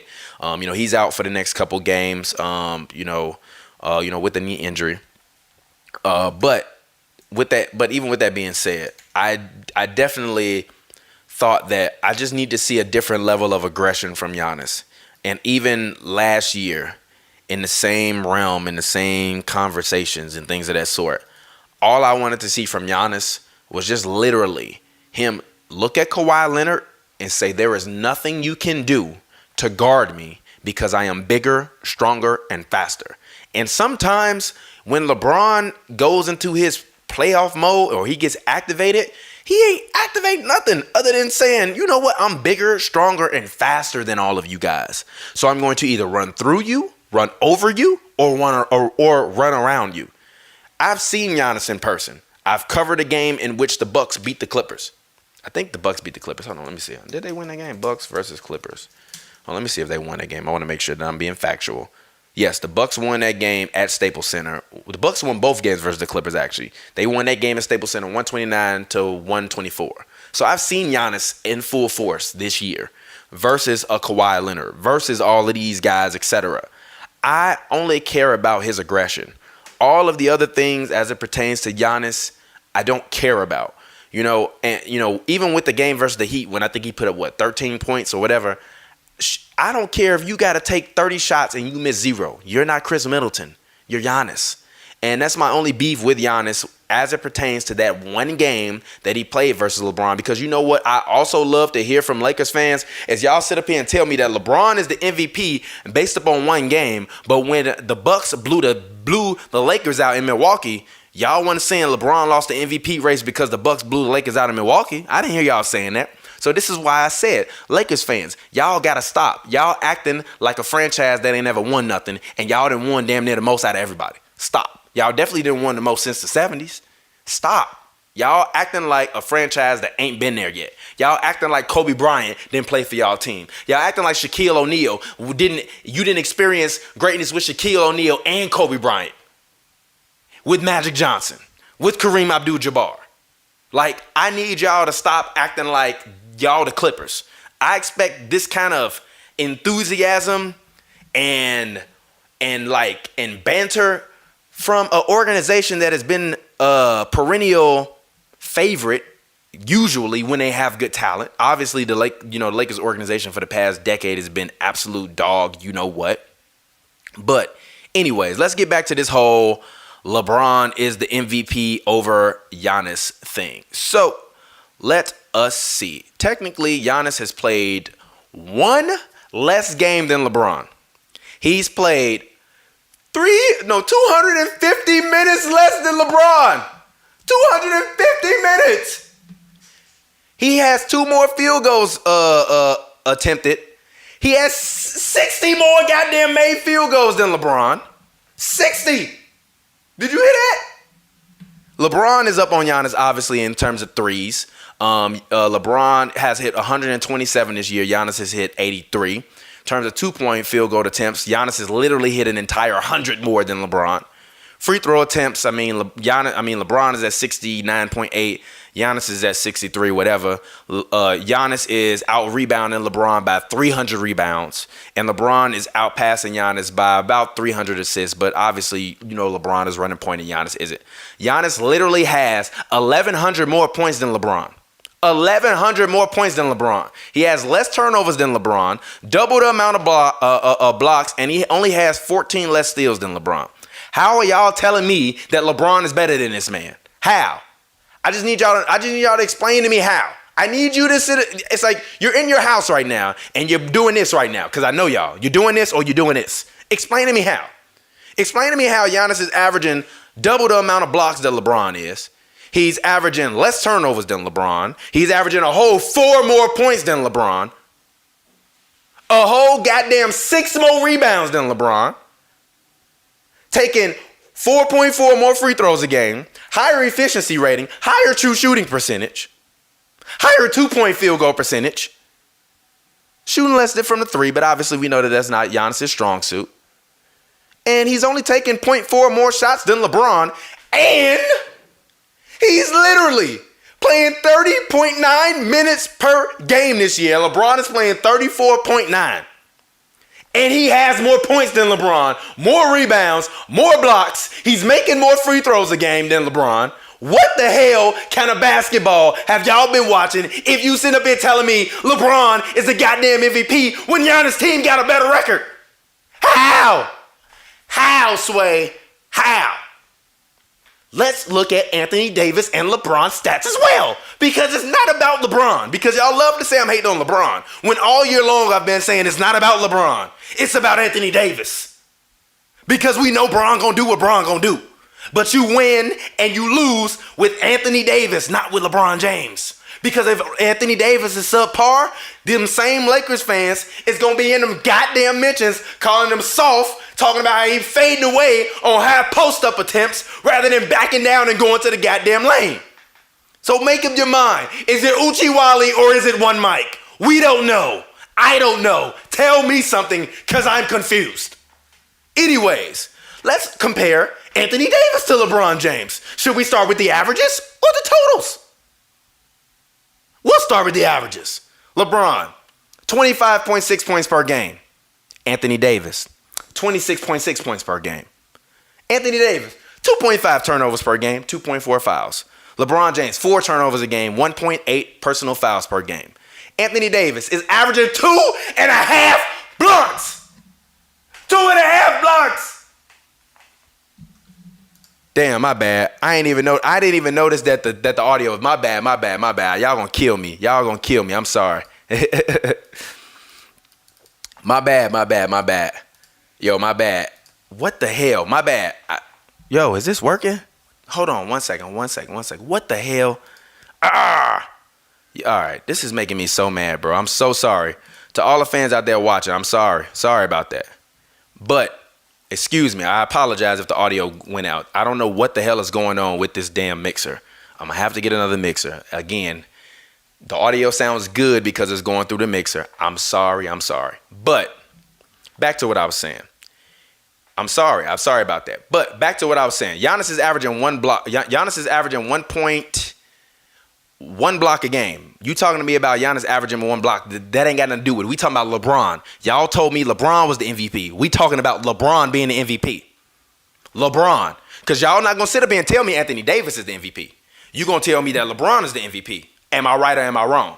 That's what you at your house right now doing. You telling me LeBron is the MVP. So don't ask me how many goddamn blocks Anthony Davis got because it don't matter. I'm talking to you about LeBron. Stop talking to me about AD. I'm talking to you about LeBron, not Anthony Davis being the MVP. I didn't say AD was the MVP. I never said for once he was the MVP. I said LeBron is not the MVP. God damn. What the fuck is going on with this fucking mixer? I said LeBron is not the MVP. Because I don't believe that LeBron is the MVP. And like I said, I'm sorry about this. I don't know why, but this mixer keeps cutting me off. Maybe it's because I'm talking too loud, whatever. But, did this shit just cut off again? God damn, what the fuck? This is making me mad. This is making me really mad. I'm sorry. Hold on. What the hell? All right, hold on. Hey, if you can hear this, hold on for a second, because this is pissing me off, bro.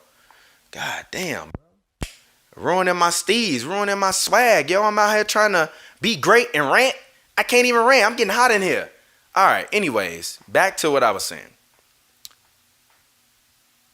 Let's go ahead and let's look at Anthony Davis versus LeBron numbers, because I think the audio got cut off when we were talking about Anthony Davis versus LeBron numbers. And if you asking me what stats I'm using basketball reference stats because they're easier to be able to compile and compare players for it. I don't like NBA.com is like very mad rudimentary to use and like super like running stuff through Excel. I don't have the time to sit and jigger with NBA.com to pull up stat comparisons or whatever. So I'm using basketball reference. So if you pulling up NBA.com and you telling me that my stats are wrong, guess what? I don't want to hear it. Go to basketball reference so that way you can see the same numbers that I am looking at. Currently, I have a player comparison finder that is up. So actually, you know what? I'm finna see if I can drop this in that other window. Let me see. 1 second. Hold on. Okay, yes, I can actually. Actually, I can. Perfect. So here we are. Look at this. So how is it that Anthony Davis can be averaging more points than LeBron, 2.5 the amount of blocks, more steals, less assists, obviously, 2 more rebounds?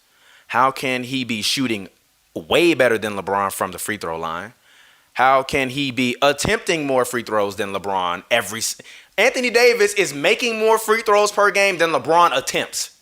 But LeBron is the MVP? How? How is LeBron the MVP?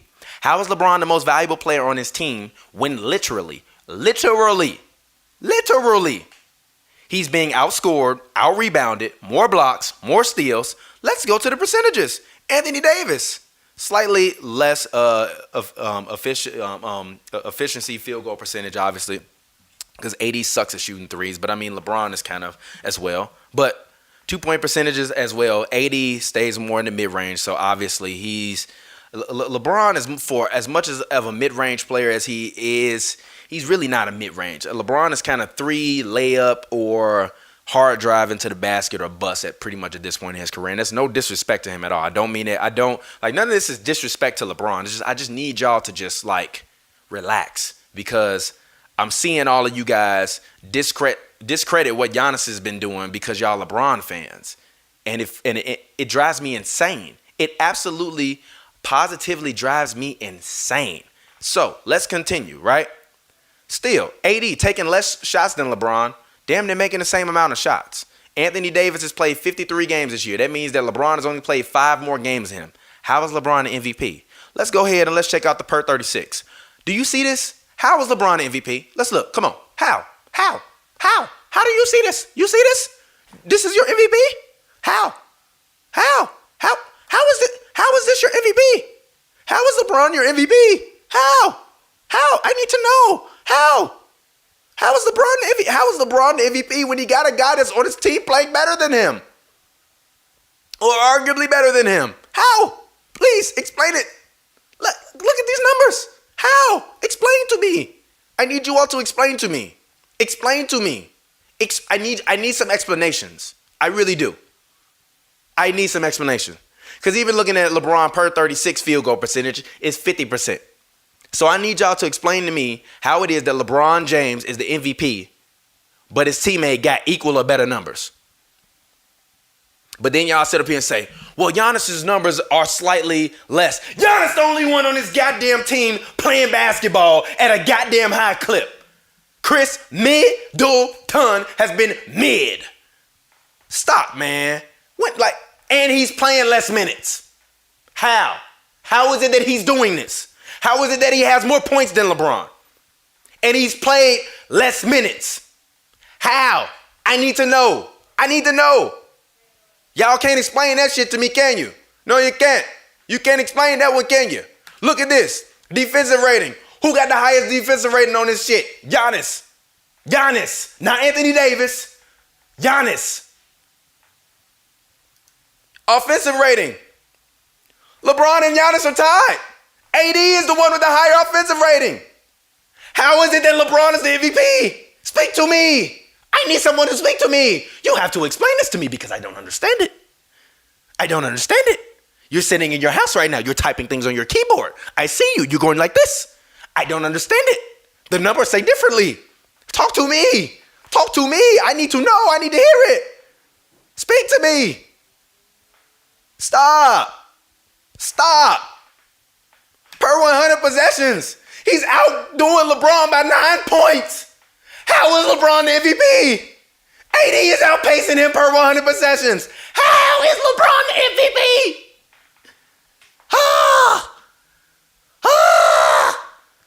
Look at the PER.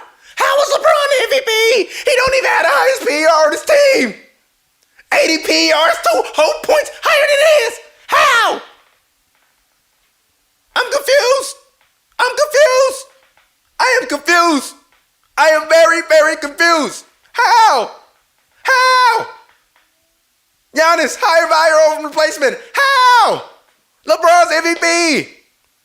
How? I don't hear it. Stop it. Just stop it. Stop. Lakers fans, stop it. Because you're embarrassing yourself. Stop it. Stop. This is like y'all saying Shaq deserved an MVP over Steve Nash. No, he didn't. Stop. You're telling lies. Stop. Are the Lakers the best team in the West right now? Yes, they are. Do I believe that the Clippers are a better team than the Lakers? Yes, I believe that with my whole heart. In the future, they're going to be the ones to come out on top. But are the Lakers right now currently the best team in the Western Conference? Without a doubt. Time after time, they have came through and they have proven and they have shown what it is that they can do. Avery Bradley, huge today. Avery Bradley, absolutely amazing. Absolutely amazing today. But I don't understand how Giannis can play 300 less minutes than LeBron, be outscoring him, have more field goals, way more rebounds, average more blocks, got 6-point higher PER, but y'all telling me LeBron MVP and he third in all these goddamn categories over his teammate? How? You're lying. You're sitting at home typing things and you're lying. You are lying. You're lying.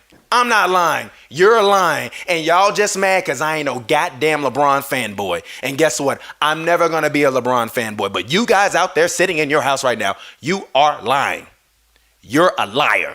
Because LeBron James is not the MVP. He's not even the best player on his team.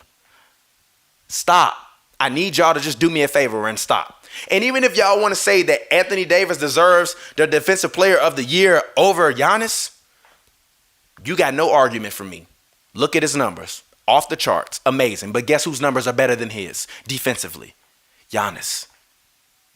Giannis. Who has a higher defensive rating? Giannis. Who's averaging 30, 13, and 5? Giannis. Y'all got to stop. I need y'all to stop because it's embarrassing. It's literally embarrassing. It's embarrassing to see all these media members day after day, time after time, get on television and try to, oh shit, goddamn mixer went out. Fuck. Okay. For these people to get on television day after day, time after time and lie. Stop. You're lying. You're lying. You are lying. I got the numbers sitting right in front of your face. And you're still sitting there with your keyboard right now, fucking lying. That's what you're doing. You're sitting at home right now in your computer and you're typing and you're lying. Because the numbers show me that you're a liar. So stop lying. How was this man LeBron the MVP over this man Giannis? Giannis hurt. Giannis didn't miss. Hold on a minute. How many games Giannis missed? Giannis didn't miss. I think he technically missed like 3 games this season because the Bucks have played, I think, 40-some games. Let me see. Let's see. I think the Bucks have played 64, 62 games. Hold on, let me see. We're gonna look at it. The Bucks have played 64 games this season. Giannis has missed 7 of them. The Lakers this season have played 62 games this year, and LeBron has missed 5 of them. So it's not even like you guys can sit at home and on your computer and be like, well, LeBron played more than Giannis. I don't want to hear that, man. Stop it. Giannis' team clinched a goddamn playoff spot 10 days ago. Stop. You're sitting at home right now and you are lying. You're lying. So stop lying. That's all I'm saying. Use your brain. Look at the goddamn statistics. Look at the record. Look at the goddamn games. Night in and night out, Giannis has been the best player in the NBA for 2 years. Even when y'all sat up here last year and y'all lied and told me James Harden, small game James was better than him. Small game James ain't better than him. Stop. It's Giannis. Y'all got to stop it. I'm sick of it. It's disgusting. It's absolutely disgusting. And Anthony Davis, it's disgusting for you to have better numbers than this man LeBron across the board. And for you to tell me, and every fan that's been watching the NBA for the past few years, man, I want to win MVP, blah, blah, blah, blah, blah. I'm going to win MVP, blah, blah, blah, blah, blah. That's my goal, to win MVP, boop, boop, boop, boop, boop. And then you come out and you Bron the MVP of the team? How Bron it? What the hell? How's Bron the MVP of the team when all your numbers play? I mean, your numbers better, big fella. How? Like, I know, I understand these players' notions to want to lift up LeBron. It's LeBron. God damn, this audio is killing me, bro. Fucking killing me, bro. But I understand y'all notion to want to stick up for LeBron. It's LeBron. I feel you. God damn, what the hell is going on, fam? I understand the notion for y'all to want to defend Bron. It makes sense. I've said it a million times. But at a certain point in time, y'all gonna have to really look at, like, do you watch it? Like Jay-Z said, what'd he say? Do you listen to my album or do you just skim through it? Do y'all watch NBA games or do y'all just skim through these shits? Or do y'all not watch Milwaukee because they playing in Milwaukee and you love the Lakers and you live on another coast so you can't see the man Giannis go out and ball everybody up every single night?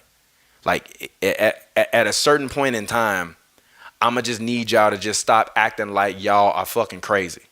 Because that's what y'all doing. And somebody just put in there, Giannis has one of the highest PERs of all time. I know this. Why do you think I'm sitting here yelling and screaming? And shout out to Itachi Uchihaha. He said, there is something wrong with the mics. I saw, bro. It is something wrong with the mics. Like I said, this mixer that I bought, it's got to go back, unfortunately. It doesn't work really well with our streaming software. It works well for everything else, but if it doesn't work well when we're streaming, then it kind of is no real point to it. So like I said, again, for the millionth time, I apologize for any audio issues that might occur during the stream, but it is what it is. I'm not about to stop the stream to go hook up another mic or a USB mic. Deal with it. When it cuts off, I'll cut it back on. I apologize for it. This will be available in podcast version on Hoops and Brews, SoundCloud, as well as on our iHeartMedia and all this stuff. But y'all gotta stop sitting up here and lying to me, bro.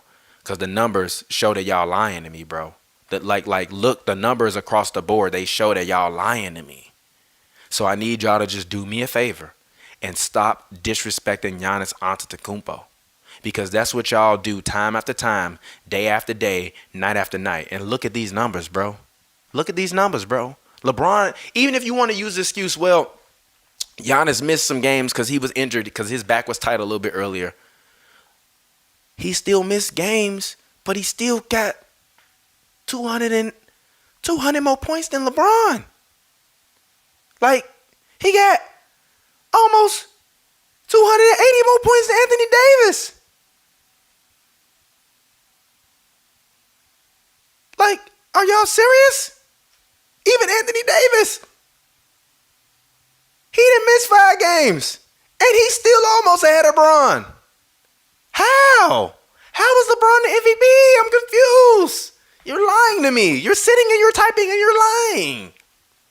You're lying. But anyways, let's go ahead real quickly. I actually want to pull up, Kawhi Leonard's, post game from the game today, where the Clippers lost to the Lakers. Going forward for the Clippers, let's see. Going forward.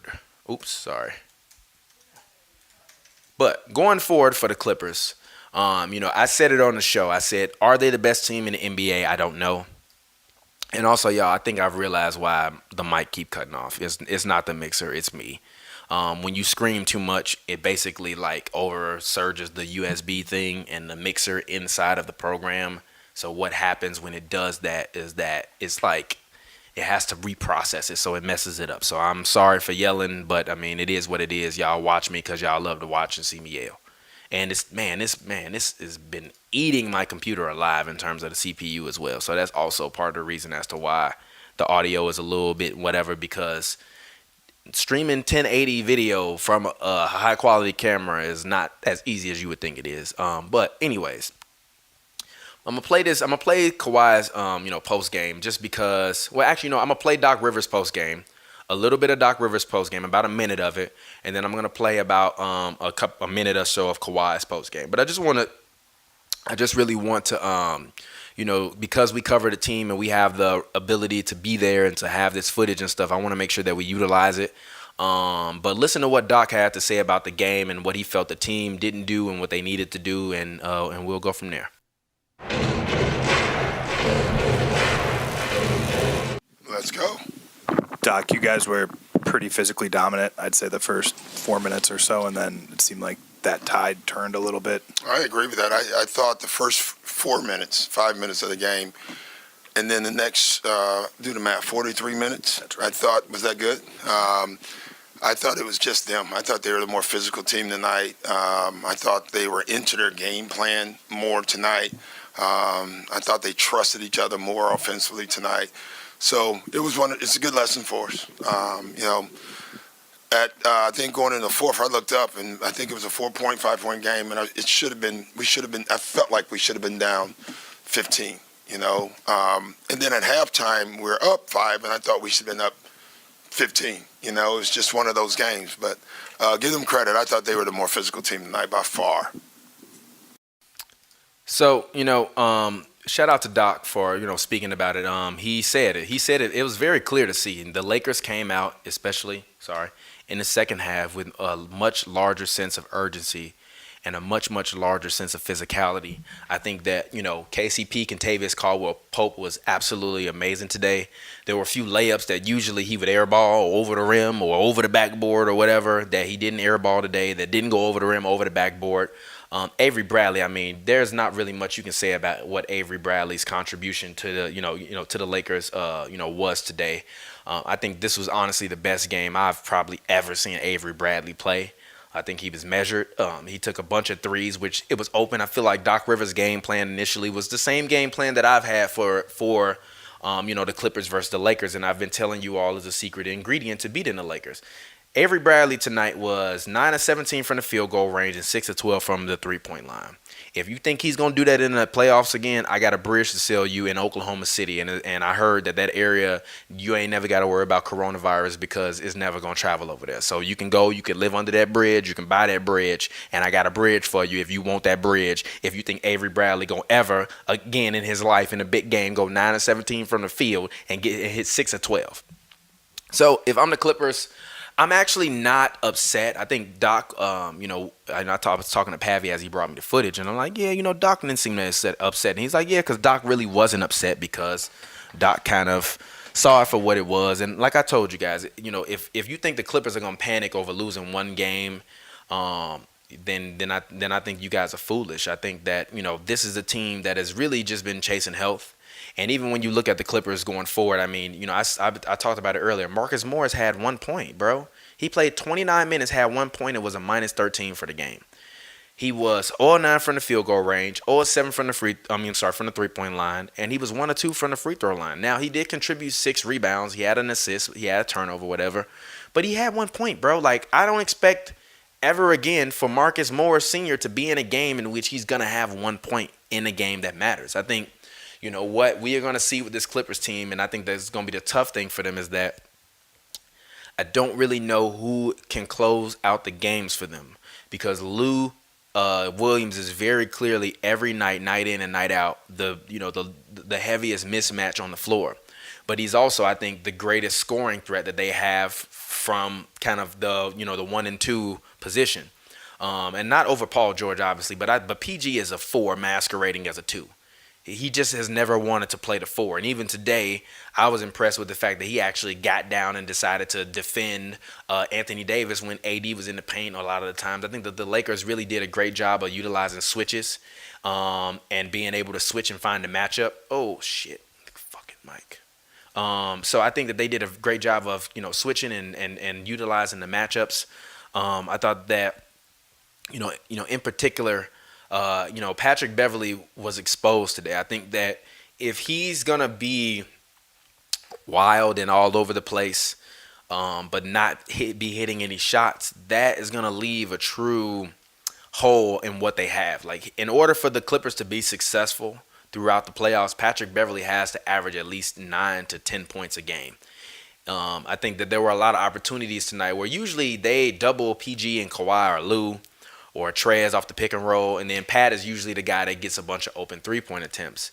What you saw tonight was that, Patrick Beverley, he was 1 of 3 from the field goal range. So, he's had a few games over this past couple weeks where he's scored either 0 points, 2 points, 3 points, whatever. But if you're looking at his shot attempts and the amount of times that he is getting up shots, that's the thing when you're dealing with Patrick Beverley where it's going to allow him to be valuable. Just like Avery Bradley. If you're going to catch the ball and you're going to be on the floor, shoot shoot it. Literally, get out there, shoot the ball as much as you can, be as aggressive as possible as you can. I think Lou Will was, had a terrible game. I think honestly this was Lou Will's worst game of the season, and I've seen Lou Will have some pretty terrible games this year in person.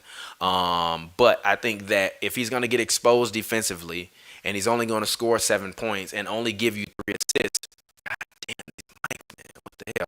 If he's only going to score 7 points and give you 3 assists, this damn mic is making me really, really, really. I don't really think y'all understand how mad I'm getting right now. With the fact that this mic keeps cutting out, it's really making me mad. So I apologize again. But if Lou is going to go 3 of 11 from the field goal range, only give you 7 points, and only in the time that he's on the floor give you 3 assists, then you're not going to win. The Clippers are not going to win. What the fuck is going on? The Clippers are not going to win turning the ball over, at a clip of 15 times compared to 12 assists. Like, you can't win a championship when your team is being outscored on a continuous basis, quarter by quarter. The Lakers bench was phenomenal today. The Clippers bench, for all of the law that they've had. Montrezl Harrell was extremely good today, but I thought that Anthony Davis really took advantage of him a lot. I thought that in terms of even looking at the personal foul thing for Montrezl had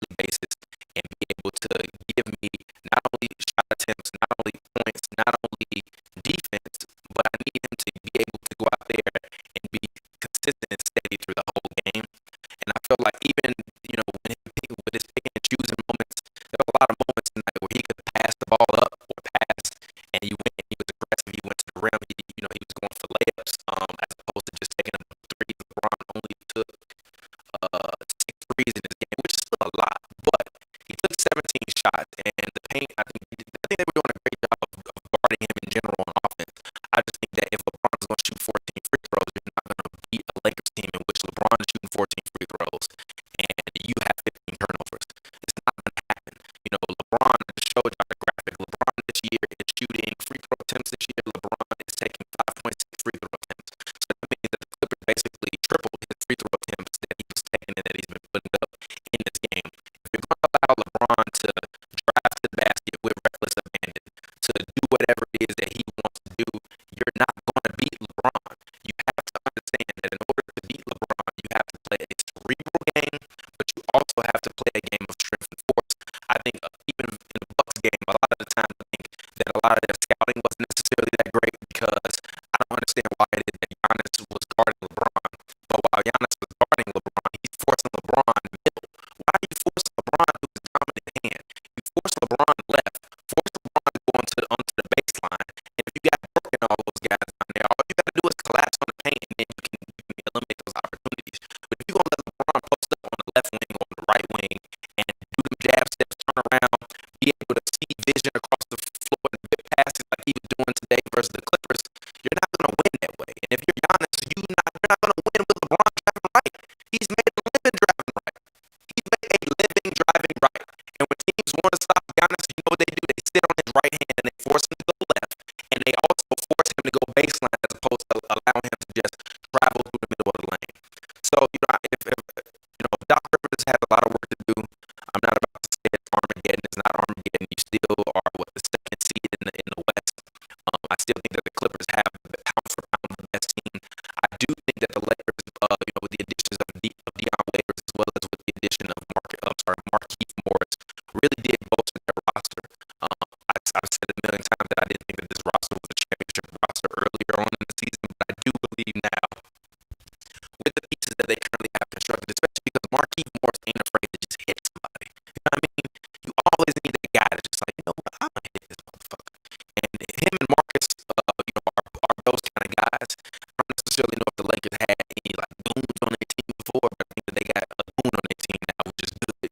And if Marquise don't play well, play good defense while he's on the floor, then you're going to be able to leave him on the floor. The Clippers to me still have the best team in the West, pound for pound. But I will say this, that this win for the Lakers as we move into the final stretch of the season, I think was the biggest win of the season for the Lakers. I think that it would have been very easy for them to get really high on themselves after that, win versus Giannis and the Bucks and think, okay, we the best team, we cool, we're gonna play the Clippers, we're gonna win this game, we're gonna take it 2-1 and then kind of take it lightly and then things don't end up in favor. I think the fact that they were, aggressive throughout the entire game, the fact that they pushed the pace, in terms of, going to the paint. I didn't necessarily know if the Lakers would be as effective going to the paint, but LeBron literally did whatever the hell he wanted to do today. There was not a damn thing Kawhi Leonard could do about it. LeBron got in that ass. He did. He got in that ass. He got in that ass. No, you heard the cube song. If you heard the cube song, you know what he got in that ass today. Defensively, passing the ball, vision, but also Anthony Davis. Like I said, you can't tell me that LeBron is the MVP if I think Anthony Davis is playing better than him and he's on the same team. Now, if y'all telling me Chris Middleton was playing better than Giannis, or equally as good as Giannis, so that's why Giannis ain't the MVP, I feel you. But I've been hearing y'all tell me for the past 3 years that Steph Curry couldn't be the MVP because he was on a team with the MVP and Kevin Durant was playing equally as good or better than Steph Curry or vice versa. So is it Uchi Wale or is it one mic? I still don't know if y'all really know if it's Uchi Wale or one mic, or if you just want to sit up there and bloviate and do this because I know you're typing in that chat room with lightning speed and I ain't even looking at the shit. But this was a great game, for the Lakers. A great game for Atlanta, to be honest. It's the first game that we've ever covered that was a Lakers game. We've covered every team, I think, but maybe the Pacers. But to be quite honest, I think we might have covered the Pacers last year. But I think we've covered every single team in the NBA pretty much at this point now. Having come and play the Clippers, the only team that we hadn't literally covered at all was literally just the Lakers and LeBron. And it's just because the Lakers are a very prestigious organization and it's very hard to get media credentials with them. So unless we was getting them through the Clippers, you're not really doing just like stroll in and get Lakers media credentials. But I thought it was a good game overall. I thought it was a really good game. I thought that if you're a Lakers fan, you still feel encouraged. But I don't think that y'all should just rush and act like y'all won the championship. You still lost. You're still losing the series 2-1. There's still one more game to be played as well.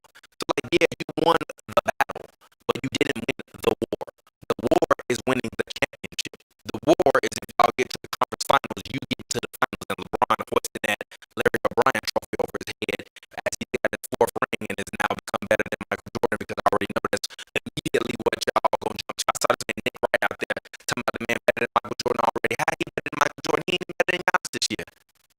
Y'all gotta stop, man. Like, it's egregious. It's egregious. And somebody said, "Do you watch basketball? How the hell you gonna say AD playing better than LeBron?" Because I watch basketball, and I don't just look at somebody averaging high assist amounts and think that that means that they are by proxy the most valuable player on the team.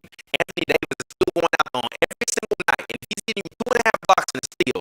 That means Anthony Davis literally is averaging. I'm sorry, he's adding 3.5 possessions to your team per game. Like, do you understand that? He's averaging 2.5 blocks and a steal. He's literally giving you 3.5 possessions a game. So I don't understand how it is. He's giving you 3.5 possessions a game on defense, outscoring LeBron, out-rebounding LeBron, shooting better than LeBron, has a higher player efficiency rating, higher defensive rating, higher offensive rating. I don't understand it. Y'all gotta stop. Y'all on bullshit. You're lying to me. You're sitting in your house right now. You're lying to me. Take that baseball cap off, or whatever kind of cap you got on right now, because it's a big ass cap. Take it off, man. I'm sick of this. But anyways, man, I'm about to get out of here. Any final questions, go ahead, drop those in there. I will be happy to answer those for a quick lightning round. I really did, oh my bad, but I really did enjoy, this entire, stream today as a whole. I think that today was a great day, for the NBA. I think that especially with all of this coronavirus stuff going on and us potentially having to worry about not even being able to be at the games to cover the games, I think that at this point we have to really appreciate what we're watching right now, because we don't know if we're going to be able to see basketball throughout the rest of this season. The same thing. Y'all keep talking to me about plus minus. I just pulled up every goddamn statistical number that you can find available that Giannis had better than LeBron other than assists, and you sit there talking about some goddamn plus minus. Like, do y'all hear yourselves? Well, the MVP usually has the highest plus minus. What the fuck does that have to do with the price of meat in China?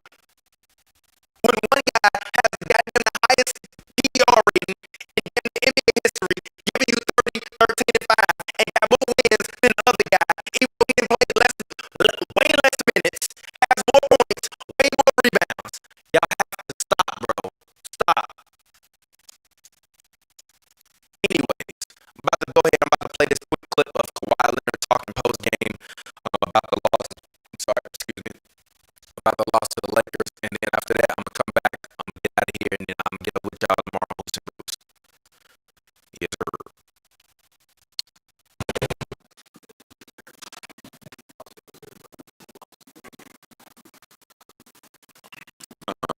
It's not really a good loss, but it's always things that you can take away and learn from your losses. Just gotta watch film and pretty much see what happened and what we didn't do right.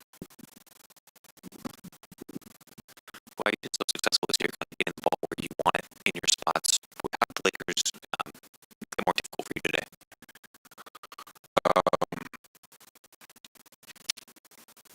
They're just pretty aggressive, throughout the whole game. I feel like I still got it rolling.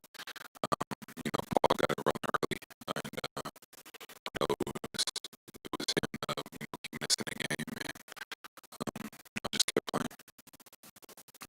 Doc mentioned the black and ball movement today. You guys had more turnovers than assists. What kind of went wrong offensively?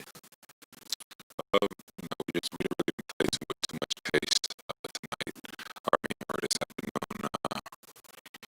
We kind of came in the game on our heels a little bit, even though we was up. It really didn't feel like we had a good rhythm out there, and I think that pretty much carried over to the second half.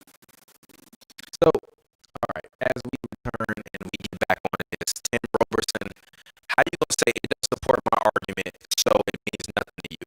So the other 20 whatever stats I just spent naming don't mean anything, but your one stat means more than the totality of all of those other stats that I just put out, whether it be offense, defense, rebounding. Like, I don't understand. So when you want to say that, turn that mirror back around on yourself, because you look stupid. But anyways, as I said, I'm sorry.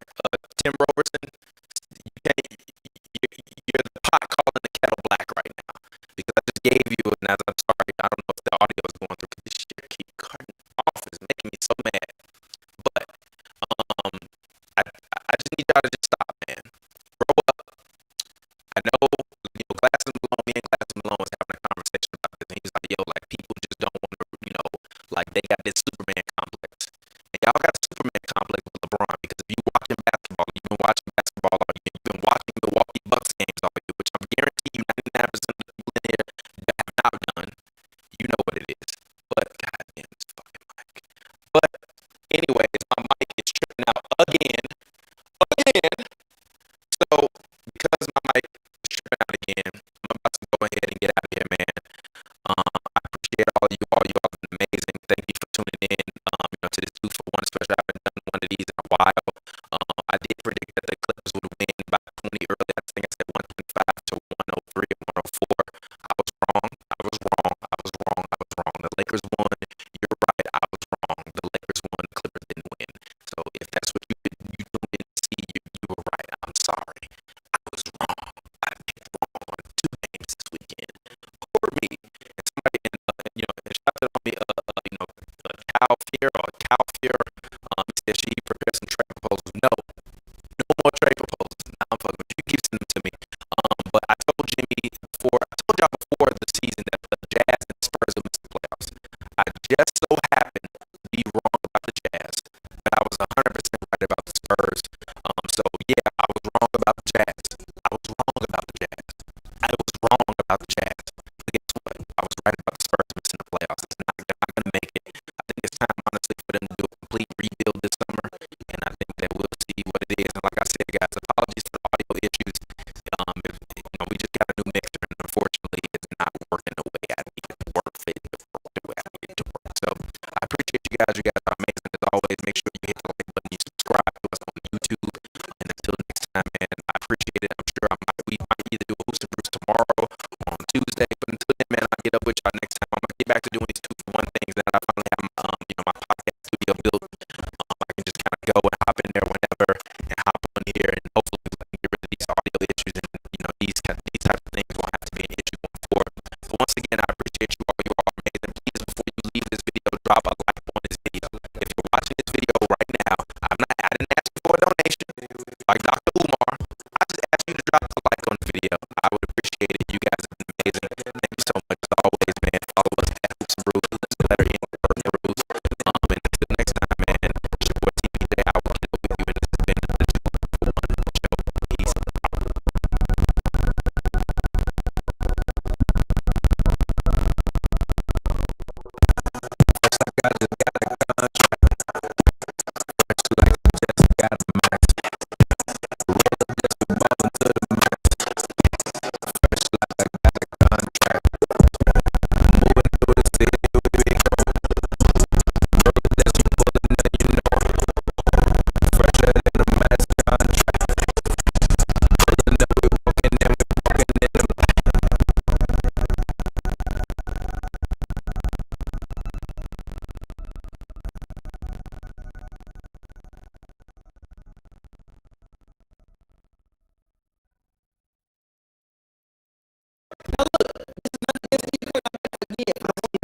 This is the problem I got with y'all. And I know we talk about the Clippers, but this is my whole point about all this. I'm glad we have this discussion because it goes to show how hard it is to sustain chemistry within a locker room. And getting guys that are talented to want to play together and come together as talent is a different thing than just having a bunch of talented guys on the roster. Right now, the Clippers got a bunch of talented guys on the roster that don't seem like they're playing together. I also think we made a little bit too much of this for one. Here's why. They're still like 15 and 550 in the West. For one. Number 2, I think one of the real issues is you can't never get no owner like you got basically a new team that ain't really played together.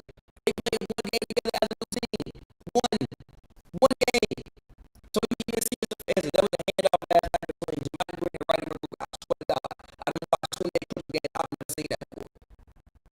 So you got people being placed in situations that they wouldn't normally be placed in. Also, I think the real issue with the Clippers right now is just they have to be more careful with the basketball. That's the number one. Like the number one issue is they have to be more careful with the ball. Now some people say, "Oh, you trade for point guard." They do. But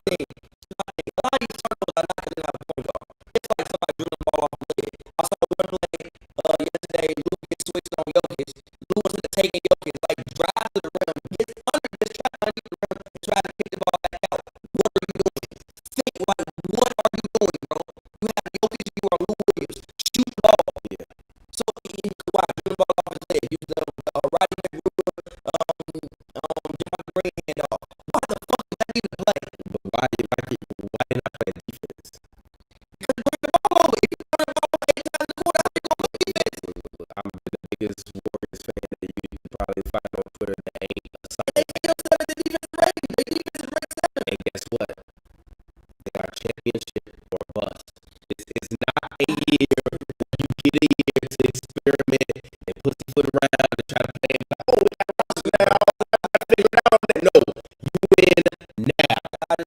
Don't go to the guy that was the finals MVP last year and went to a Raptors team and took a Raptors team that was a good team and put them over the top. This Clippers team last year, they were a good team. They were no stop. The Raptors were a good team. The Raptors said great. I said good. Okay, make up your mind. I said good. You just said great. The Raptors were a good team. The Raptors were a good team. The Clippers were a mediocre team. The Clippers were a mediocre team. Don't take the team again. To the finals 5 years in a row, 6. 148 games. I can't agree with that. 148 games. I can't agree with that. 148 games. That's a cop-out. Consistent 50-win team with that roster. The Raptors been a consistent 50-win team. It don't matter. It don't matter. It don't matter. And guess what? Every year, the Raptors win against the best team in the conference. They got their ass swept. They got their ass swept. They got their ass swept. Okay. And Lillard was against Steph Curry, Draymond Green, Kevin Durant, and Klay Thompson with 6. Okay. No, they were a good team last year.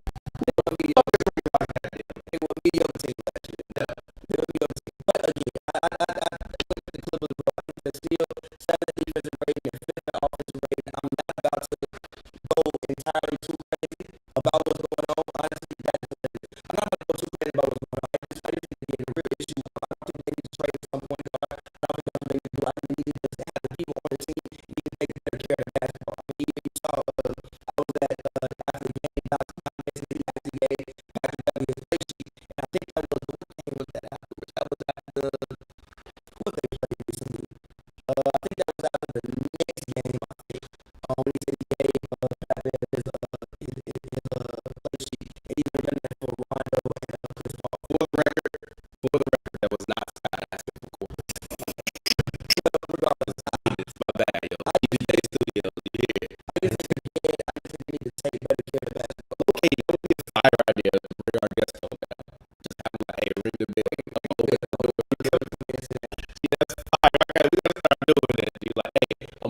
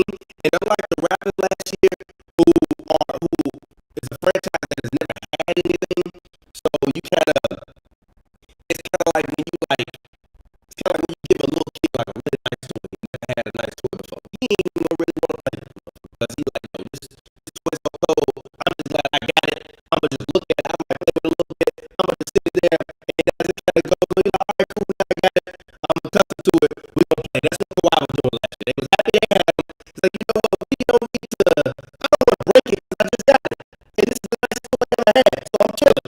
And they didn't want to break it, so they went along. But the rest of the team was like, yo, let's get it because we got this new toy. So all we got to do is get there. And all they did was get there. This team is looking like we got Kawhi, we got Paul George. All we got to do is get to the playoffs. We'll be fine. I've heard Doc say a million times. We don't care about the record. I've heard the players say a million times. I'm not looking to say I don't care about that. I'm just worried about us getting together and we win. You know, it's the game every time we go into the play. Like, I'm just saying, the give a fuck aspect is not there. The team chemistry aspect is not there. And it's not even talking locker room chemistry because I've never seen anybody in a locker room have any disagreements. I've seen players laugh and joke with each other all the time. I see guys talking to each other. It might not like be all of them huddled around, but also be like 80 million motherfuckers in the locker room. So even if you are trying to build chemistry in the locker room, it's 80 million motherfuckers in there. I'm gonna go walk around or put 80 people in a time to go holler at the homie in the locker room. No, you're not doing that. You know how many people are being like, yeah, a lot of people in the locker room. So it's not like the in locker room chemistry is bad. But I do look at this team on the floor and I'm seeing guys that want to get theirs, but I'm also seeing guys that shouldn't be on the floor. And I'm seeing guys that, as good as this roster is to configure against certain teams, there are certain teams that are matchup nightmares for them. And they're matchup nightmares for them because the Clippers haven't built any good habits. What good habits do they have?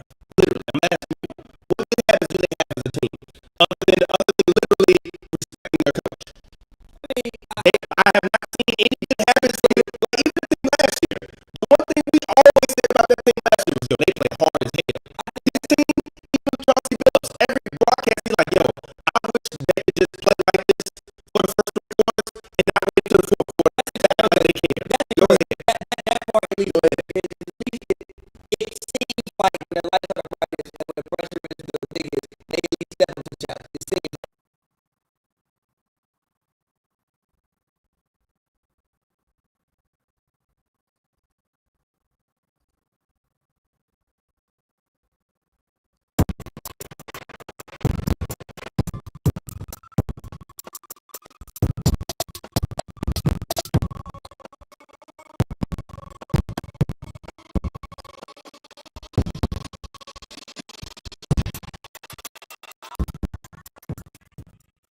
Alrighty, fans, what is up? We are here. We are live on the internet on youtube.com/hoops and brews as well as youtube.com/HNB Media.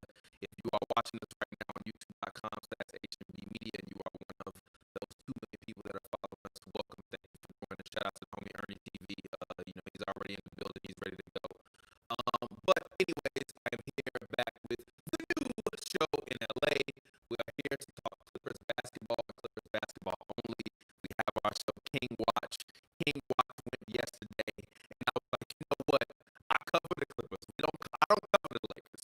We got a Lakers, fan show called King Watch. King Watch LA. Make sure you go and check it out. And it inspired me to want to get back into it because the NBA players are now in the bubble. I didn't necessarily want them to go and play, but now they are playing. Now that we are here, I am excited to see what is going to happen. I do appreciate how eloquently a lot of the players and coaches have been speaking about everything that has been going on.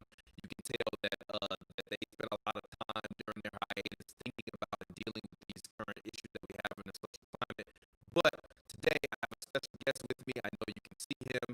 I'm going to bring his audio in. Nick Hamilton, who is a reporter for the LA Clippers and the Los Angeles Lakers as well. Veteran on the scene in LA, all around great guy, legendary reporter. Nick, welcome to the show.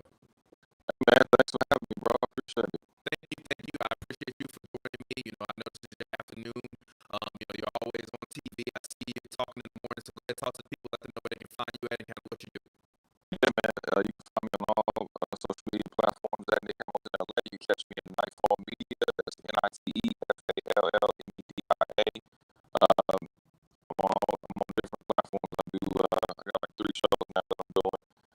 One is on the Good News Radio. The other one is now on Dash Radio and Dash Talk X. Opposite Reaction. And, just catch me when you catch me. I'm in the win like ever playing. Yes, exactly. Nick is a great guy. Thank you, Nick. I appreciate you for coming through to talk some basketball.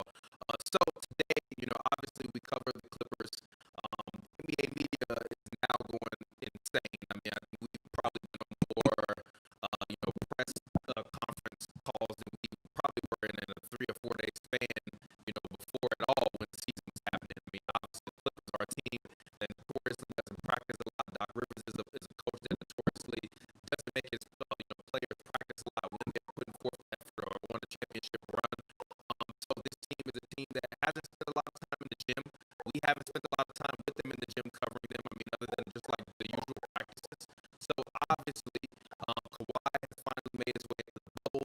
He is a person that was, speaking. Today he talked to the media. So I'm going to go ahead and I'm actually going to play, a clip of Kawhi. He's talking about the NBA season, how optimistic he feels about everything that's going on, as well as the NBA bubble and what he thinks about it. And then afterwards, I'll talk to Nick about what he thinks about Kawhi finally joining the team. He actually arrived later than the rest of the players. Go ahead and cut to Kawhi. Thanks, so, Chris Haynes, you're next. Chris, go ahead. Hey, Kawhi. I wanted to ask about the significance of this title run and how you think this will be perceived or compared to others. Obviously, there's people talking about rewarding asterisks for this season. How do you look at this season and the trials you got coming up as you guys try to make the championship push? This is just the layout of this year, so just pretty much stay focused. I mean, it's not like a regular NBA season. Nobody likes this, pretty much how they planned it to be at this point, with the pandemic. So, I mean, just take it for what it is. Everybody's happy that, a championship will be crowned this year. And if that's the 2020 championship, then, we won. So, that's how I look at it. This is what the layout is. It's just for us to go out there and, complete the journey. Dan Wood, you're up, Dan. Hey, Kawhi. I'm curious. The NBA just announced that 2 players tested positive in quarantine in Orlando. 19 others still haven't made the trip. Cases are what they are in Florida. How confident are you in the bubble as a whole? And how likely do you think this works? I'm confident in the bubble, meaning what? To keep you guys safe. It's no surprise to me that somebody, got it within the bubble.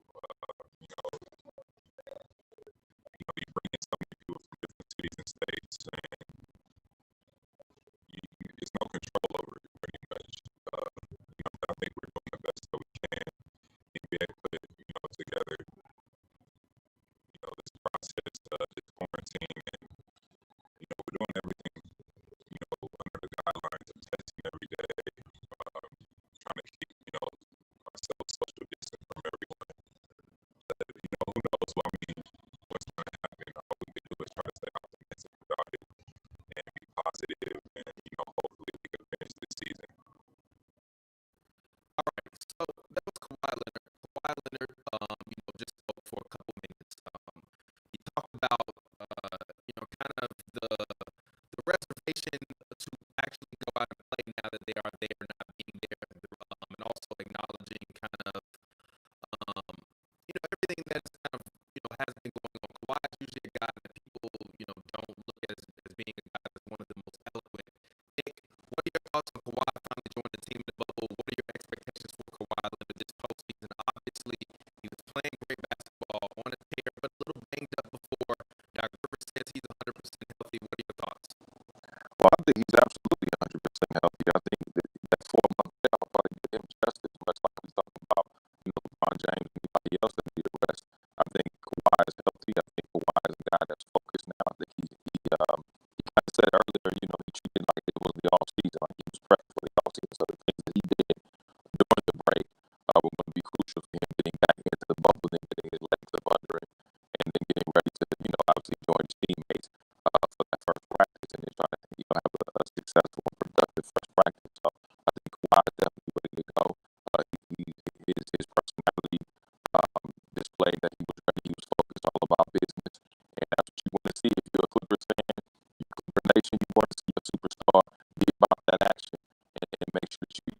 rally the troops and get things done. Yeah, I agree. I think I'm looking at Kawhi actually to have a bigger postseason probably than he's ever had in his career. I think Kawhi literally this year can honestly come out and outdo what he did last year. I think the thing that he doesn't have, I think the thing that he did not have last year was really health. If you look at what he was doing, kind of the trajectory that he was kind of sitting on at that point in time, he was playing, if not every other day. He played 62 of the 80 games that were to be played. This year, he doesn't have to worry about getting to a full 82. He also, as he mentioned, not in that clip, but he mentioned in later in the press conference, that the players have essentially had a full off-season off. So for him, he's coming back and he's looking at the situation in the Clippers as being a team that is more so focused on what is going to happen in the postseason, but with the preseason level of health. And that, I think, is extremely, extremely huge for the Clippers. The Clippers have been a team this year, all year long, that have been extremely banged up. They've had little knick-knack injuries. Paul George didn't start the season. Paul George had a couple hamstring injuries. Patrick Beverly was out. Lou Williams was resting for a couple games. They've been dealing with a myriad of injuries all year long. The only players that have really been healthy for the team this year have really been Ivica Zubac and Montrezl Harrell. Those have been the only two guys this year that have been 100% healthy the entire year. So looking at the Clippers, I think Kawhi this year, I can honestly see him coming out and in the playoffs, not necessarily in the 8 games before, because I think they're going to probably play him maybe five of those games, because I think they don't want any question. I think the thing that you don't want to happen is a player have a catastrophic injury in the 8 games before you get to the playoffs. So if I'm them, obviously the first game they play back is versus the Lakers. That's really the only game that, if I'm the Clippers, that matters. The other games are all seeding games. If I'm them, we play it on ear and we figure it out. And if we lose those games, we lose those games. We know how we match up against the Lakers. They've already played the Lakers, 3 times this year? If they play them again and they win, that'll be a 3-1 series win this year versus the Lakers. If I'm the Clippers, all we have to do is worry about seeing them. And if we don't see them, it'll be because they lost and not because we lost. So I'm looking at Kawhi. I think he can come out after 35, give you about 2.5 steals a game, and really be a terror on defense, and hopefully help the Clippers win a championship. What do you think? Well, listening to Doc Rivers earlier today, he was saying, he's glad that Kawhi's 100% healthy, but he's still going to play it in the right way. He's still going to make sure that he's going to put air on the side of caution still, even with these 8 games, because they know there's going to be a steep climb when it comes to the playoffs. But I think Kawhi could average at least 30. I think Paul George is going to have a spectacular playoff. He hasn't really come through in the big games that we've seen, like on Christmas Day and against the game against the Lakers earlier in the season, where he kind of was on the milk carton. But other games, we saw Paul George emerge. We saw him against the Houston Rockets. He had a phenomenal game against the New Orleans Pelicans. So I think you're going to see a more consistent Paul George. I think Paul George climbs for the playoffs. I think he's more focused now on with Kawhi Leonard. I think, like you said earlier, he had to make sure that he medicated his injuries to a degree, as far as make sure he healed up properly. He got the proper amount of treatment, proper amount of rest, and so forth, along with Patrick Beverly, who was another person who was banged up that was key to their defense. So you have guys like that are healthy, that are ready to go, guys that you got a new guy in there like Joakim Noah, who is proven to be. Talk to you about him in a second. Go ahead. Yeah, he's definitely proven that he can bang around on the inside with the best of them. You have somebody, like Reggie Jackson, who could actually move the ball up the floor. You have a plethora of Montrezl Harrell. So you have a plethora of guys, and of course, the key to all of this is Lou Williams. I've said that before, and I'll say it again.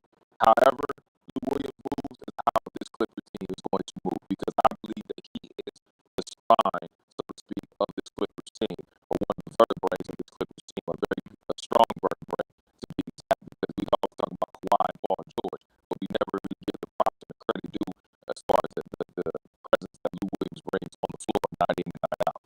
Very, very good point. And speaking of that, perfect point to transition, because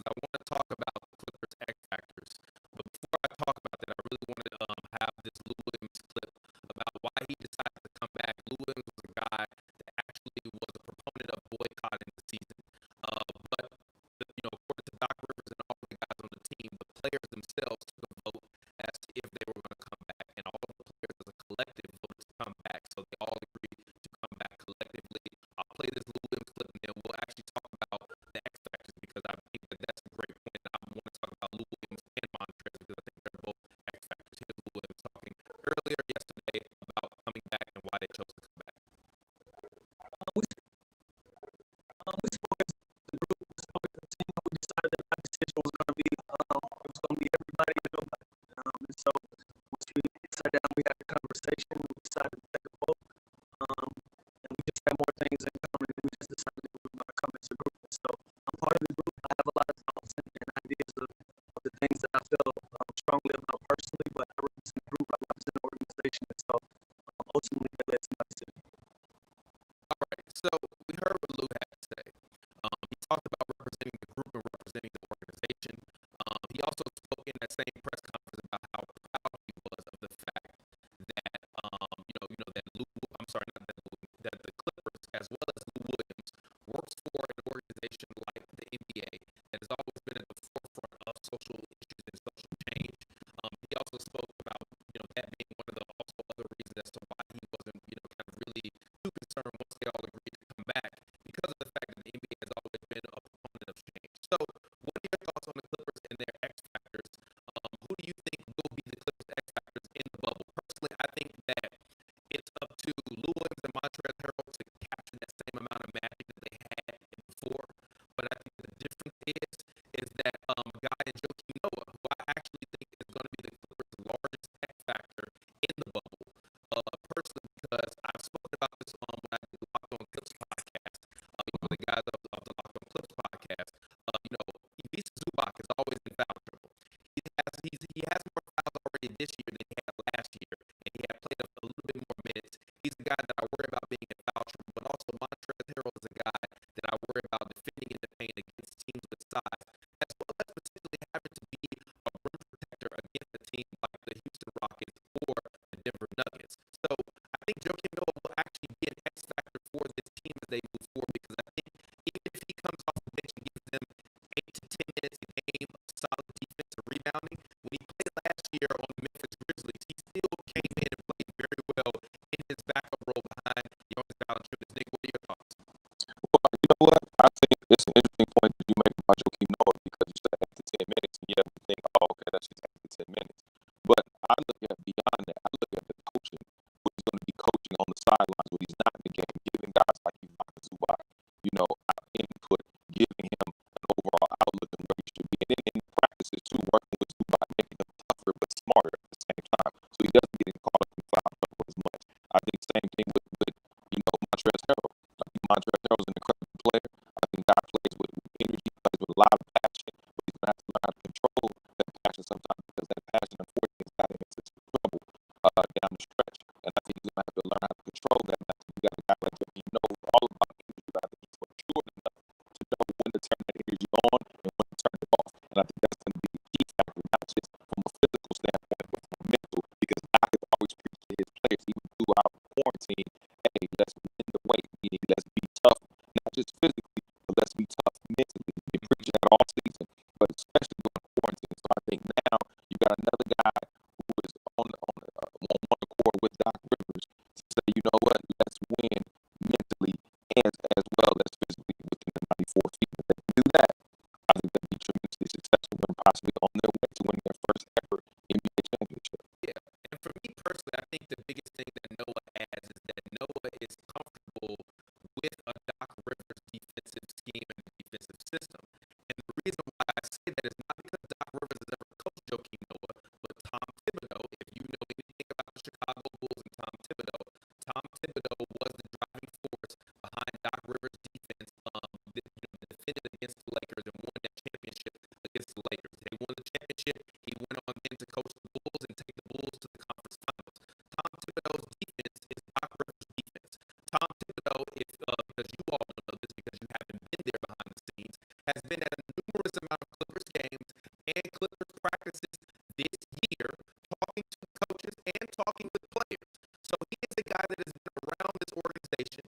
Joakim Noah is a guy that is extremely fiery and known for being one of Tom Thibodeau's greatest defenders when Tom Thibodeau was coaching in Chicago, and not physically on the court, but off the court as well.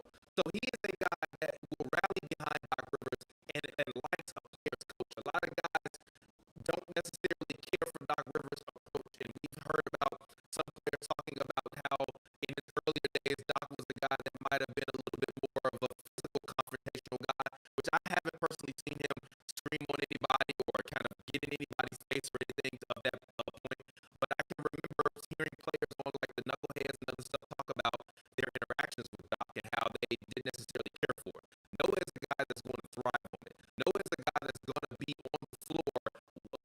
timeouts happen, being the first person off the bench to not slap hands because of COVID, but to say, hey, you missed this rotation here. Hey, you should be over here. Hey, if you do this, cut them off here. Play this part of the weak side this way and do that. And speaking of Noah, I want to pull up this clip of him talking about kind of, how he feels about coming back. I'm going to play this for about a minute or so, and then we're going to go ahead. We're going to talk about Paul George, and then we're going to get ready to get out of here. All righty, I'm going to go ahead and play the Joakim Noah clip. Hey, what's up, Noah? How you doing, sir? How you doing? All right. So I got a couple of questions for you. First, fight number 55. And then I'd like to know, some of your colleagues have expressed the fact that they didn't want to go back to the zone, feeling to take away from some of the social justice issues that they want to focus on. Why is it important for you to come back and play? And then what message would you like to send to a society and the youth about coming back and play basketball? I think that we're very blessed to be working right now. A lot of people don't have jobs right now. This is a time where there's not a lot of hope. So hopefully being out there and playing brings hope, and we can. This is what we love to do, is play basketball, and this is how we inspire. So everybody has a responsibility to use their platforms and bring positive. I think that's what it's all about, just being able to use your platforms and bring to the community. Thank you. Next is Brad Turner. Go ahead, Brad. I'm just curious, you signed with the team, a 10-day contract, and then they signed you for the rest of the season. How are you feeling physically, and how are your skills right now since you haven't played in a while? I feel really blessed to be in this situation. In September, I had a freak accident and cut my Achilles, and I told myself that that's just not how I wanted to end my career. So, the day after the surgery, I was in the gym working out with the hope of making this team. And I knew that if I didn't keep training and if I got a call from the Clippers and I wasn't ready, I knew I would have regrets for the rest of my life. So I kept training, and to be in this position right now, I feel very fortunate to be in this position. Being with great players, being in a position to win a championship, it's not something that I take for granted. We're away from our families right now, but this is the price that we have to pay. All righty, so thank you, Joakim, for the eloquent answers. I love the fact that he is a guy that is also a grizzled vet when it comes to speaking to the media.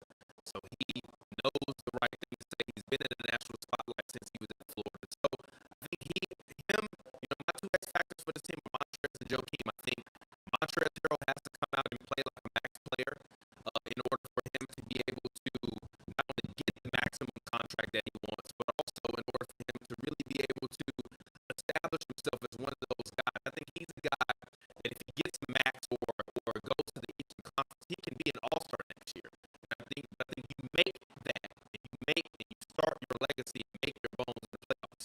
You don't do that in the regular season playing on a bad team. The run starts now. So I think he has to begin his run, play really, really well, and come out and really, really ball, because also if he does not play well, the media will blame him. He was one of the players that called the other players in the locker room out this season. So he has to perform well in the bubble. What do you think? Well, I think he definitely has to come up with a huge playoff impact. I think especially on a contract year.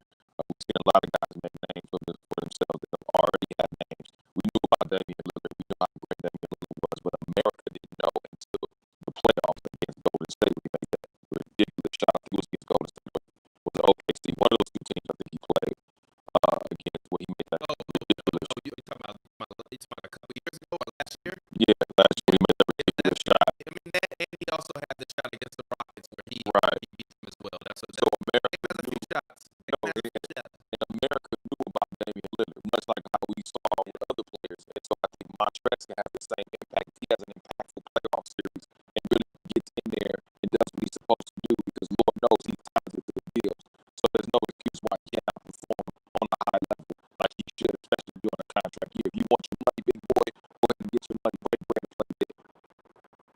I agree. So before we get ready to get into the very last topic, because I want to talk about Paul George, because obviously I've seen a lot of slander on Twitter talking about Paul George, and if he will be able to step up in the playoffs. But before that, I want to play this quick clip of PG talking about, just coming back. This is from his first media session that he did, with the media via Zoom. So I'm going to play this right now, and then we'll talk about Paul George and if he will be able to step up in the playoffs. It'll be great. I mean, it's our first time being together. We haven't practiced yet. But I mean, it's just great to be around the whole group at once. We've been waiting for this moment for a long time. But so, I mean, it just feels good. Group of great guys. And again, we just want to pick up where we left off at. And then I know you guys have obviously a lot of incentive to get going again because of the title aspirations you have. But do you have any reservations based on George Floyd, the social justice? Now, there's a lot of talk about not wanting to give the spotlight. Did you have any reservation about playing and what that might mean, or were you all in? It was mixed emotions. I think it was a roller coaster of whether we should play or not. I think ultimately, as a young African American, I think we have an unbelievable opportunity to use our voices. I don't necessarily think it's taken away by starting to lead. I don't think it's taken away of what's the important issues in our world. I think we can still address those more so than we've done before with our platforms. So I mean, I think it's just again another unbelievable opportunity. Spotlight is on us.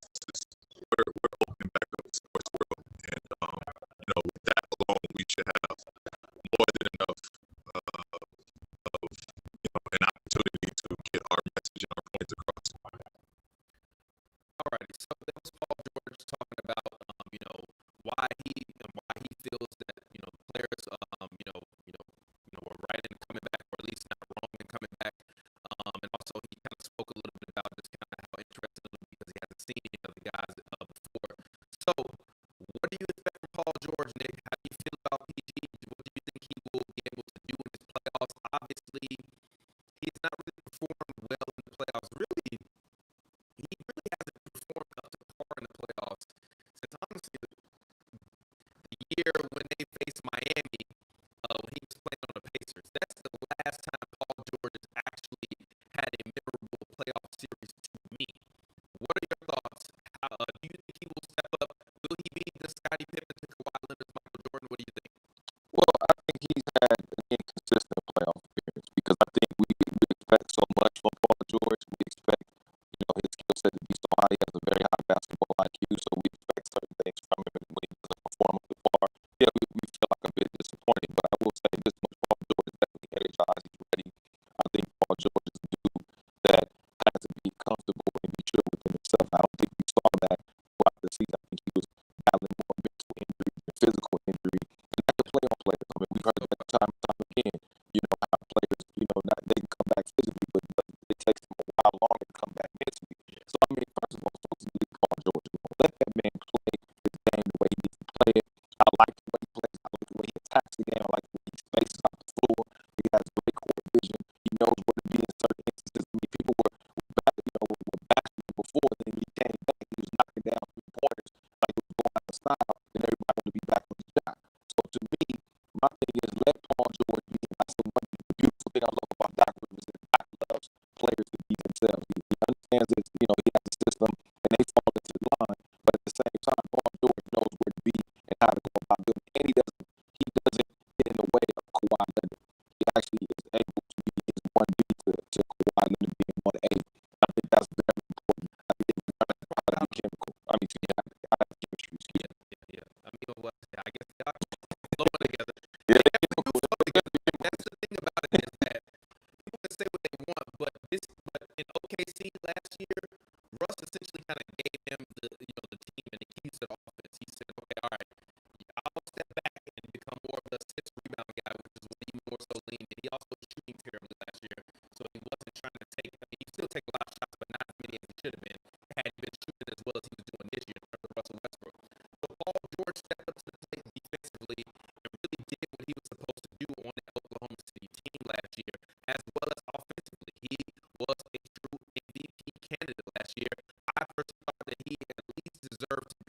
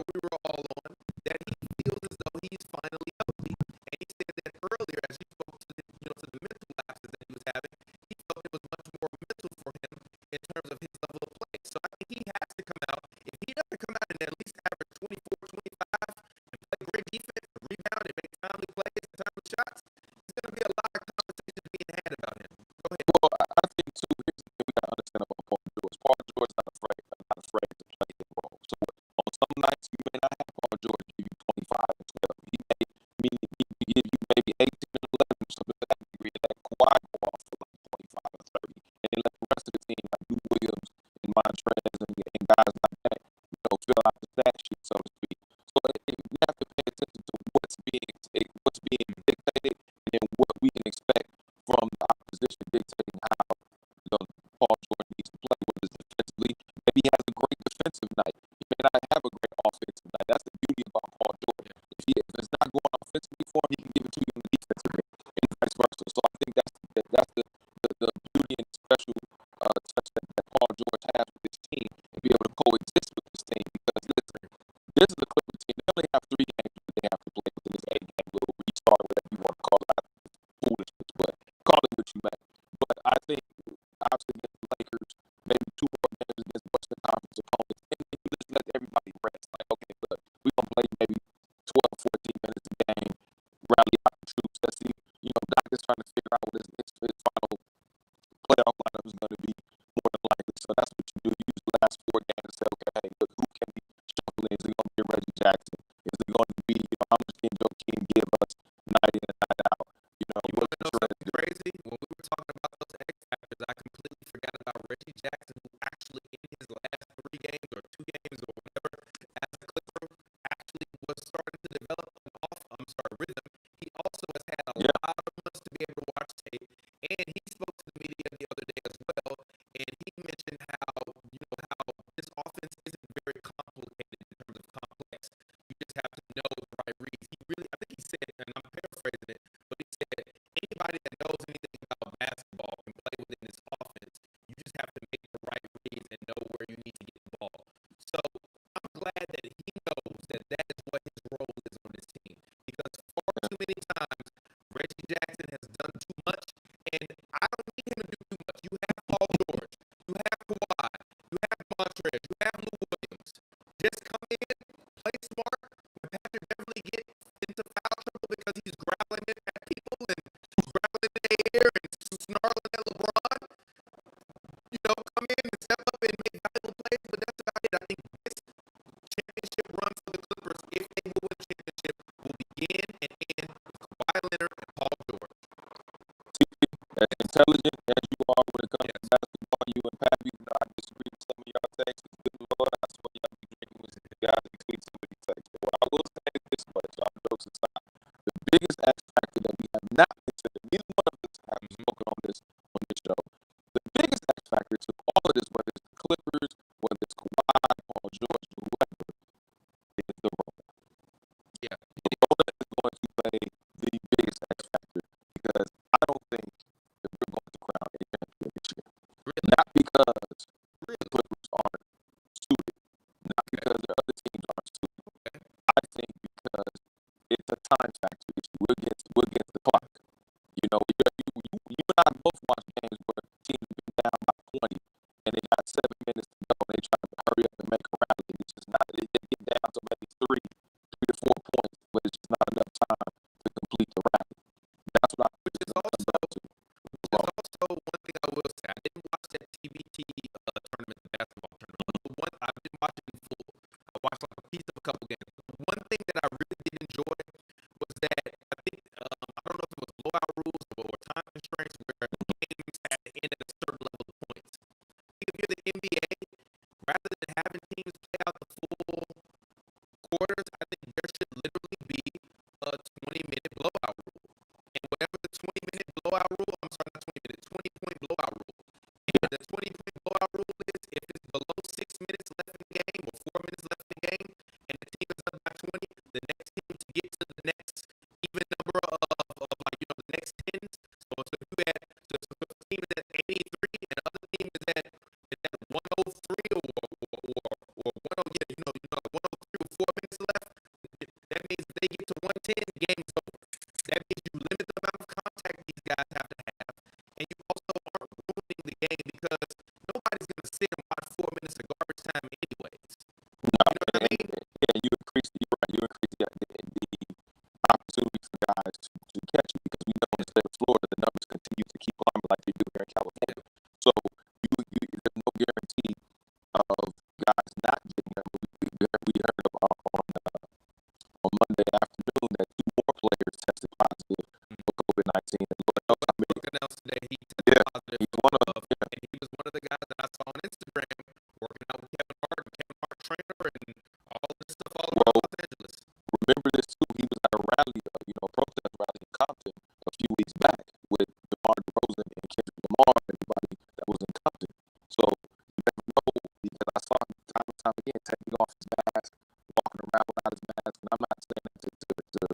vilify him or just say, hey, man, you know, you were off what you did. No, he had to speak to the people, he speaks to the crowd.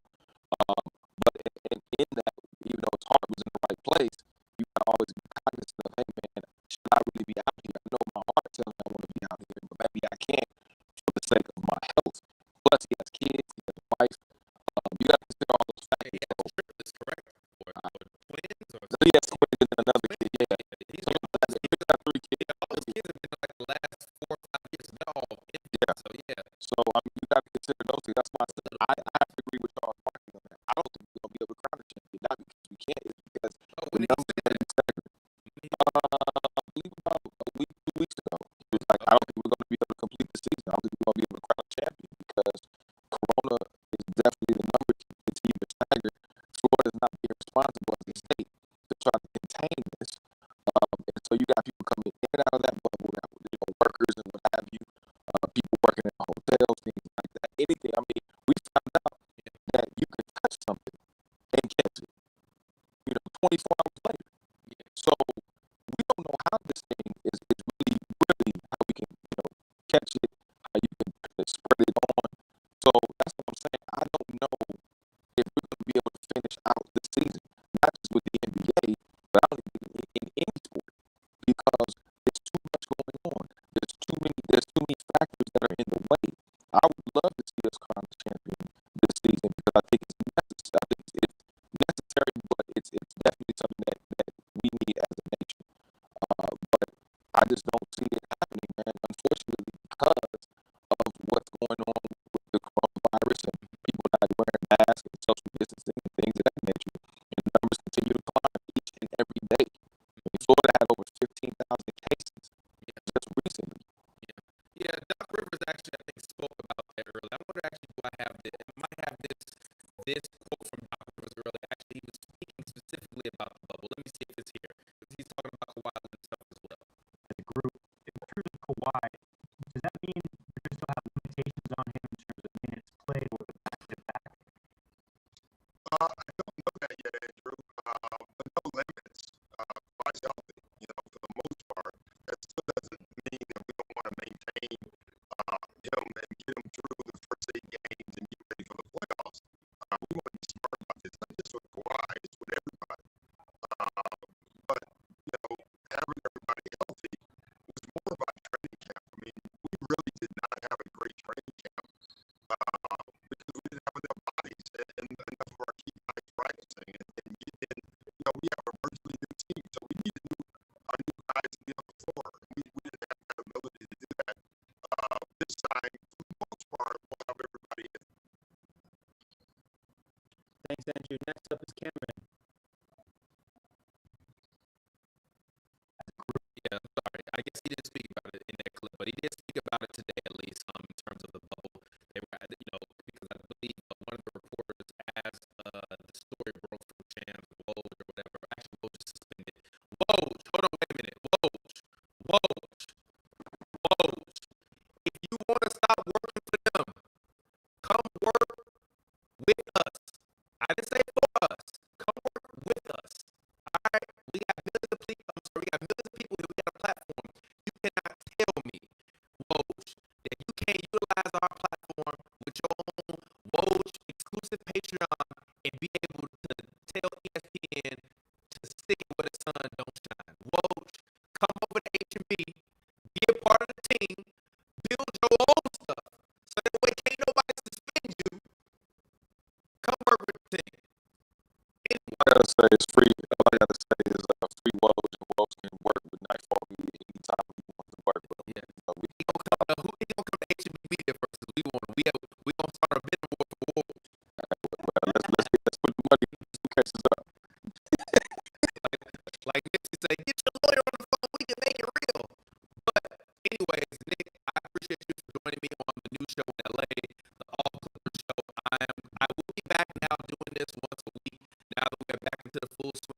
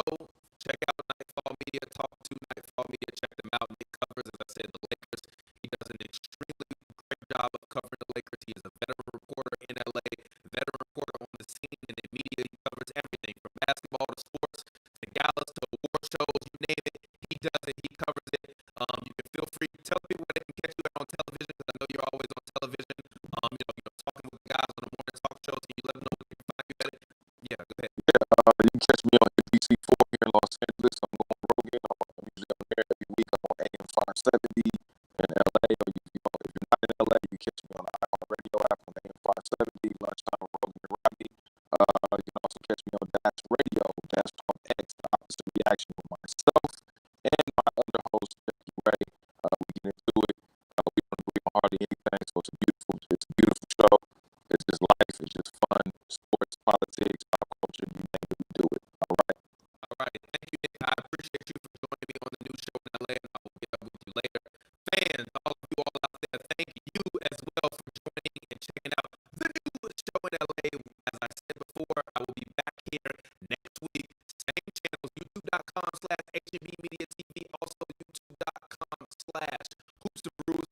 Make sure if you want to donate, continue to support this channel, bit.ly/HNB Tips, patreon.com/HNB, or you can hit us up on Streamlabs, streamlabs.com/Hoops to Brews. Feel free to support us. We appreciate every single thing. And until next time, I will get up with you all later. This has been your boy TPJ on the new show in LA for youtube.com/HNB Media TV. We will see you all later. Until then, stay healthy, stay safe. Peace out.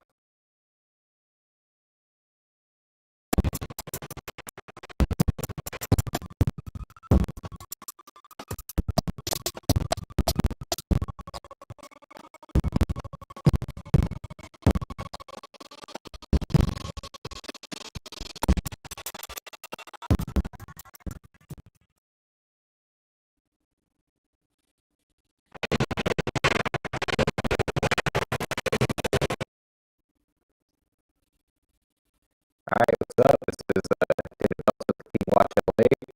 We have a special guest, Jason Maples, on. How are you today, Jason? What's going on, man? Not much. How are we living right now? Rainy, as you can see, but it's all good. Are you talking basketball? It's been a minute since I've done a podcast, I think 8 months. And yeah, last one I did was summertime when I said Anthony Davis was going to win the MVP. I like the MVP of the gold medal. He's not playing in 2020. He's probably not winning the MVP. The finals MVP still has a chance. I'm like a 1-for-3, and that's pretty much superstar in baseball, so it is what it is. So yeah, welcome to the show. Like, it's good to finally meet you. We've been interacting on Twitter for probably about a year and a half since this was called Showtime Podcast. I had to rename it when the Baby Lakers went NOLA, so it's good to have you on. So, what are your thoughts about the NBA bubble right now?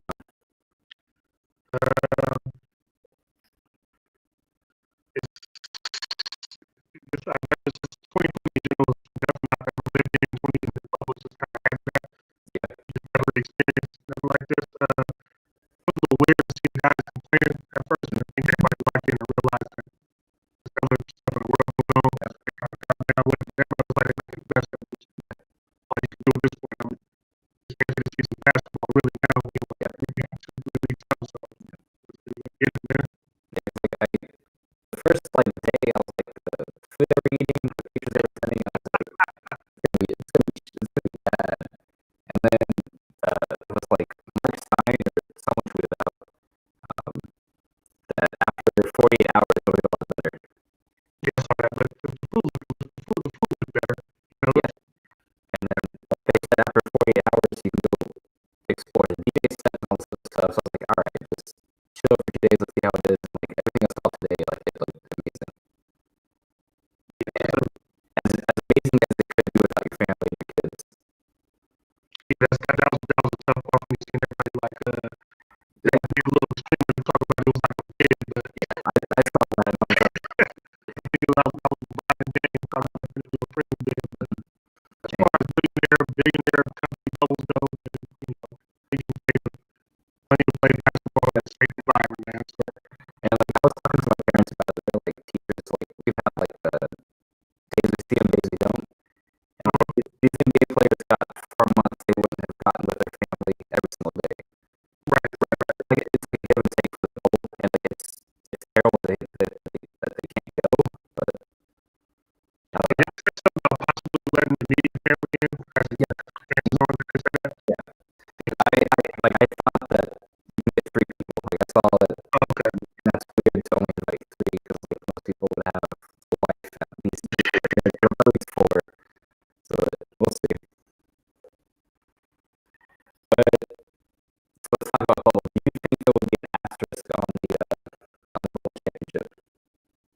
mentioned this a couple times. It's not an aspect. It's not any more valuable than another championship or any less valuable. It's just different. Everybody's going through the same thing pretty much. The only thing that could possibly make me change that is if there's an outbreak, like a superstar player has to sit for a couple weeks and just kind of like Giannis or Brown or Kawhi and really just chill some series the other way. That's the only way I can ask for. Other than that, everybody dealing with the same thing. I kind of think with the rest, you'll see actually better basketball once the rest is off. It's kind of be a thing. Just you might get like better basketball question. Yep. It's not an accident. It's just different. Because like 80 shoulder should be 100%. Kawhi is back on the top of Wasn't Giannis banged up too? Giannis and so everyone want the rest 4 months, no basketball. So I feel like the Warriors were actually in the playoff, but I think Clay is definitely a player.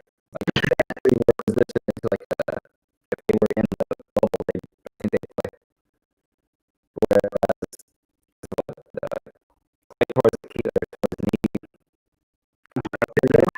They put it this season, man. They would have taken out. It was a wrap. They just full on thing. And like the only asterisk I could see is if Russ and James Harden actually have it. Because I've heard people like say like speculate that they might. That's why we're not in Orlando, and like I don't know like talk about it because that's we don't need to talk about that, but it's pretty sure that might actually be true. It makes it a little worse because they were in the high spot in Texas, so that makes it a little more everything okay. This is the Rockets' best chance with a championship. It's a lot of things' best chance. It's like that's true. That's true. Like this is probably like his best chance to get the title since I've been 18. Yeah, this is the best chance. Definitely best since 2010. Definitely best since 2010. One thing I think the Lakers is kind of tough with no home court advantage. It's most staples. The staples of the playoffs is crazy. So that's like the only like drawback. So I think like the Bucks and the Lakers probably hurt the most with all this because no home court advantage. I think worked for all season.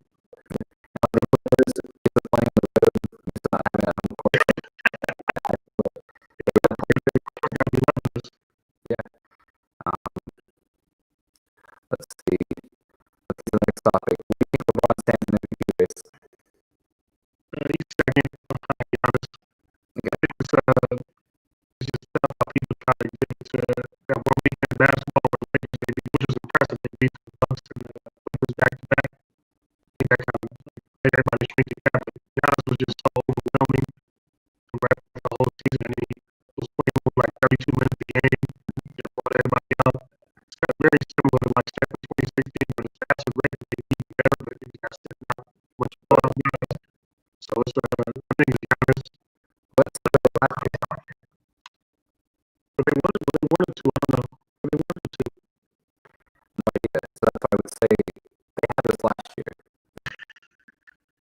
And this is where it's like arguments like I don't want to like knock Giannis, but like his team's pretty well balanced. And like I don't want to say LeBron should be one because whether they were last year or this year, because when they were last year without AD, whether they were this year with AD, kind of goes like his MVP race too. But I feel like Giannis has had a stable environment. You have to. I don't want to say LeBron wins. I think LeBron will finish second, and I think AD will finish fourth. I just think it's Giannis. Like he's doing all that in 30 minutes, which is nuts. I haven't seen those stats in 30 minutes since. But that being said, like you see these people, I'm not big on MVP award, just whatever it means. I don't give a damn about the Lewis MVP. I care about MVP. I care about the ring. Plus who gets MVP. Yeah, that's what I hold more weight on the finals MVP than regular season MVP. And this is where Hoops and Brews and I like disagree a ton. Because Pavy wants to like throw up James Harden as this great player. I'm like, man, he hasn't played the finals by himself. I don't care about that. Yeah, don't even get me started on Harden. Just regular season play. But the MVP, I think it's Giannis. That being said, I think the Lakers are going to win the championship. It's just like to the MVP award. How many years was Shaq there? He has won. How many years was Kobe there? He has won. Kobe both agree on this. It is stupid. Yeah. Kobe and Shaq. One of the best players since at least like 2010, arguably. But four, right? He's the best player almost like a decade.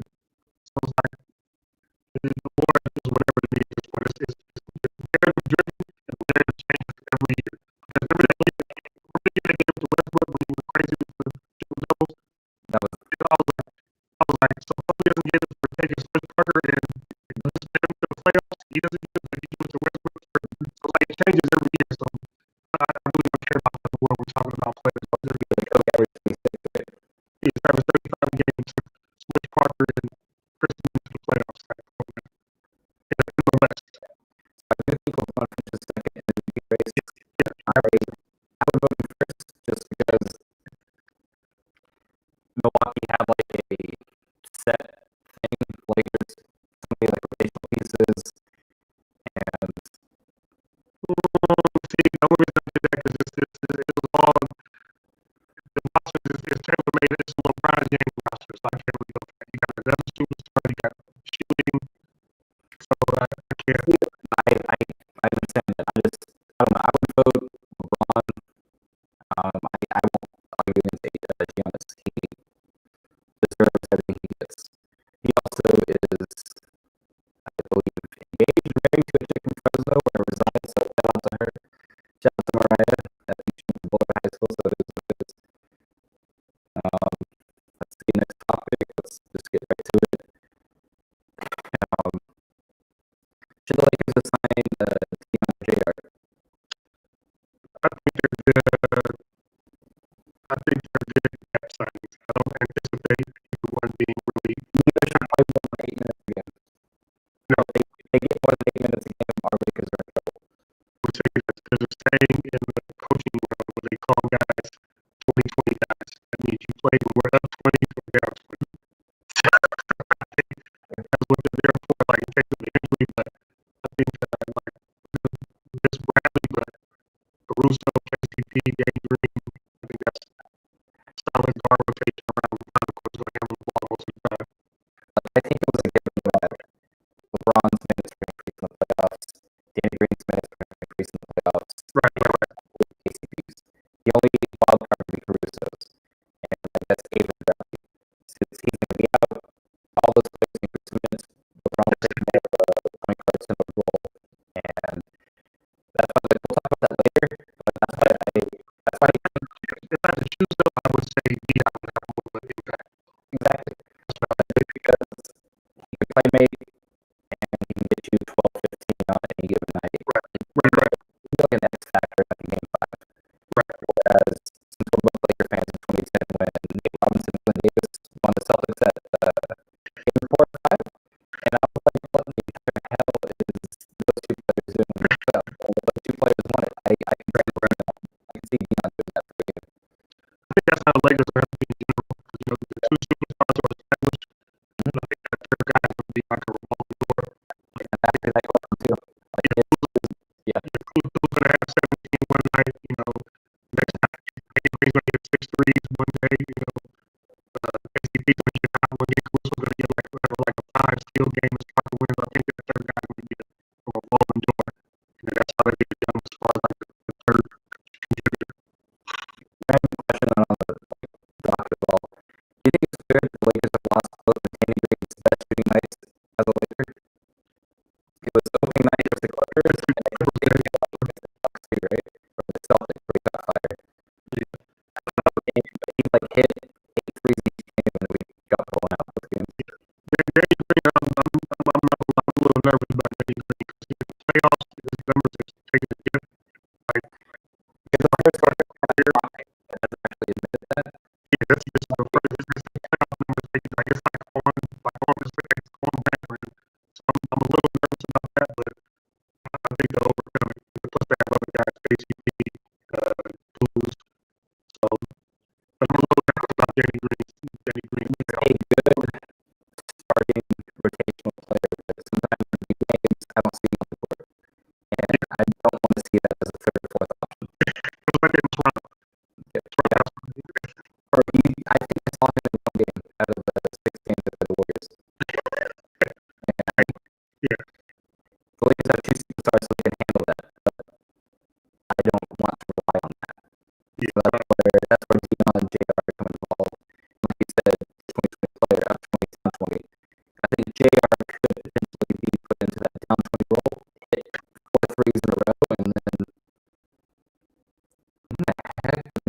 he?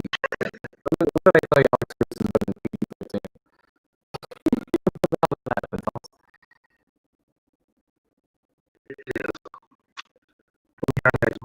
Let's get to the next topic. It's going to be, is this LeBron's last shot at the finals? No, I think we got a 2-year window. The Lakers are probably going to trade for a all-star / superstar this summer, getting rid of Kuz, or I think we'll do everything plus the COVID situation. So even though the cap usually has a steady incline, we don't know what the cap is. So assuming AD takes his max and LeBron's in, I don't know how you supplement the roster without having certain guys wear rights, whatever. I don't know how that works. I'm not a still a cap guy, but I think that gets kind of tricky. Other than that, I think if you have LeBron's AD, I think it was a 2-year window for sure when the first contenders. LeBron has shown no signs or very little signs of slowing down. Like he just, whatever he's lost physically, he's been able to make up. Yeah, so it's kind of like how Kobe lost athletes are always the team that ended up here with. As long as he maintains, but you know in the back of your head that they didn't come physically for everybody. As long as LeBron's at that level, I think they have a shot. I think eventually it's a 2-year window, and it was kind of like next school around AD and LeBron, you know, so we'll see. I think next year is like that's probably like super favorites to win all. And why I think LeBron's last shot is an option is this is probably the Warriors up there. Steph, Clay, Draymond, not going to be there. Who knows what to do with Wiggins next year? So this could be LeBron's best shot to win the championship. Depending on if they're able to get people next season. I've gone into like a rabbit hole of Lakers conspiracy theories where it's the last 4 trades, or 3 trades the Lakers have made with the Wizards. The Lakers have gotten like the crap end of that. Like we gave them Thomas Bryant, Wagner, and Bonga, and we received nothing in return, basically. We're able to make the AD trade work with them. Yeah. And it's like they said, like that could have been in link with a nice little deal. So I've seen those like theories. I've gone on TV in which I actually think we can. I appreciate the Lakers fervor, but I'm just telling you right now, there's no way, you know. Unless Kuz has an awesome AU type, unless that's that penalty place. Kyle Baker's Kuz, who knows? I don't see the deal coming. They just don't have the assets. Yeah. Don't have the assets. Your way, Kuz, THT, and some picks, and that's laughable compared to the next one. So once they have some back in the agreement, he's probably playing in Brooklyn next season. LeBron's last shot, I think it's this year, next year. I think after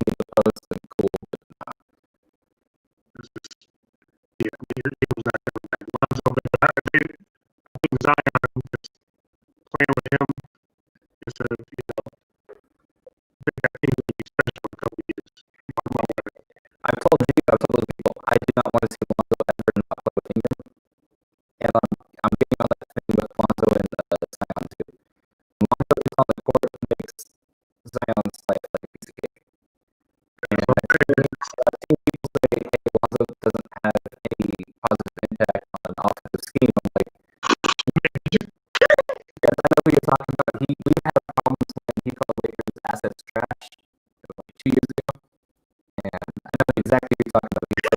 He does nothing for the Lakers or a offensive impact. I'm like, cut the tape with Lonzo off and on for Zion, and you tell me what the hell you see. And if we're watching something different, okay, don't look at like Katie said, don't look at a stat sheet or a graph talking about I know what I see with Zion and Lonzo on the basketball court. That's what everyone sees.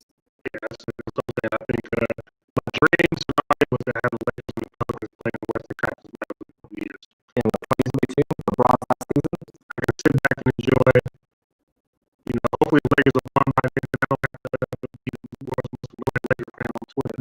If they don't win the championship, I'm going to be unbearable, just so you know. Okay, so I'm going to, this season, there is no excuse the Lakers can make. There is no excuse that LeBron can make. It's it. It's the Warriors aren't there. Well, here's my thing. It's a pick 'em between the Lakers and Clippers. Both teams have clear advantages in the matchup. I think it's a pick 'em. If you ask me why I pick the Lakers, I think LeBron and Kawhi, doing what they do, they at the end they kind of cancel each other out what they bring to the series. I think AD is going to be better than Paul George when that matters. What makes me nervous about that is AD has eight fourth quarter points total in all three games, which makes me kind of nervous. But I think when it matters, he'll be better than Paul George. I think I'll push the Lakers over the top in that series. And all that stat, I was like, I had no idea what the actual thing until you posted that. Yeah, so, but I think when it matters, AD is going to be big time when he counts. And also, Vogel was like, he's going to play the same amount of center as he played during the season, which Vogel said he was put to 5. I will go back to Indiana if he's playing fun. If he's playing Kuz, I'm not doing that. But I cannot believe that, because what I've said is the Lakers will be NBA champions if they just rock with 80 and 5 in the most important series. If I can see JaVale or Dwight in the Western Conference Finals next to 80, I'm going to lose it.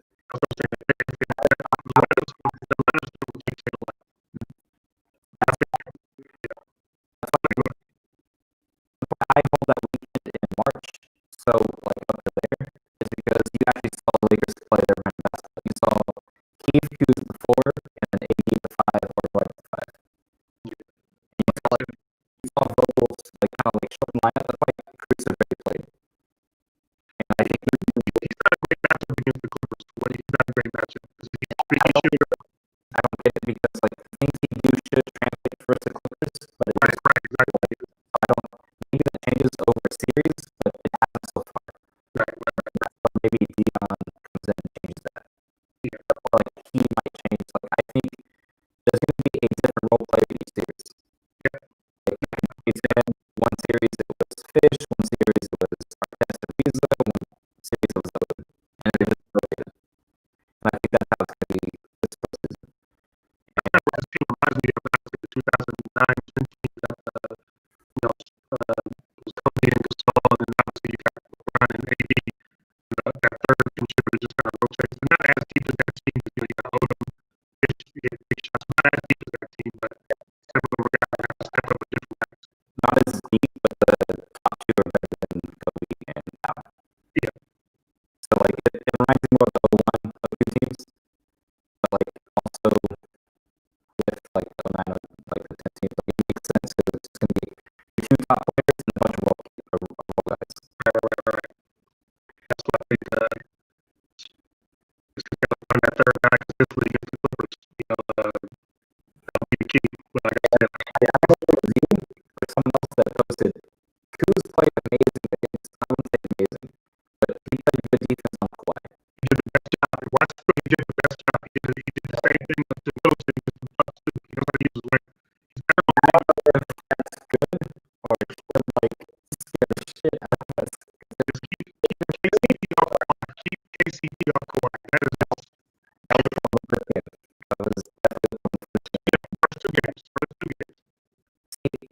game, yes. Second game, the Lakers should not have lost on Christmas. I know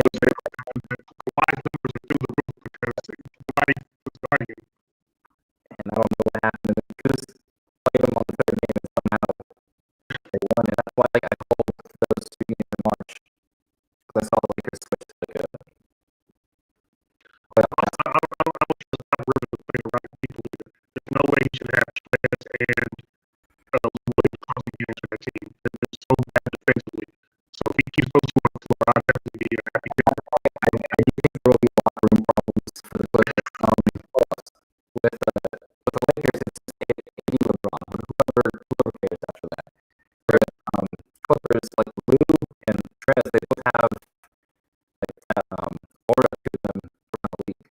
Like they're not KCP, they're not Marquise, they're not Dwight, they're not like these are actually like capable players starting to like any NBA team. So, like feelings might get hurt if they don't play in the fourth. And so that's why I can see kind of something happening if that happens where they don't play a certain play in the fourth. Something like a scuffle happens in the locker room. I don't see that happening in LA. I just know when they close with Lou Williams and Trez, the defense is off. LeBron attacked Lou in the third game, and there was nothing to do. And that's why AD didn't score. AD was just like a decoy, and it was just get LeBron on Lou and let LeBron go to work. Who do you think the Lakers' toughest opponent in the West is? Clippers. It's obvious. I think they've been on a collision course all season. I think the Rockets make a game or two from each of the teams, but I think at the end of the day, the Lakers and Clippers are on a collision course. Barring some type of injury, but it's just those two teams. So just to shout out to my guy on the three, he's been I'm not worried about the Portland Trailblazers. Stop that. The Pelicans going anyway, baby. I know you watching. He wants the Lakers to lose probably first, second round. Same with Automatic, who's been a great follow, great person interaction on Twitter. He thinks the Pelicans have a chance in the first round against the Lakers. First of all, shout out Automatic. Because I can't tweet a certain way because of my job. He does a lot of work for me. So Automatic, shout out. He goes off the defense, I love it. I love that. Like I keep it like PG sometimes. I love how far he goes off the defense. That's my guy. Pelicans get up to the Lakers in the first round. They can maybe win a game if the Lakers are sleepwalker. That third guy doesn't show up. But so much stuff has to go. This is what they have to do to win the game, to win a game. Zion maybe have to play to a standstill. There's no likely UAE's experience and Zion experience. Everybody else, LeBron's not going to be stopped just from asking for LeBron. They have to outplay everybody else on the roster. And hope it outweighs what LeBron does. You have to do that 4 times. Yeah. And then maybe it happens once.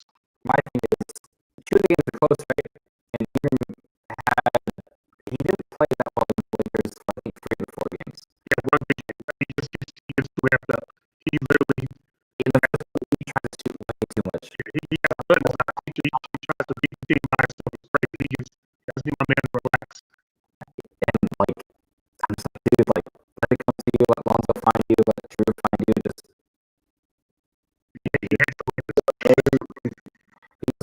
he goes way too hard. And I'm just like, all right. Like I see, and he had 1 game. Like, if he can catch fire for a series, I can see that going 5. Yeah, it's 1 game. They can win 1 game. A lot has to go right to win that game. I can see Drew or Lonzo having the night of their life in the postseason, and then maybe 6, but I don't think it goes farther than 6. It just should not go farther than 6. I don't think they're going to win a game if they make it. If it goes farther than 6, the Lakers are in trouble. The Lakers are in trouble going past the first round. If it goes 6 games. I agree. But yeah, like I would say Clippers for me most just because they have no answer for Kawhi when they're going through stuff. And I know a lot of Laker fans like to take shots at Kawhi because they come here and it's like that man is going to be the top 15, top 10 hooper of all time. I don't care about the whole stats. I don't care. I don't care what your total points are going to be. When it comes down to it, that guy is one of the greatest postseason players I've seen. That series against the 76ers when nobody could score. Before Van Fleet and Lowry got hot, they were like shooting like below 40%. And he was just like, I got it. I don't know if this is a hot take, but 2017's game 1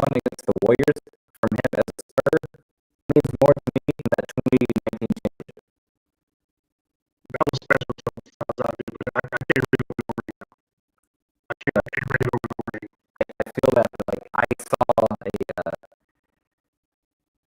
saw Kawhi reach a level that I didn't know Kawhi was capable of reaching that series, which he showed in 2019.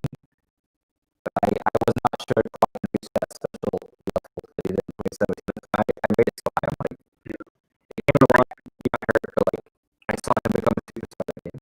Yeah, but the thing with the Sixers, that was they had like 4 or 5 elite defensive players. Like Jimmy Butler is one of the best defensive guards in the NBA. Ben Simmons is the top 3 defensive point guard in the NBA. Like those are not like bad defenders. Top 3, I think he's top 1. I don't see a better defensive point guard than Simmons. Yeah, he's He's coming to LA. He never talks about AD. He never talks about LeBron. He loves Magic. Magic won the clutch. He's clutch. Magic quit, basically, so he just talked to Ben Simmons. I would love Ben in the Lakers uniform. That was his next topic. Let's talk about Avery Bradley. I respect your decision. For you have his son's immunocompromised. You see the COVID numbers going through the roof. It was a no-brainer to me. I respect it. As a fan, you missed him a bit, obviously, because he was starting to, because he was the key. Like he was the third guy against the Clippers that game before. He was big on both ends. So we're gonna miss the ball pressure and shooting. But I can't do anything but respect his family first for my end.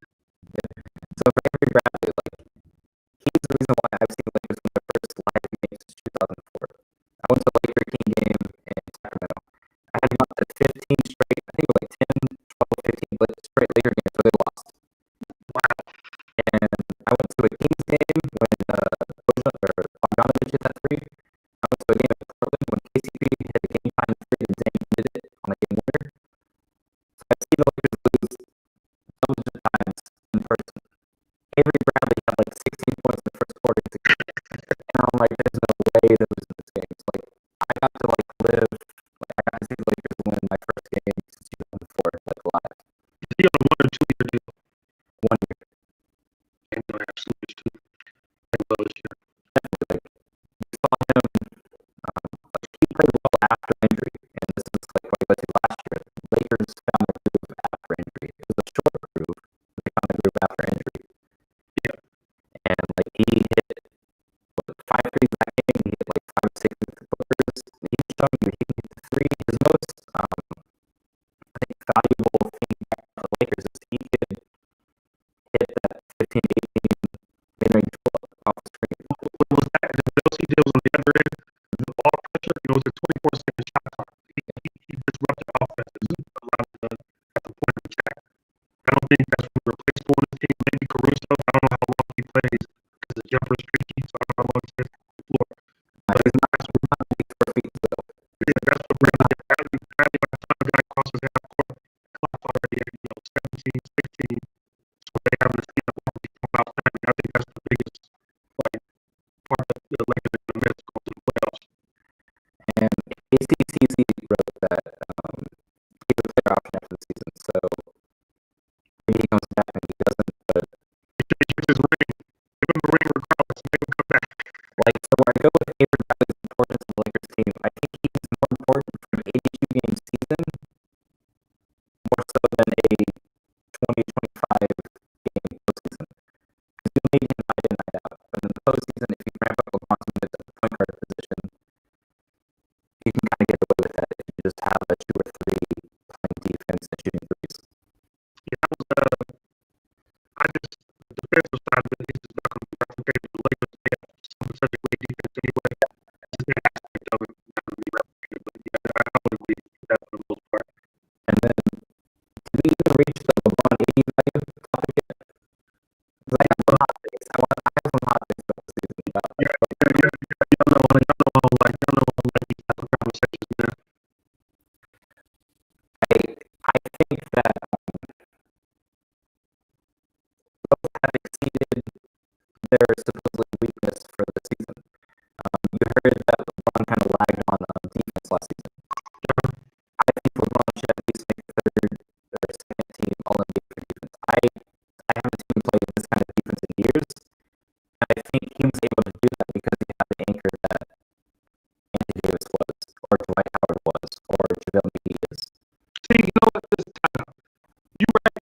You know what just makes me upset because when I bring up all this stuff last year, not trying on defense, you get a whole bunch of pushback from everybody acting like I was wrong. Everybody was wrong last year. He would try a couple positions, and then like the rest would just kind of like chill. And you would see like Lonzo play defense for 18, 19 seconds, and like, hey, why did he do this on offense?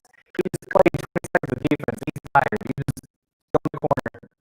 Hey, why is Lonzo not like moving on offense? He just basically worked the entire defensive possession so LeBron could get the ball back. Like, chill. That was a side bar of what the conversation was about. Yeah, I think LeBron played. He exceeded my expectations for defense in 2020. I didn't see this coming. I hate this conversation because I'm older than you. So I went through the whole thing. I was in high school as a Lakers fan, and the Shaq and Kobe thing. Yeah, so like that kind of it tore apart the biggest, best duo ever, best two punch ever in my opinion. Just outside people outside of losing Gordon, and he's not there for the finals MVP. I just rather See, I think they're both 1A, 1B, and I don't care who you put as 1A or 1B. right. That's what I'm at with. That's what I'm at with. I mean, offensively it's LeBron because he tables sets. Defensively it's AD because he's anchored. So like, that's how you want to do it. And then if you flip that, both have exceeded expectations on the other end. I think AD showed more offensively than I thought, and I thought LeBron showed more defensively than I thought. Right. I'll AD street ball sticks. I know keep offense. Past January, I don't know who it was in Lakers Twitter that found it. And the only bad thing is the last thing we've seen from Laker basketball is LeBron misses a layup, and AD misses a three. And that kills me, like, inside. What do you mean? Because like going forward, and like, so if AD or LeBron knocks that down, I think LeBron wins MVP. And I think the Lakers are talked about more as the title favorites, as like going into the bubble. And I think they're talked as more as like hey, they're the number one and number three in the league. Now I have to hear Jokic is better than AD. I have to hear Luka is better than AD, and I don't want to hear any of that. If the Nets game didn't happen, I think LeBron and AD are valued more than what they are right now. Well, first of all, the Luka train is not his top until he plays in the playoffs. He's not top 5. Is he even top 10? Like, I don't want to be mean. The thing is, that offense is like it's the best offense, like technically the best offense, regular season offense in the league. So I think you give him 10, but it's just seeing him ranked over guys who he play on like not. It's hard. It's hard. But I'm not taking Luka over David. I can't do that. I've seen Luka play where it matters. I've seen him play where it matters. Right. That's why I said I just wait till Luka plays in the playoffs, and I'm gladly giving up if he just in the playoffs like everybody else. Like, value is a tricky thing. Like, has Luka helped the Mavericks? Yes, but so has Porzingis, so has Seth Curry. They have a very good team. And for a minute there, they were actually playing better than Luka Stack. Yeah, like the first 4 games of the season, right? Yeah. And if we want to get back to like some spicy things, there was a time where Brandon Ingram shut Luka Doncic down every time they faced. Yeah, I got to give my son back playing defense, man. We got to have a talk after the season, baby. Not only him, but Julius Randle. I'm a huge Julius Randle truther believer. He showed half the season in 2017, 2018. He wanted to play defense. And then after that, it was a wrap. And I don't know what happened, but there's a time where I was like, I would take Julius Randle right now over Draymond Green, which is a wild take, but he was playing on both ends, and I'm like, I don't know. What did you like about that? I put that atmosphere for what is Twitter kind of heavy. We have a lot of like similar takes, but back to like OG, like probably the only young Laker I didn't like was D'Lo. I don't know why no idea why I just didn't rock with Tito, but I was proven wrong. I think he's a hell of a player now. I think he'll be better off as the third option. Like her out. Yeah, because of the third option. So he's a good shot maker. He's great out of pick and roll. He's just not a good defender, and he just doesn't have a lot of wiggle. So I think he's better off as the third option. At the end of the day, I gotta be where he sees most team success. So we've hit all the topics I want to talk about. Let's get into some topics maybe you want to talk about. If we want to go into some Ingram talk, we can. Kelvin talk, we can. Yeah, what can I say? I told y'all before this season what the stats were going to be. This is the time to get Maples and Brews Media. This is our time. So okay. I told you what was going to happen before the season. I said 25, 6 and 5. It was 24, 6 and 4. He's going to be all NBA player in a couple years. Like that 1-2 punch, and then you got to throw Lonzo on top of that. That team was going to be in the Western Conference Finals in 2022. Okay, so I want to see the 22 Western Conference Finals go is I want to see Lakers win 7, and that's the last hurdle. And then next year, Bron retires and the Pelicans take over. I think Bron's playing until his son gets the league. That's what his dream is. So I think Bron avoids injury. I think he'll play until his son. I don't think that happens in LA though. I think Bron maybe goes elsewhere because of his son. Maybe he retires as a Cavalier, who knows? Yeah. But yeah, just let you know. The Pelicans, my son's 2022. 2022. Pelicans in the Western Conference Finals. Is the leading scorer on that team? Cooper, you guys decent at best. Thomas, what are you doing?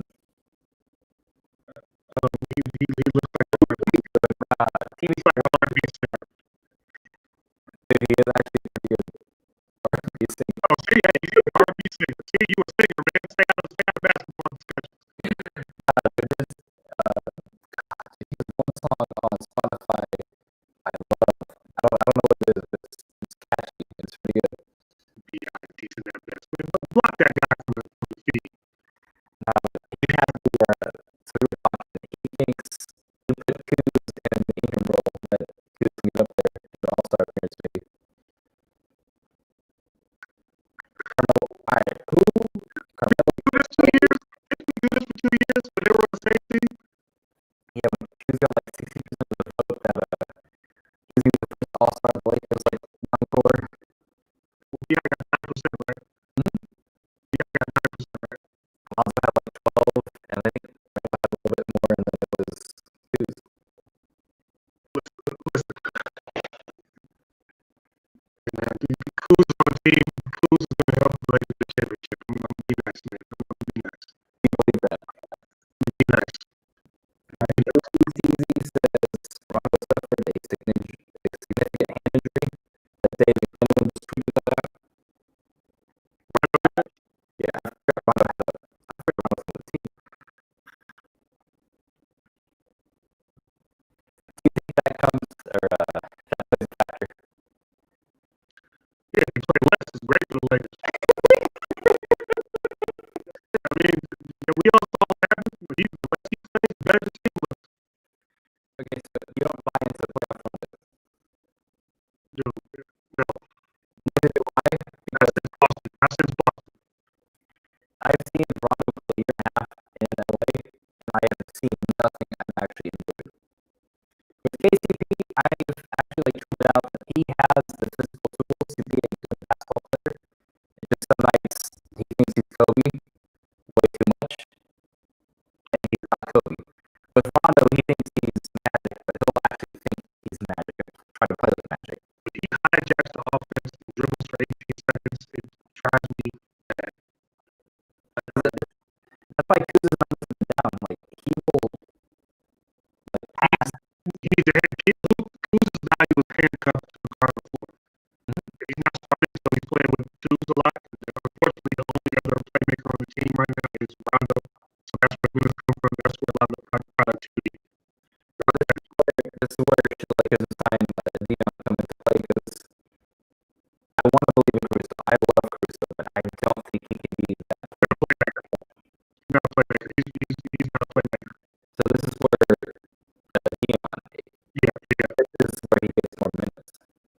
I think Dion, like I said, Dion has more of a chance to be a factor than J.R. Smith.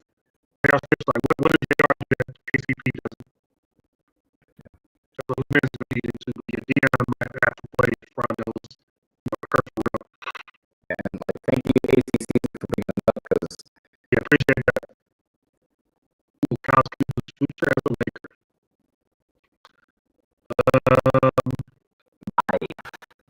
Audio excuse. Like, it was cool. I got your shirt in my closet. I saw you. I was at the game where he dropped 30 and we lost. Like he dropped 30, but he's not in LA after All-Star break next season. That will be the last year of him being cash controlled. And we're not paying him. Unless he goes Super Saiyan in the Orlando 82 Bowl. Yeah, I don't know if I see that happening. The big thing is like what COVID does to the cap. You're being nice. The Lakers have his bird rights though, right? They have his bird rights. So the Lakers are going to be cash strapped. They're going to be cash strapped. They're going to be cash strapped. So let us hear who you would rather have. Who you would rather have on the team than Coos? Because it's probably like 200 players that you'd rather have. It's not the Lakers than Coos. Here's my thing with Coos. I have been pro Coos. I said he was a nice little player. When people started losing me is when they started putting him on the same level as Brandon Ingram, Jason Tatum. Remember those Coos? Supposed used to have who would you take? Siakam, Coos. I'm like, Coos does not belong in these conversations. So if you got pushback, people say, oh, you just hating on us. No, I'm not hating. I'm watching him play with you. It's just play depending on Lonzo Ball. Lonzo played, Coos looked good. When Lonzo didn't play, he looked very big. So that was my takeaway. So what you're saying is Kylie Kuzma, Lonzo's diss track is true? First of all, that song is still on title.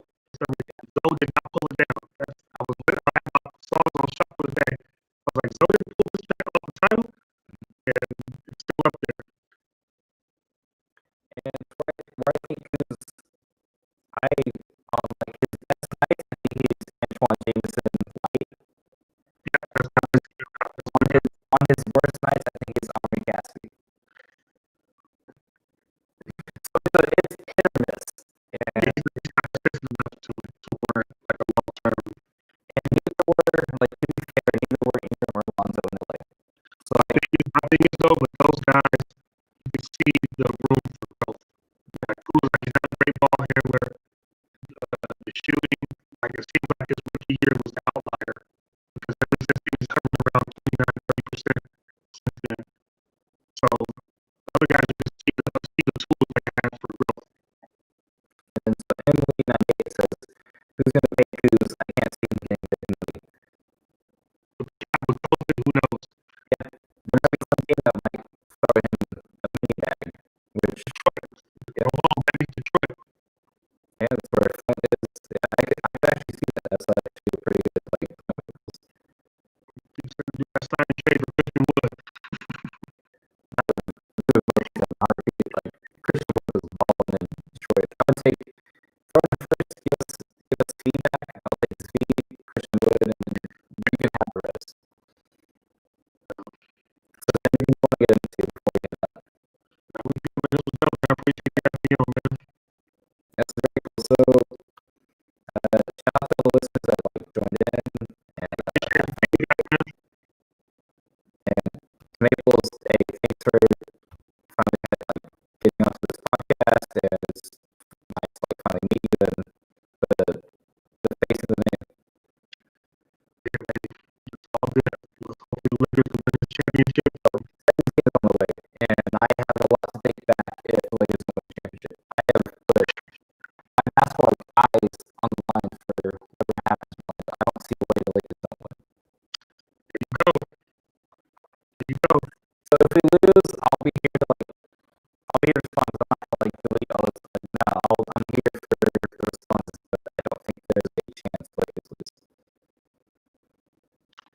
And he's winning Finals MVP with the Bucks. Okay. LeBron's not going to be Finals MVP. That's all I'm saying. But how? Like, Giannis has a link to bother LeBron. Is somebody Brook Lopez that's top 80 even in the Finals MVP? Hell no. He can be Disneyland all he wants. It's not going to be a happy ending for that guy. LeBron, I don't know what to tell you. It's not. We out here, right? Good happy Naples, and thanks to everyone. And until next time we speak, the Lakers, and thanks for tuning into King Watch. See you guys.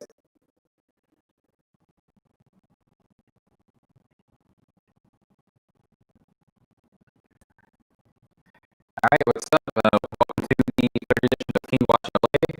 Today I am joined by Edward and Rules, or Raj is what we know him. And we're just going to talk about Laker basketball. Go ahead and get your plug in, Raj, and let's get going. Sounds good, man. Thanks for having me here. All right, so basketball starts in 3 days. 4 days, first scrimmage. Yeah, games on Thursday. Yeah, and so we're going to be finally getting Lakers basketball back. It's been 3.5 months, 4 months basically, with just nothing but old games on NBA TV or just reruns of stuff we've watched. And I don't know how neither of us last this long because we're both pretty big like basketball fans. And right, I think you stop your day 50 count like after yeah, I thought there were more important things going on, and just posting that didn't seem right every single morning. So, and it's hard to be creative on that after like day 40, you just kind of without basketball stuff. So, yeah. I tried to play 3 days, and after that, I was done. Yeah, it's not easy after a while. Not at all. So go ahead and tell the people where to follow you. I'm pretty sure most of them already do, but go ahead and get that in. Sure. You can follow me at Unwritten Rules on Twitter. The last E is the 3, and then you can find some of my work at Lakers Outsiders, and I post some video stuff on my Twitter account. So yeah, you've been pretty heavy in the Lakers community for a while. It's just dope to see like where you started and where you are now. So it's pretty cool to see them. Yeah, I appreciate that, man. You honestly, like I think you were so time podcast, but like yeah, you were one of the first people to like share my stuff, so I appreciate that. Yeah, you and all the Hoops and Brews people, so I appreciate that. All right, so let's get started with who I think is going to be the most important player in the Lakers basketball team going forward. It is going to be Anthony Davis. This is his, I think, first real playoff opportunity to show basically the entire NBA who he is. In New Orleans, he was nothing but an underdog. This is going to be the first time he's coming into a playoff where he's favored. And those nights are different when you're actually favored and you're supposed to be who you're supposed to be, and this is his first chance to show that. Right, definitely the playoffs are where legends are made. Nobody cares what happens in the regular season, and your name is made off the playoffs. He's had one really good playoff series, obviously, against Portland, and that was a great series. I mean, he won that with Rondo as a starting point guard, but this is totally different, as you said. I mean, going in as a title contender. You never know how people play when that's the case, but I mean, he's a top 5 talent. Top 5 talents usually perform in that stage. So you're right, he's definitely the most important, especially on their defense. He's everything the Lakers do. So yeah, he's very important. And then with Avery Bradley out, I think his defensive presence needs to be like just a little bit higher. So it's random that he was able to relax because the perimeter defense was A1 with Avery Bradley. Now he's going to have to like kind of clean up everyone's misses. Like if someone gets by AC would be on, he's going to go back. But with AD, he had that luxury. Now he doesn't really have it. Yeah, right, definitely. The Lakers scheme basically is where Avery Bradley can pressure the guards pressure and take him to Anthony Davis. And now we've obviously lost that. Avery Bradley's one of the best pressure guards in the league. So the scheme might have to switch up. KCP is pretty good at that, but he's not Avery Bradley's level. So Anthony Davis just gets a little bit more on his plate. And I mean, it's kind of crazy to say that this is his first playoff opportunity when he's averaged 30 and 13 in the playoffs, like 2.5 blocks. Right. And I mean, he's put up 30 and 10 against the Warriors both times they lost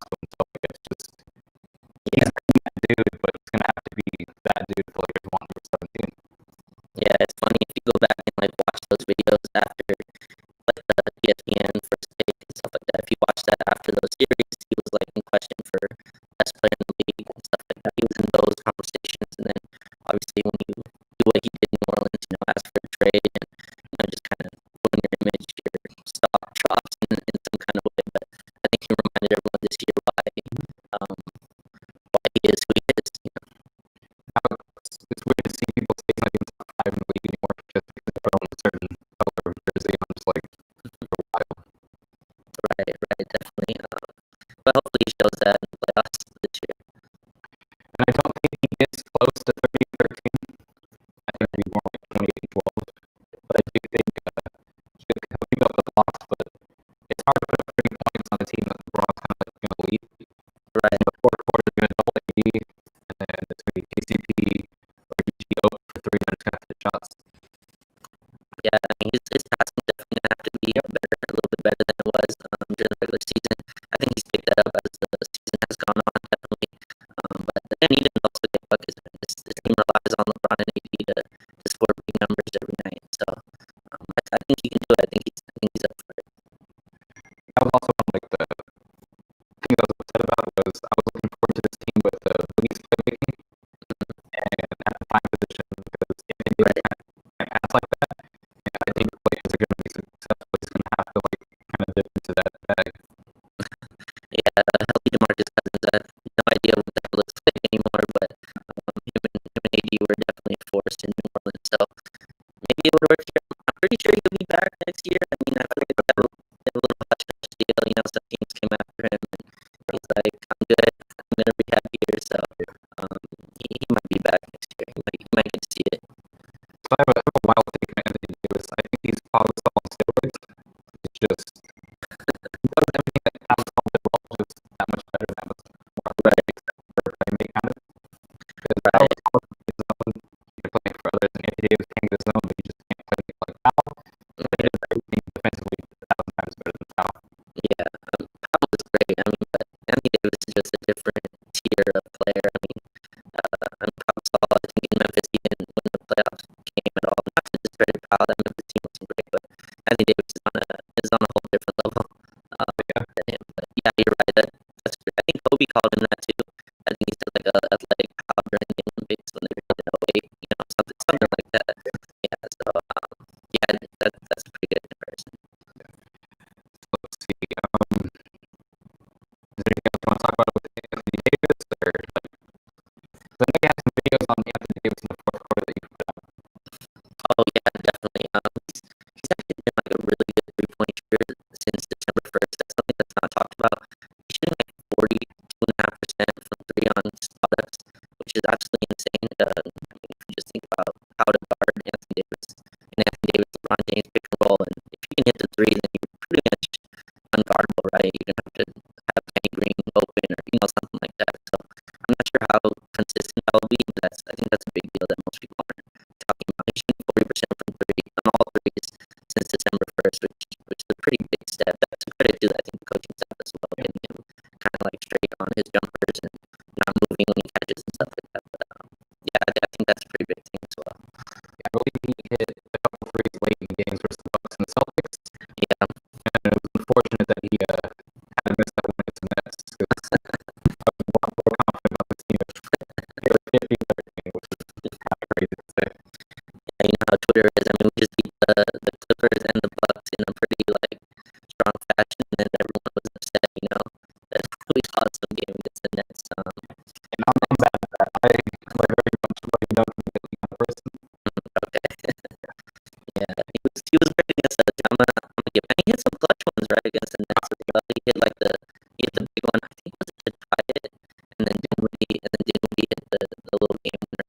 Yeah. Which, yeah. So I'm good with that. Let's see. Let's get over to Dwight Howard's redemption arc. Sure. I'm not going to talk about whatever he said today because I don't really care what he thinks about outside of that. Because yeah, that wasn't great. I mean, I wish he had a little more. Yeah, I wish he wouldn't have said it. But yeah, he was on his IG live, so I still don't think like players understand how quickly things get get caught. And I feel like Dwight thought he was talking to whoever's on his IG live, and obviously that wasn't. I don't really look to Dwight Howard per se for scientific research, so yeah, it is what it is. He's not correct, but I mean, there's nothing really you can do with him saying that. Regards to his redemption arc, this has been a lot of Laker fans like myself. We kind of killed him in the media on Twitter for the past 5, 6, 7 years after the whole Stadium 12 thing, and then after the shots fired at like Kobe, and then like kind of like Lakers like front office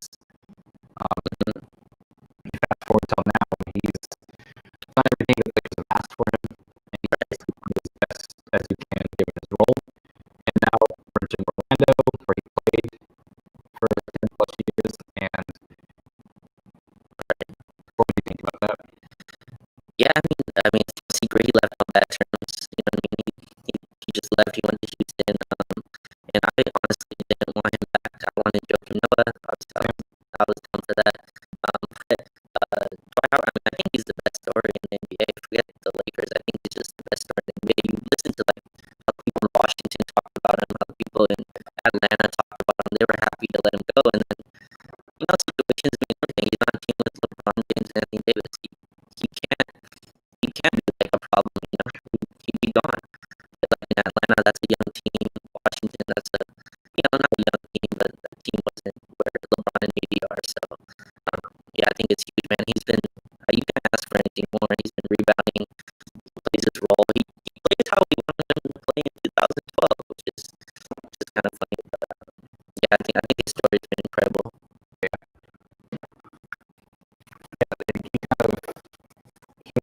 Post opportunity in 2013. Right. Now he can't score like that. And he kind of like humbled himself, which he talked about this entire season. Like, you just know your role, do what you can do, and not caring about what you can't do. Yeah, definitely. And it's just been great to see. And it's cool that he's going to go back to Orlando to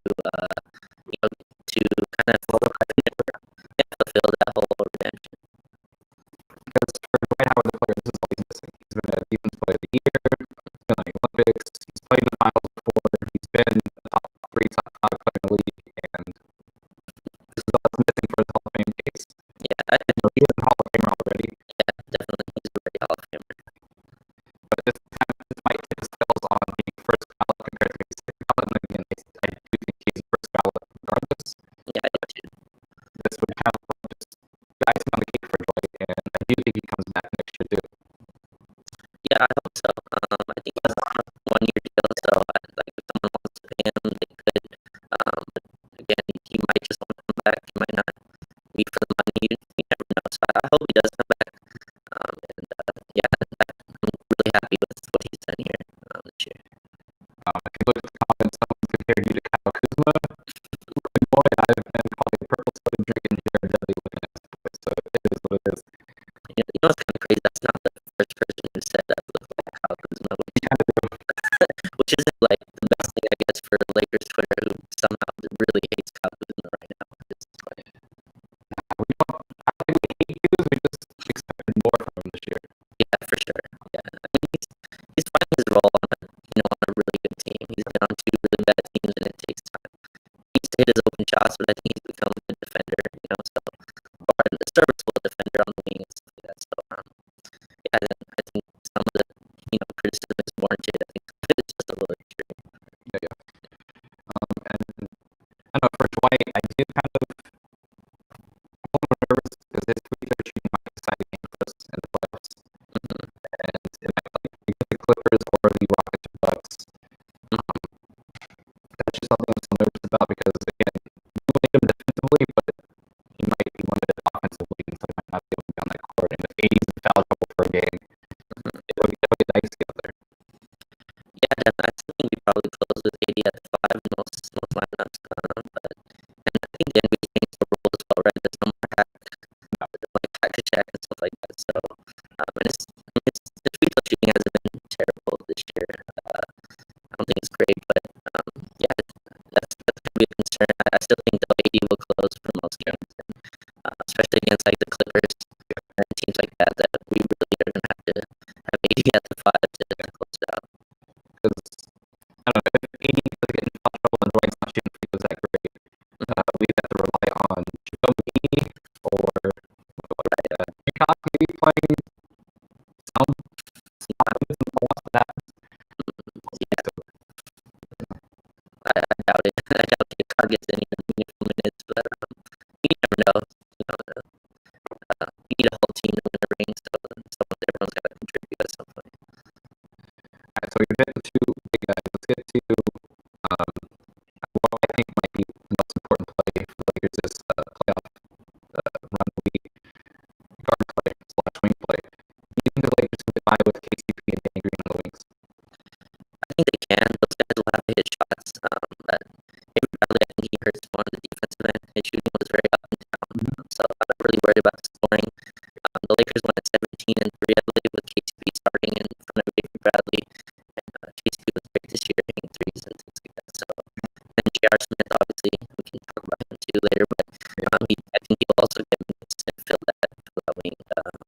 yeah, they're all gonna have to have Danny Green's gonna have to hit threes. He can't be up or down like in the regular season. He's gonna have to hit shots. So to fill in for that. Because I've talked to people and like Danny Green's numbers do dip in the playoffs. I don't know why that happens. He's continuing to the same looks. Right. But for a reason, just shooting goes down. But I do think the Lakers can win, and with KCP and Danny Green in the wings, even with KCP stepping in as the 1/2 and starting lineup with LeBron. Right. I don't want KCP to have any playmaking duties unless he's throwing the ball to Anthony Davis or Dwight Howard, which he's surprisingly pretty good at. Yeah, Vogel did this really cool thing because most of our starting guards they can't dribble. Like they're not ball handling guards. Avery Bradley's not a ball handling guard. And there's KCP. What they do is they have them come off ball like handoffs, and then they can create out of that. So I expect more of that. My biggest worry is like the Clippers. They do a lot of ball pressuring. So like Patrick Beverly likes to pick up 94 feet, and then they have all these wings. So yeah, definitely. But when LeBron brings it up, it's kind of tiring for the whole game to have LeBron bring it up the whole time. So again, we have Rondo out, who, he's not good at very much, but he can dribble the ball up under pressure. Yeah, but he can dribble the ball at least under pressure. That's something that's the only thing I'm really worried about in the half court. I'm not worried. They have their sets. KCP's been really good at coming off screens, so I'm not really worried about offense. And if that is the case, I think Anthony Davis brings the ball a couple times. Yeah. And I'm not going to advocate for him to do that in case the Clippers do pressure, but he can't actually do that. Right. He mostly does it in transition. He'll rebound and get the ball and pull up in transition. But yeah, he's probably our second best playmaker, right? I mean, if you take out LeBron, it's gonna have to be AD, depending on where Deion Waiters is still. But Anthony Davis is gonna be at the second one to create shots for the team. So speaking of KCP, do you think he can kind of regain what he did with the Pistons in the playoffs? I don't know if you remember the series, but that was a series where I thought KCP was going to be not a star in the league, but a really good piece on the championship team. Yeah, he was actually known as a defender in that, if I remember correctly. And then I think that was the summer he got offered the 4 years. I think $8 million that he turned down, which looked like a really bad idea at the time. But I mean, you look at him now. Yeah, I remember that. I'm not sure if he'll be that. I don't think he's the defender that he was at that time. But yeah, I think he can get to some of that level. He doesn't have to just shoot. He doesn't have to make shots. He was insane as a shooter this year. I think he was like the 90 percentile of pull-up shooters off the dribble. He was making everything. So, which is so different than it was the last 2 years. I mean, I feel like most Laker fans were okay if they just went a different direction from KCP this summer. But I think a lot of us would agree with. Yeah, definitely. Because he would always turn it around after the Lakers got eliminated. Once the Lakers got eliminated from the playoffs, he would go on this insane spree and outright. The first year, we were like, okay, we want him back. And the second year, like, fool me once, shame on you, fool me twice, blame's on me.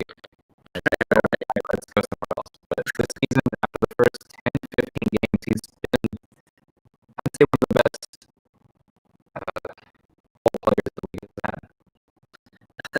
Plays it well, shoots it well, and does everything that's asked for him. It's been amazing to see since we bullied him into becoming a better player. Yeah, I mean, he was so bad, like in transition. Like, I remember when KC would get the ball and driving in transition, it was almost like for sure going to be some terrible play. Or I'm not sure if that was the coaching. I don't know if it was not all Luke's fault. But I don't know if it was the coaching, not putting him in the right positions. But yeah, he just was not the same player he was this year at all. Even he played next to LeBron last year, and it still was not great. I think he lost his spot to Josh Hart pretty much like the first 2 weeks of the season. So yeah, player in a Liverpool system. They look a lot better once they're out of it. Yeah. And then any last thoughts on Danny Green, or should we jump into J.R. Smith on the wing?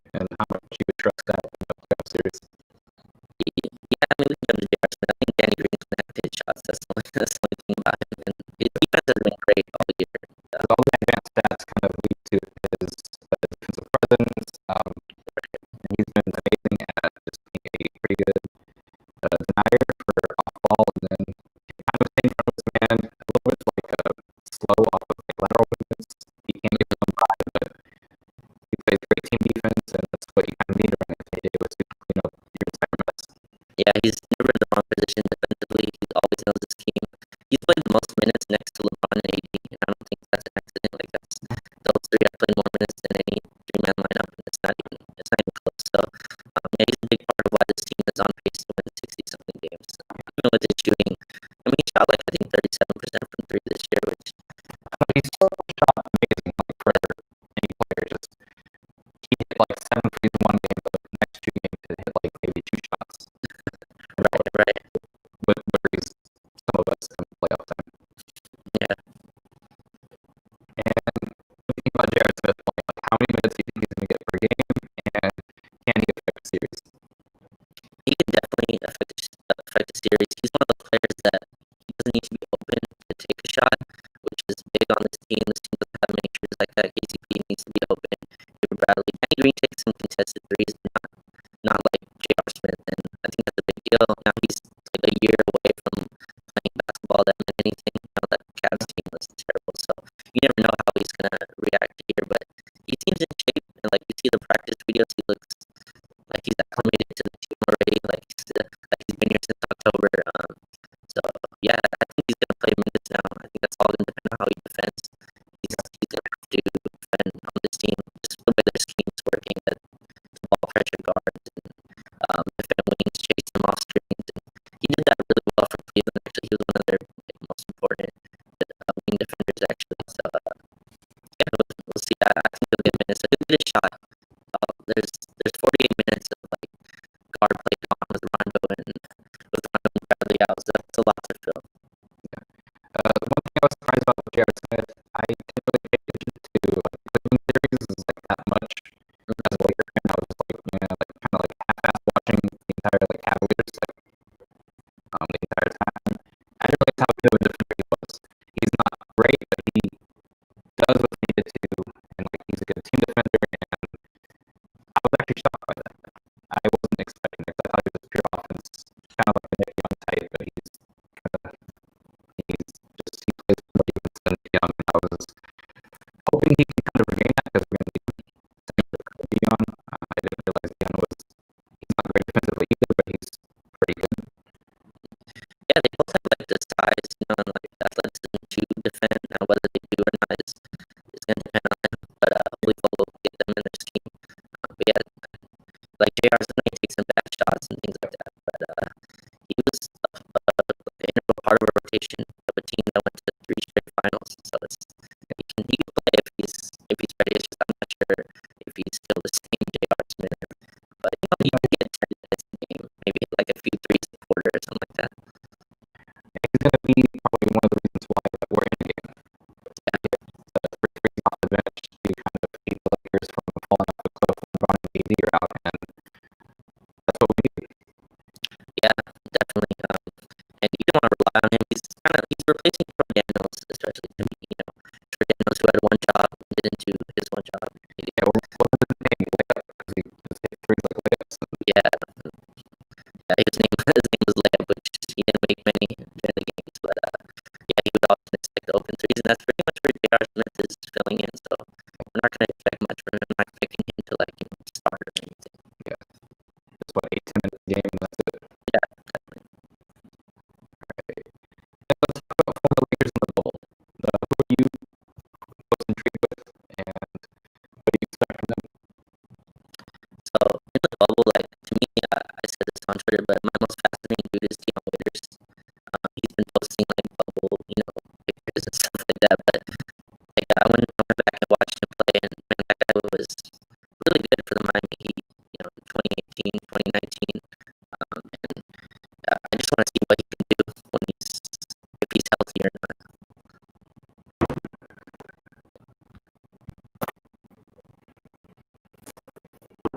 And then let's see. So you just talked about Dion, right? Yeah. All right. So then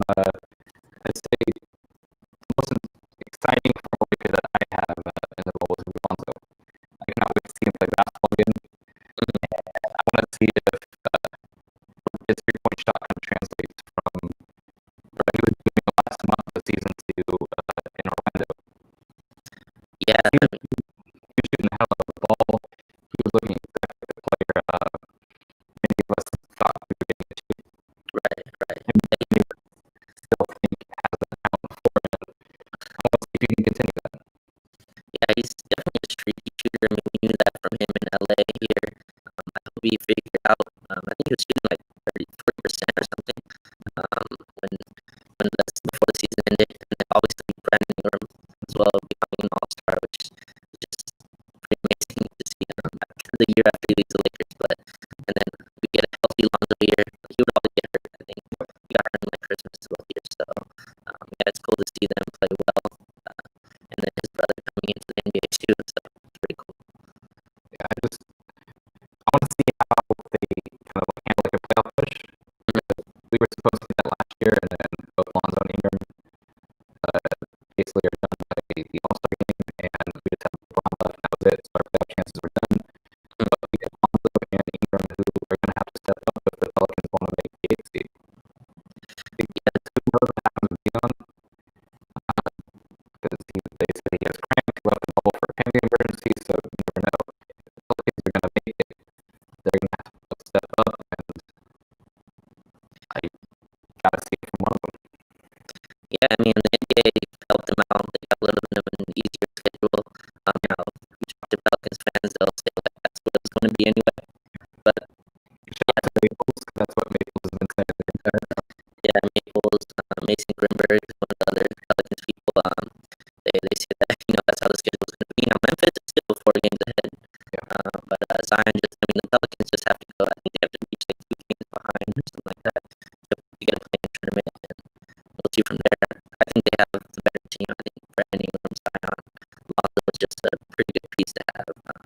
Obviously Portland as well, but the former Lakers in the bubble. We also have Josh Hart, who's still off the bench in New Orleans. Some games he gets burned, some games he gets like Kendrick Williams, and another player which I don't know how you play anyone over there. I don't know how you play Kendrick or Josh, but I don't know. I always felt Josh had the short end of the stick from us Laker fans as well, because once he attacked some of the other teams in the summer, they tried to develop his talent, which talent was never an option or was never not there. It's just he went like a month without making a 3. yeah, I mean he started the season I think shooting slow, like not shooting well, but man, he was always good. He was like I think like him, he reminds me of like Larry Nance. Like they are who they are when they got to the league. Like I think Josh Hart, who he was his rookie year, he doesn't really have like that much to get better in my opinion, but I think he was who he was. He was going to be a star. He's a really good role player. I would love to keep him, but play defense, hit 3s, and then make a layup in transition with someone in front of him. Exactly. Josh Hart is, and yeah, Lance has been defense and lob catcher. Right. And then we go around to Utah. Jordan Clarkson is going to be playing with the Jazz, and I've always said Jordan Clarkson will be the 6th man off of a championship team, and I will believe that to this day. He had a terrible outing in his first performance with the Cavs, and I'm hoping he kind of like rewrites that shit, because I will always believe in Jordan Clarkson. Jordan Clarkson was one of the first big Lakers I fell in love with. It was him and Julius Randle. Right. Yeah. And every time I play in 2K, I always try to put them back. And then I get to crack him off the bench, but right. Jordan Clarkson. Yeah, I mean, he was the reason that I watched like that one season. I think Brandon was hurt, Kobe was hurt, and it was just Jordan Clarkson and I think like Wes Johnson and a bunch of dudes who and Jeremy Lin and stuff like that. But yeah, we all watched just for Jordan Clarkson. He was really good his rookie year. He was playing out of the pick and roll. I think he was working with Steve Nash, and then Nash left that year, and they drafted D'Lo, and then he went to the bench, and then he kind of just stayed the exact same player he was, just a hot scorer off the bench. That's pretty much what he was. That's what he became, and that's fine. That's a role in the NBA. He's really good for Utah. They traded for him, and then I think they won like a huge streak. So I like what he does. I just think Utah has the players around him that will make Jordan Clarkson successful. He knows how to pass, but he can't pass to players, and they will knock on an open 3. And there's spacing that can allow him to get to the basket, which he needs, and he loves to finish on the rim with contact or over you. And I think he's also bottom defensively. Right. He never did here. You really didn't do that in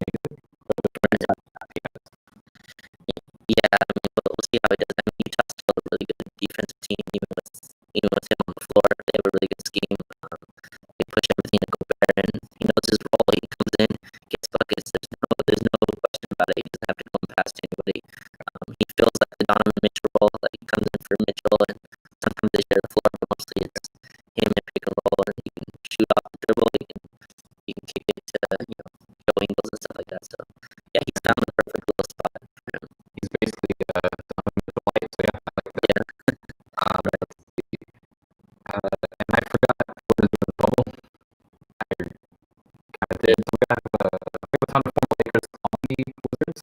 We have Thomas Bryant, who has Corona and Will Jordan Wizards later date.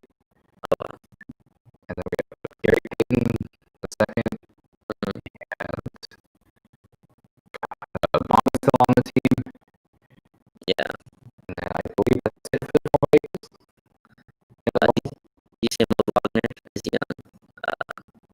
Yeah, he's also on the totally yeah, so I think those are the ones. It's kind of crazy. Those all became rotation players. Isaac Bongo is starting for the Wizards, which is just nuts to think. Because I watched him his first summer league game, and he looked like he couldn't dribble. 3 times that game. Yeah, it was awful. But he's now the starting point guard for them. They have a lot of injuries, obviously, but I mean, he started games, and then Mo Wagner, serviceable. Thomas Bryant was like the highest leading field goal percentage center, so it's crazy. Shout out Kawhi for just making us do that for no reason, but yeah. And then there is some conspiracy theories that those trades were made with the kind of agreement that the Lakers would get Bradley Beal this offseason. They get the better end of 2 trades, and then we'll get Bradley Beal the last trade. Oh, wow. I don't really believe that, but yeah, I don't either, because Bradley Beal just signed like a 5-year extension or something like that, so I doubt it. We don't have to cap more money, or unless you just want Kuzma and they're in love with Kuzma, but I doubt that it's you, Bradley Beal. Yeah, not at all. Unless Bill says put the Lakers, I don't know. Right. But yeah, with them, there's no way I believe they make the 8th seed. They're just in the bubble, so at the East kind of feels like they got some thing that the West got 4 teams, and the East got 1 team that weren't in the playoff picture. Right. So they're kind of here, shut up, we'll give you 1 person. Yeah, but out of those, I'm excited to see what Bongo can do. He's a very, very raw prospect. And some games he scored, I saw him score 50 points in the first quarter for the Wizards. And I didn't see the next 6 games where he didn't hit a shot in the first half. Right. If he ever puts it together, 2, 3, 4 years, he can't be that guy that's 2 years away from being 2 years away. Right. But Thomas Bryant, if when he gets there, he's talented out of all of them. And Mo Wagner, we'll see. He can step out in 3, score on the basket, pretty athletic, but we'll see. Yeah. I mean, they're all NBA players in my opinion. They're going to be in the league, which is pretty great. This draft, this scouting department is just insane. They picked out Larry Nance, got a 4-year, 60 deal. I mean, Jordan Clarkson got something around there. So it's really impressive to see what they got. I think the only miss that they've had in the past couple of years, can't really think because they're all pretty much still big rotational players. And with them, Ebanks or Anthony Brown, it's the last 2 players I think aren't big anymore. Right. And Ebanks, I mean, he started also games for that. I think it was on that white your team. He was starting games, so I don't know. Playoff games too. Yeah, I think we had everyone injured, but yeah, he did. I really liked his game. And Anthony Brown just for some reason could not shoot. I mean, there's just nothing you can do when a shooter can't shoot. It's just, but yeah, I mean, those are the 2 misses, but everything else is pretty much good. Because even Speed's playing well in Detroit. Yeah. And he's gone, I wish we could have kept, because I believe his skill set has been used off the bench, but you gotta do what you gotta do to at least try to get someone on AD. Yeah, definitely. He also just could not shoot last year in the regular season for some reason after destroying the Cardinals. Yeah. So after destroying the summer league, he just for some reason could not make it work in the league. But I'm glad it's working out in Detroit for him. Now let's get to some predictions, stat-wise, and I guess we can go with whether you believe Lakers are going to pull it out in Orlando. Let's get to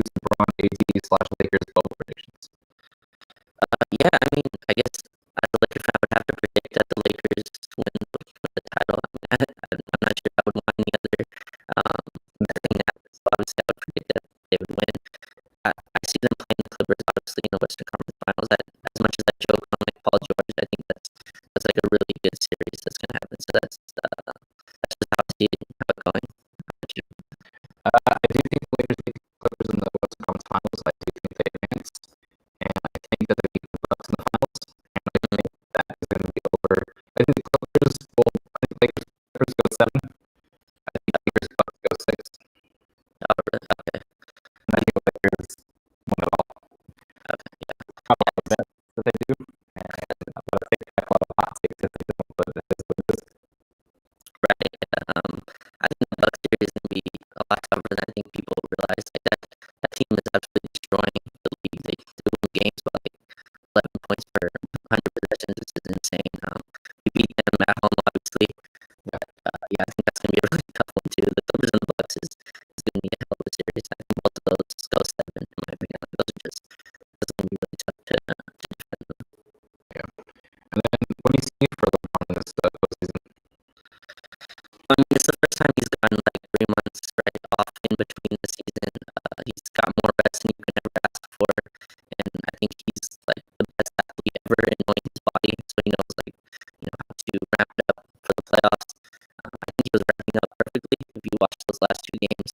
But yeah, I'm ready to see how it looks, and there's just not much more you could have asked for him. Like he's gotten all the rest, he's been able to work out at his home or whatever, and he knows how to control his body. So I think in those last 2 games, those Clippers and Bucks games, he controlled from the jump. Yeah, the pace, the play, he controlled everything. Just you could tell he took those 2 games seriously. So yeah, I'm really excited to see him, and whatever he does, he makes Anthony Davis better. I think Anthony Davis is really good, but I think LeBron's the most important player on this team. He controls the offense, and it's going to be really important for him to be at his best to beat the Clippers and the Bucks, who are good teams. I think with LeBron, it's going to come down to can he be that much better than Kawhi in a series? Right. Yeah. Because we're going to need him in the fourth quarter because they're going to take away the Anthony Davis looks. They're going to say, all right, Bron beat Kawhi off the dribble. Yeah. We're going to do a lot of pick and roll action. Will you continue to attack and kick out? Yeah, it's going to be a pretty big chess game that's going to be going on between Vogel and Doc Rivers. If Doc tries to play Lou Williams, then the Lakers will just go on to try to hunt him. If not, they can try to go with Anthony Davis. If they try to go small, they can attack them inside. And then the Clippers just have a plethora of wings that they can just throw on LeBron and ball pressure him. So yeah, it's gonna be fun to watch. Because you saw the last game, LeBron was attacking Kawhi, and LeBron having success with attacking Kawhi. Yeah. And then you saw in the fourth quarter, they would just attack Lou. Yeah. And that's all they did for 4 or 5 straight possessions, and you might be the first to put out the video. And it was just him attacking Lou, and I felt bad for Lou. Yeah. Who I also, and you probably as well, we also still have love for Lou. But yeah, if you're going to get attacked 7 games in a series and you're going to lose. Yeah, they went Lou hunting as I said in the video. Yeah, the Clippers actually in that late in the game, they put Marcus Morris on LeBron, and then they would obviously the Lakers would get a switch, and then LeBron would just attack. He was on a different level those two games, and no one was stopping him getting to the rim, especially with the shooters they had around. I think Davis was hitting jumpers, and he had a good game as well. So yeah, and then it's gonna be tough. And being Kawhi 4 out of 7 is just tough. I mean, he's 5 last year. He has a different level as well in the playoffs, so it's gonna be tough. But I think it can be tough. I do think this will be LeBron's one of these. This will be his he's going to show the world he's the number 1 player in the league still. And this will be last year he'll do it. He'll put everything on the line for this. Next year he'll kind of have a more reserved role for AD and other players to step up. But I feel like this is his revenge season. This is the watch king season. He's going to play as much as he can just to shut up a lot of self-doubt to kind of show why he's the number 1 player of all time, which a lot of people are saying, and he kind of just wants that case. And if you're going to go through James Harden, Kawhi, and then Giannis, that's a hell of a run. Yeah. Two-time MVP likely, because I don't think Giannis doesn't win MVP. Right. Then you have Kawhi who's a 2-time Finals MVP, and then you also have James Harden who's won. That's going to be one of the most impressive playoff runs you can go on. Yeah. In my opinion, I think LeBron has 1 more year in him. Maybe at this level, maybe not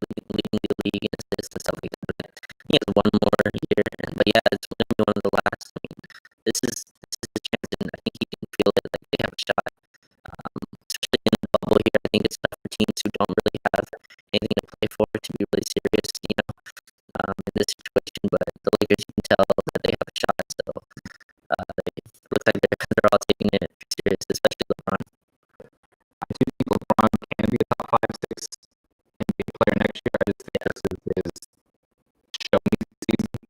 Yeah, definitely. And with Anthony Davis, he's gonna have to be the man in like some of the series. Like if we play the Rockets, he's gonna have to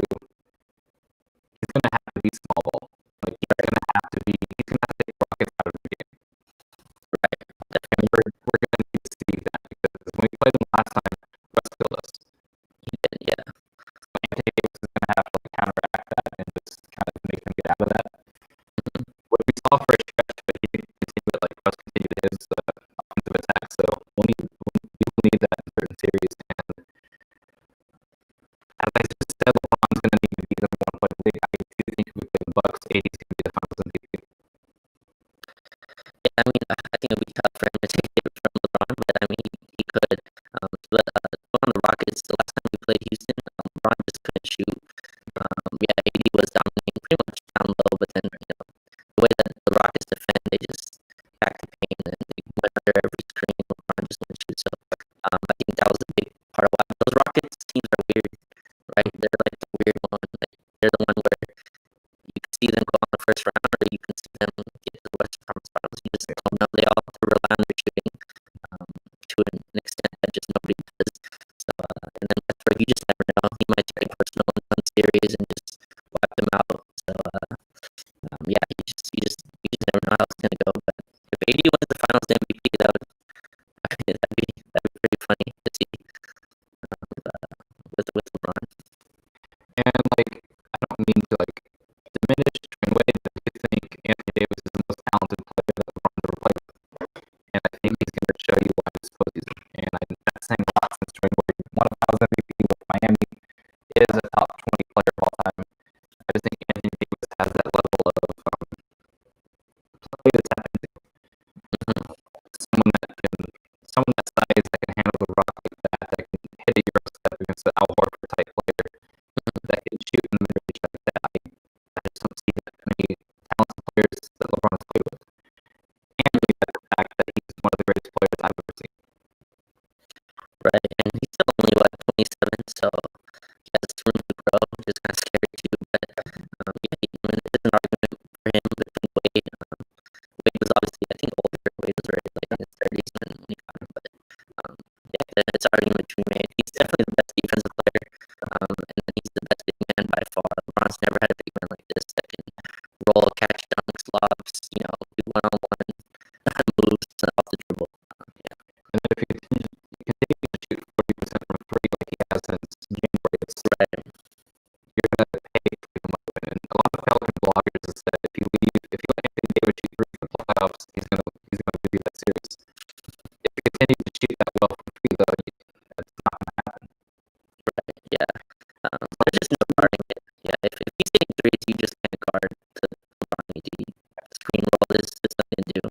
I don't think he's going to keep shooting 40% from 3. I think that's kind of high. But I would take 37% from 3 from him from everything else he does. That just opens everything up. Then you can't leave Danny Green, you can't leave KCP. Then you have LeBron attacking off screen rolls, and that's where the Lakers. They've kind of saved the AD screen roll game. They haven't used it very much throughout the year. I think that'll pick up. You saw it late in the Clipper game. You saw it with the Bucks, close out the Bucks. So, yeah, it's gonna be interesting. Did you see the AD screen roll when he was the ball handler and Cruz was at screen? Yeah, I did. And it helped him get clear of Giannis, and like that's something that I can see the Lakers running with late down the stretch. Yeah, definitely. The Lakers like to have the guards come to set the screens. Danny Green is really good at it. They have Caruso, who's a really good screen setter. So when he comes to set the pick, he pretty much gets contact every time when he's setting the screens, and it really opens it up for whether LeBron or AD. Yeah, and yeah, the Lakers have had good guard screeners. Lonzo's a great player that sets screens as the guard for Josh Hart. And Anthony Davis, I just think he's going to. This is going to be his kind of like that's the call, folks. Like that's like this is his chance to kind of like quiet and know which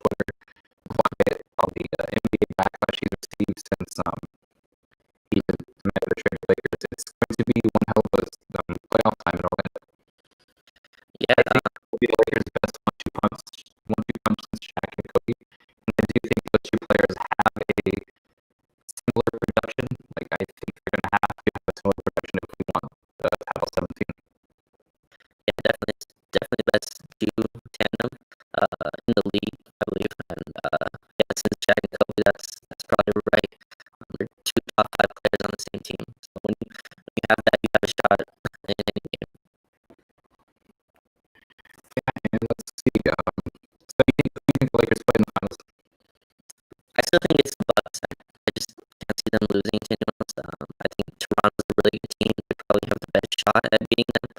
But I just don't see how that's like a system, and I don't think that there's no Kawhi anymore over there. There's no LeBron in the East, so it's Giannis' turn, man. He's about to get his second Finals MVP in a row, and he's still young, but it's time. Like this is his time. He has to make the Finals. There's no team out there that should be even close to stopping them.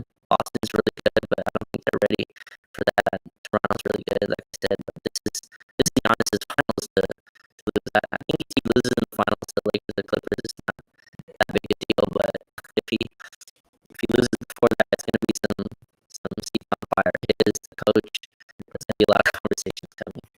I feel like if Giannis doesn't make the finals, he won't get that luxury of being in a small market anymore. Right? They will run for Giannis just like they came for AD this season. Right. He's on that, like, everyone likes him, like, playing right now. That's where AD was after the Portland series. He beat Portland and then lost to the KD Warriors, and you expect that. It's like Kevin Durant Warriors. You're not beating that, but yeah. So he's in that role right now. Now, if he loses in the playoffs before the finals, it's going to change. I do hate to say it, but I do think the Celtics have a really good chance of making the finals. And as a Lakers fan, I wouldn't mind seeing the Celtics in the finals. I wouldn't mind beating them. I want to get 17 against them. That would be one of those most bittersweet memories ever. If we can tie that team in the finals against them. Yeah, their strengths are kind of like our weaknesses in a weird way, because they have guys who can shoot off the dribble really well. Kemba, Tatum, all come off screens and pull up, and our kind of scheme is kind of where we want to give up that look. But yeah, they're a good team. I mean, Brad Stevens did. I think Vogel said he would give Brad Stevens the coach of the year or something like that. Which I think is a lie, because it's Nick Nurse by far. Yeah, and you don't say that. I know Vogel's his first year. You don't say that, but yeah, they're really good. I think Kemba's still out in a weird way. I think he's still hurt, but Tatum, Gordon Hayward is too. I think I thought I saw somewhere that he's going to be chilling with his family, which is obviously understandable. Yeah, I'm not sure if he's in there or not, but yeah, Tatum's becoming like a superstar. Has really been the thing that's kind of pushed them. I don't know how much of that step back threes is consistent. He was hitting step back threes at a pretty insane level. So I don't know how much that's real, but yeah, they have a real good shot. They're coached well. Their defense, they're top 5 in both offense and defense, I think. So they're a good team. I really don't want to see them in the finals. I feel like that's too much pressure. If we lose to the Celtics, that's pretty painful. Obviously you don't want to lose, but if the Bucks get their first ring on us, I'll have a little better of a summer than if Boston somehow beats us in this weird bubble situation, and I wouldn't want to deal with a summer of that. Jason Tatum was coming into his own. He got 40 against us, and look at time as being the best player on the floor in a game with Anthony Davis and LeBron. That's saying something. Yeah, and he hit a lot of tough shots. I mean, I think they had 80 on him, and he was just hitting. Like 30 on 80, and I was like, there's nothing you can do. Yeah, there's nothing you can do. You shake that guy's hand. I mean, that's all you can do. So, but then they defended him really well, actually, in the fourth quarter. I think he had 2 points in the fourth quarter or something like that, after having, I think, 37 or 38 in the first 3. So they switched up their scheme, and Vogel was really good at that. He adjusted the game. He did that. They did the same thing to Paul George. Paul George had a really good first half, and then I'm not sure if Paul George played very much at the end of that game. So yeah, I expect them to adjust if they can. All right, let's wrap this up with some Lakers talk. Let's hear some of your hot takes that you have, Raj. I know you actually probably have some. Hot takes. Well, I don't know if this is a hot take. I think Anthony Davis should be in that conversation just for his defense and with the top tier players. His offense obviously isn't where LeBron and Kawhi are, but I just think what he does on defense is insane. You watch, I tell fans, go back, rewatch the game, and just watch Anthony Davis the whole time. Watch what he does on